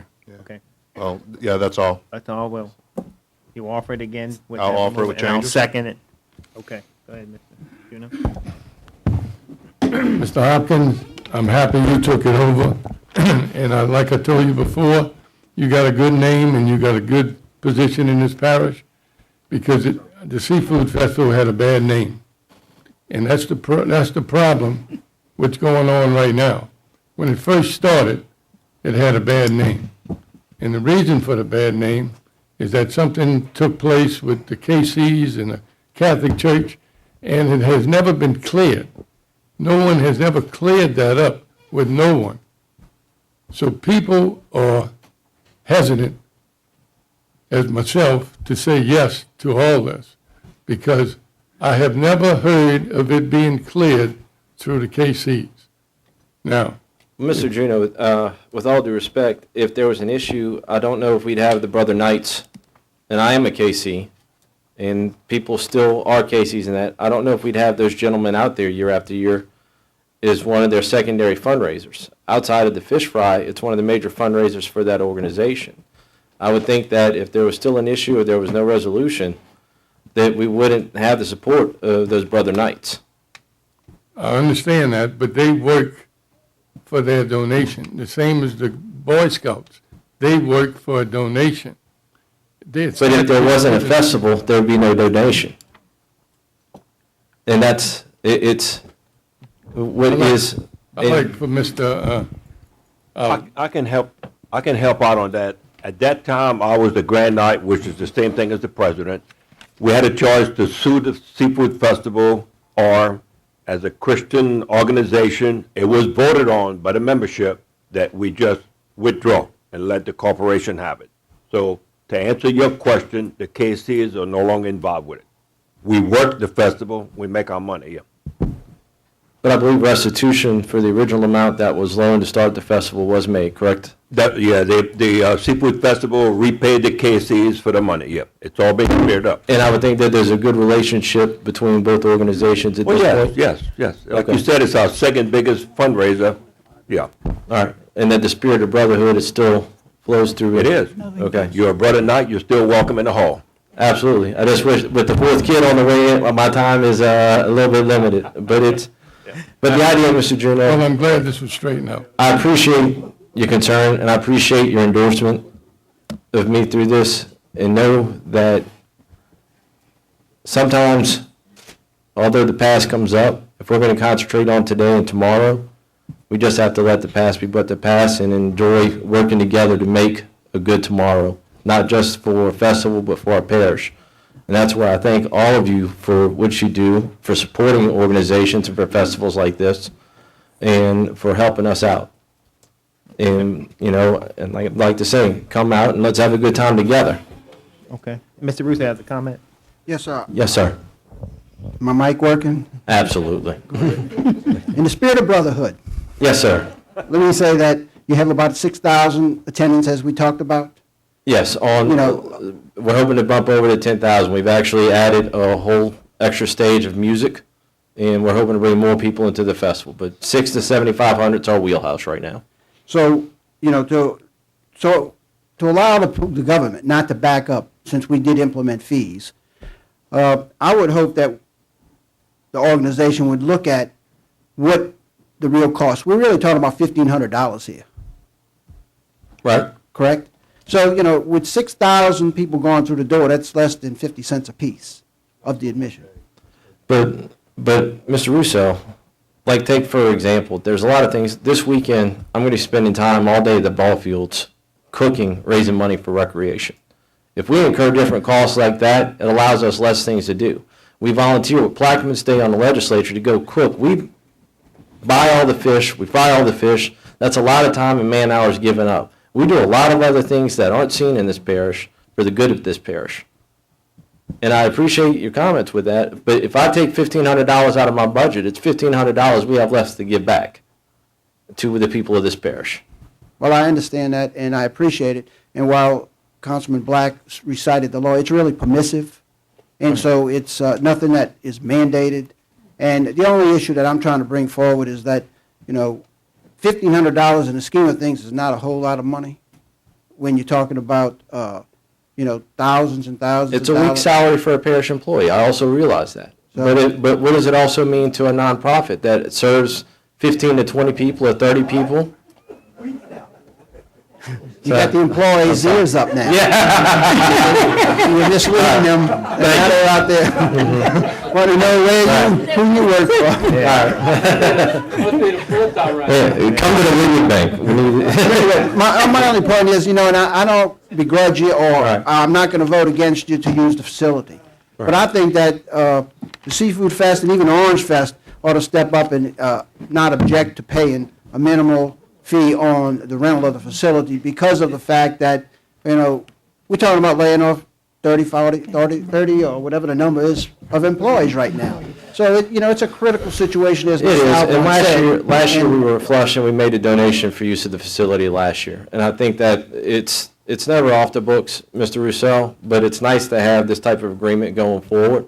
I mean, that's, like I said, we're going to spend roughly $10,000 to $12,000 in advertising. All of it says Plaquemines Parish. So maybe if somebody comes in and they fall in love with the parish, maybe there's an offset if they buy a house and we get those property taxes. I mean, it's all going to work out. But I would like to know that moving forward, we have the opportunity to work together. And when times are flush and y'all come and say, hey, we really need this, Robert, then, you know, I had somebody tell me today that they'll help step up if we don't get everything we need. So we will work with the parish. We want to be good friends with the parish, spirit of brotherhood. So it's, you know, but. I want to know I have sisterhoods too. Yes. You know, in the audience, it's brotherhood, sisterhood, but my point is that. We're all Plaquemines Parish residents. Yeah, we ought to, We're at doing least good for consider each other. Anyone else? Yes, Mr. Hopkins, and I hope you didn't take my comment as a dig. Oh, absolutely not. At you. It's just that I'm showing a comparison when a natural-born person of the parish that's trying to do the right thing may not have the necessary means to do the right thing, and then here we are charging them for everything that they request. And I don't think that should be the case. I think that, you know, there should be, just to enjoy your park in the community that you was born and raised in, then a fee have to be accessed to everything. I have a problem with that. I completely understand you. And I would like to, like I said, the door's open. I'd love to talk to you about possibly helping that group out and see what we can do for each other. So again, and I will be supporting it. Thank you, ma'am. Thank you. Anyone else? Audience? Mr. Henry? Hey, Mr. Henry. Hey, You gonna come see us? Thank you. I don't think so. But hey, let Mr. Haskins have the festival. But you know, the government having a financial crisis. Yes, sir. You guys need to sit down together, man, after this done this year, and try to resolve this matter. Because I'm going to be honest with you, I don't think the pavilion should be for free. But this year, hey, go have your festival. But next year, I don't think you should sign the CEA for next year while them giving up something. I mean, come on. If everybody else got to pay, everybody got to pay. I think that's fair. Right. Okay, thank you, Ms. Henry. Anyone else? The machine's open on 6G.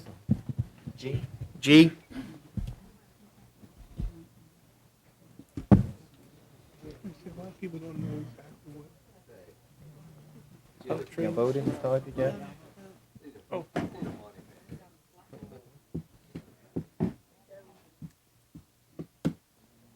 And the resolution is granted 9-0. Thank you all very much. It had everything to do with you, Mr. Hopkins. Thank you, ma'am. We'll move to 6M.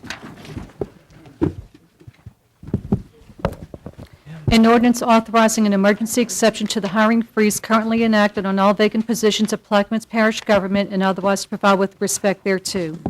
You offer, Mr. Black? Offer. I'll second. So we had a long discussion at the last council meeting in reference to this position, which is the Homeland Security Manager. It's the Director of Homeland Security and Emergency Preparedness. That position was vacated by Mr. Guy Lagast.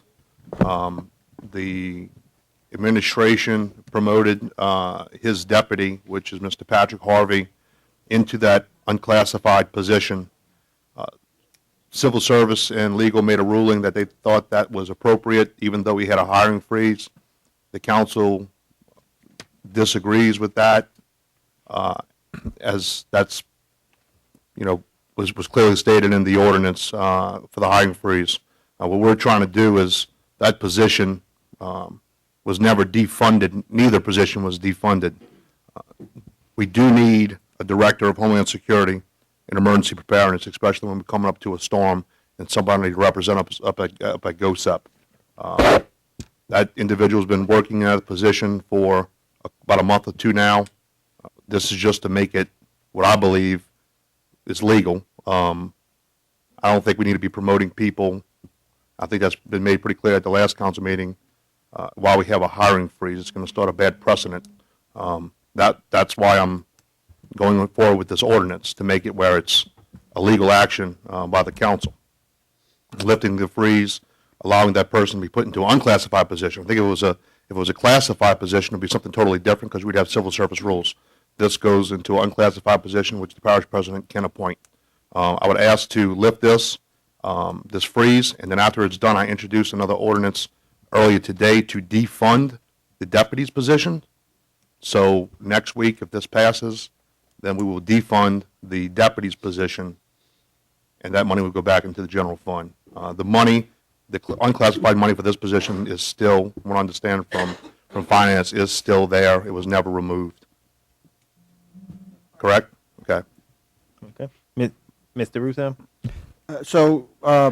Trying to rectify something that we believe was done in error, is it going to solve any future problems? For instance, my analogy last meeting was that if we have an engineer on the ferry department and we are short a captain, will the administration promote that engineer to the captain's position legally as a civil servant or not? Well, as you stated, that would come under civil service, and so we will have to, check with civil service and see what the rules are there. No, I'm not talking about their rules. I'm talking about the hiring freeze policy that this government put in place.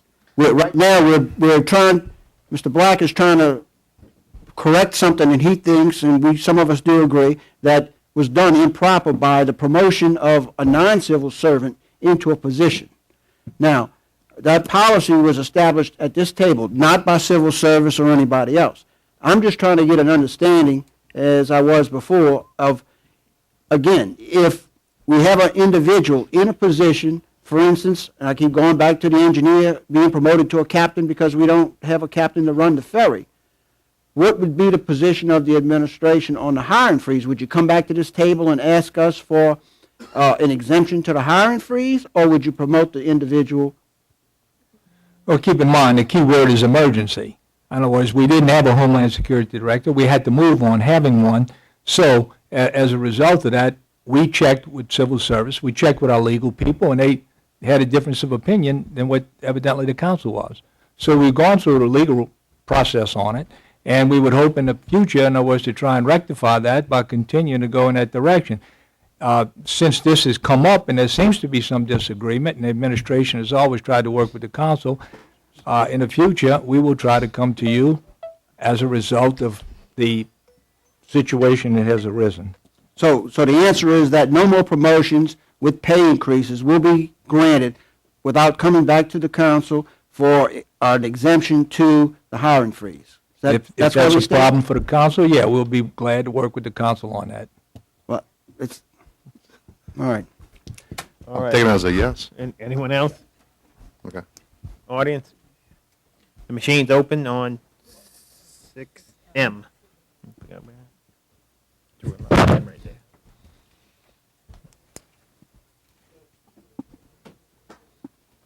And it's granted, the ordinance is granted 9-0. Move to 6O.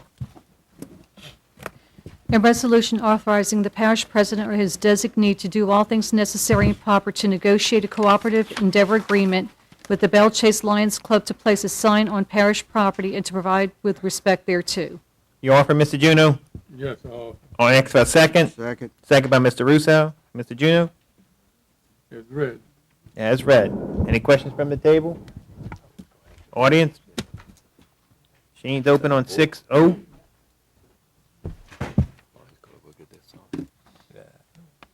And it's granted 9-0. Move to 6Q. An ordinance authorizing the acceptance of a donation for the purchase of a vehicle for the use by the District Attorney's Office and to amend General Fund 2016 operating revenue and expenditure budgets, District Attorney's Department, and otherwise provide with respect thereto. You offer, Mr. Bartholomew? I do. X for a second. Second by Mr. Burt. Mr. Bartholomew? Anybody have any questions? Who's making the donation? Out of their own funds? So they're just giving us a donation to buy them a car? Yes, sir. What? You want to put it on our insurance? Yes, sir. We actually already have the check. The legal department has the check in hand. They want us to buy the vehicle and put it in our name for us to carry the insurance and for us to own the vehicle, and they are going to put up the funds to purchase the vehicle themselves. They're not going to pay any other expenses? We're going to pay the gas, the fuel, and the insurance? Yes, sir. Thank you, Charles. Anyone else? Audience?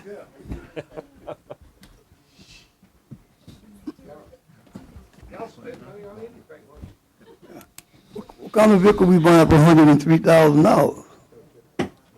That's a different one. This is $44,549.45. I would suspect it's a pretty luxury SUV. All right, and Mr. Lawrence? Yeah, one question. Is this a replacement or is it additional vehicle or what? They have turned in several vehicles in the recent past. I can't say if this is, I'm thrown in on the back end of this, so I can't say if it's replacing one that they have already turned in or if they're going to turn in another one. They just asked me to stay if y'all had questions on this. That was an honest question. Thank you, It's Ms. an honest Brenda. answer. All right, any more questions? Machine is open on 6Q.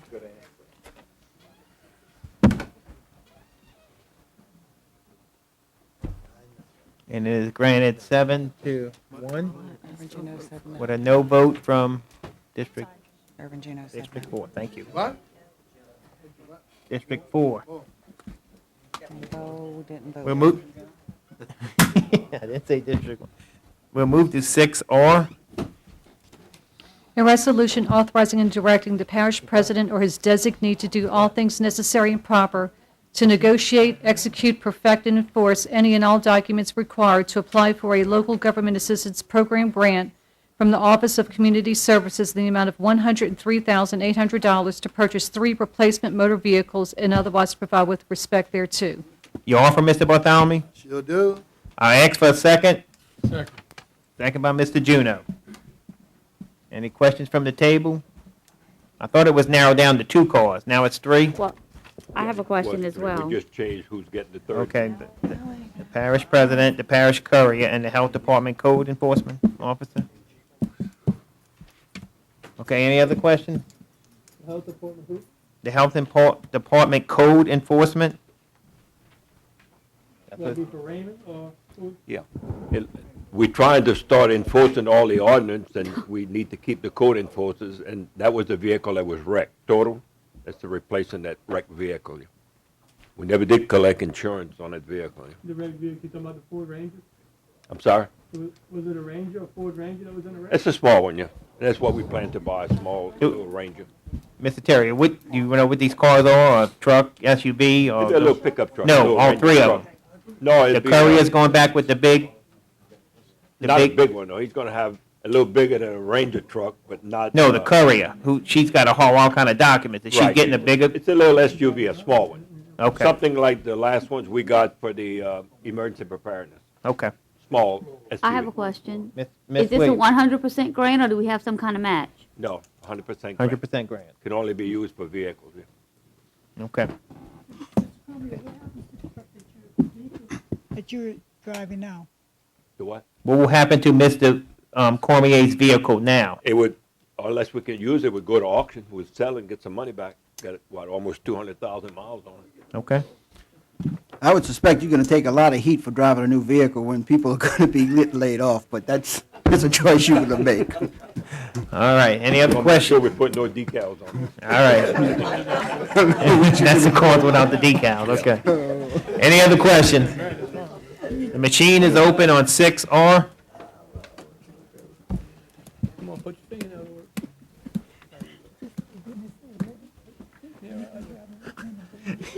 And it's granted 8-0. We will move to item 7B, update and presentation by District 7. Ms. Salvant? Yes, I have, oh, I've lost my paperwork.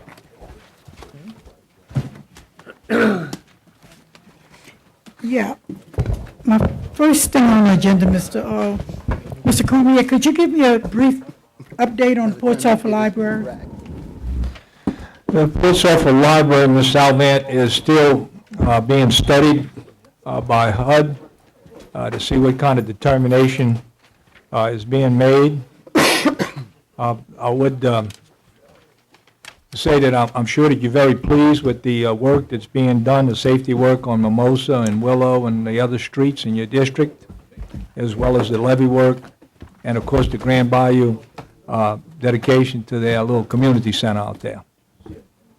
Yeah, but in the library, you said what? HUD is still making a determination on a V-zone or whatever that they have. Okay, well, I would ask that you try and look into that and kind of see if you can expedite some results on that. We have pushed it as hard as possible. We constantly call, and we want a determination on that as much as you do. Okay. All right, next thing is, there's some work going on, just like you said, on Mimosa, on a couple of streets down in Hayes subdivision.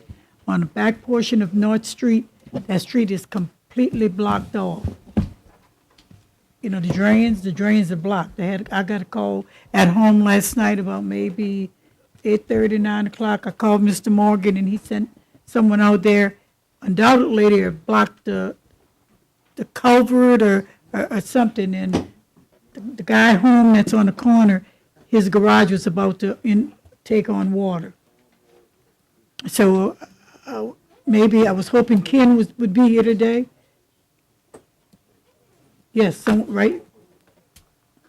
Right. Ms. Audrey, I heard about that a couple of hours ago. I'm going to check with the Corps of Engineers. They're doing a project at the Hayes Pump Station. I'm not saying it is the contractor, but it's possible it could be. It is? Well, I'll have the Corps on it tomorrow morning. Okay, appreciate that. Yes. And I mentioned to Mr. Wallace earlier, Mr. Cormier, about the drains in Ironton Road. Both drains, the water is just stagnant. It's not moving. We need somebody to address the culverts. The water's backing up on the park. Right. Okay.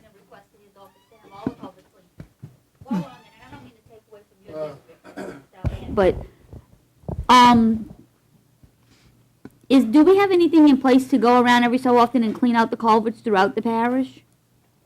We have a vacuum truck. But nobody to operate it? You're close. It's on. We have the vacuum truck and.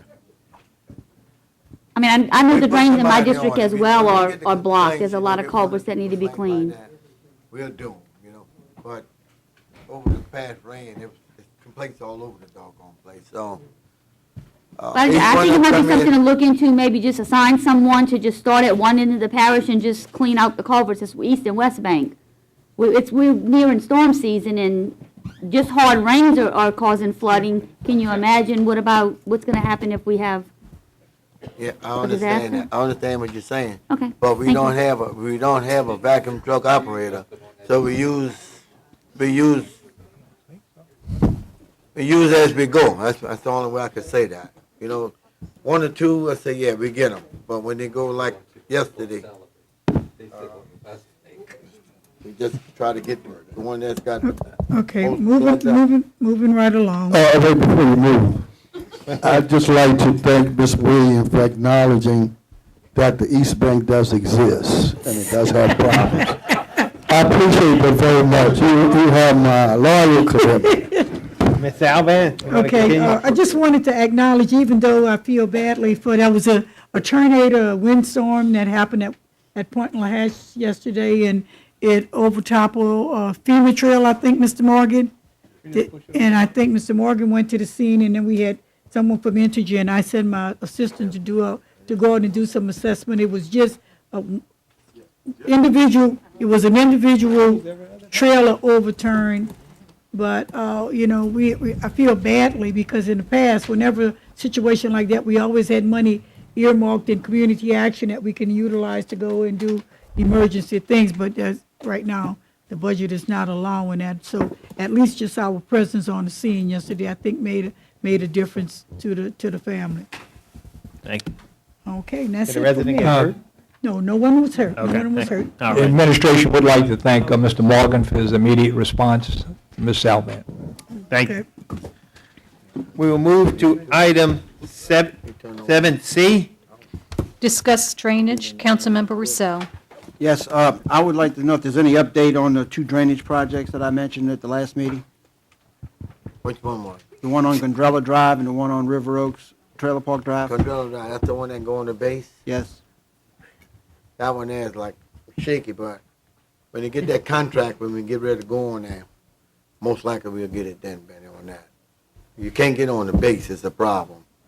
What the other one was? Gondrella Drive was the first one you mentioned, which I thought we had already had permission to access the base.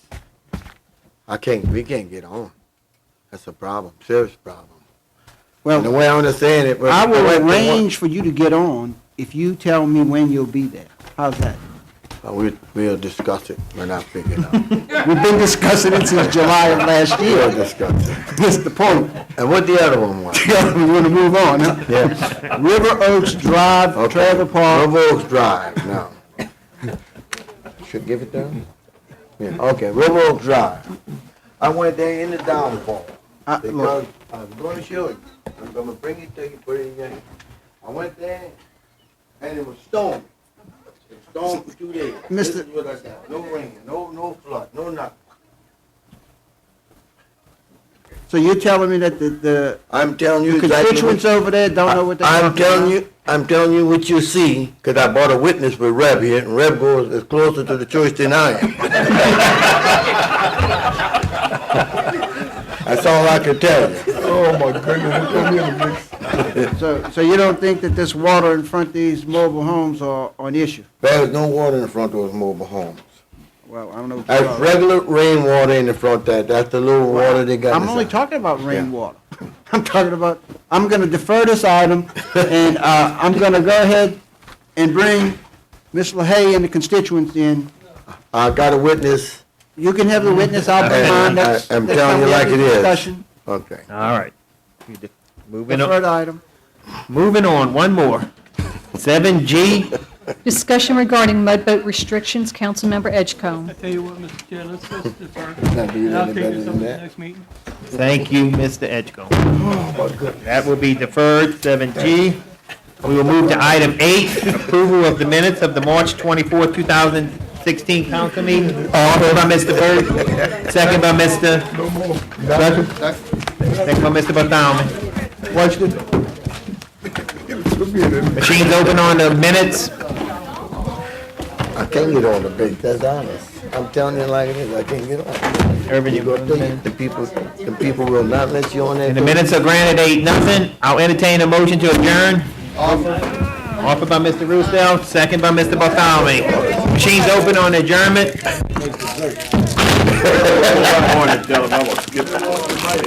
And I need some more votes. It's on.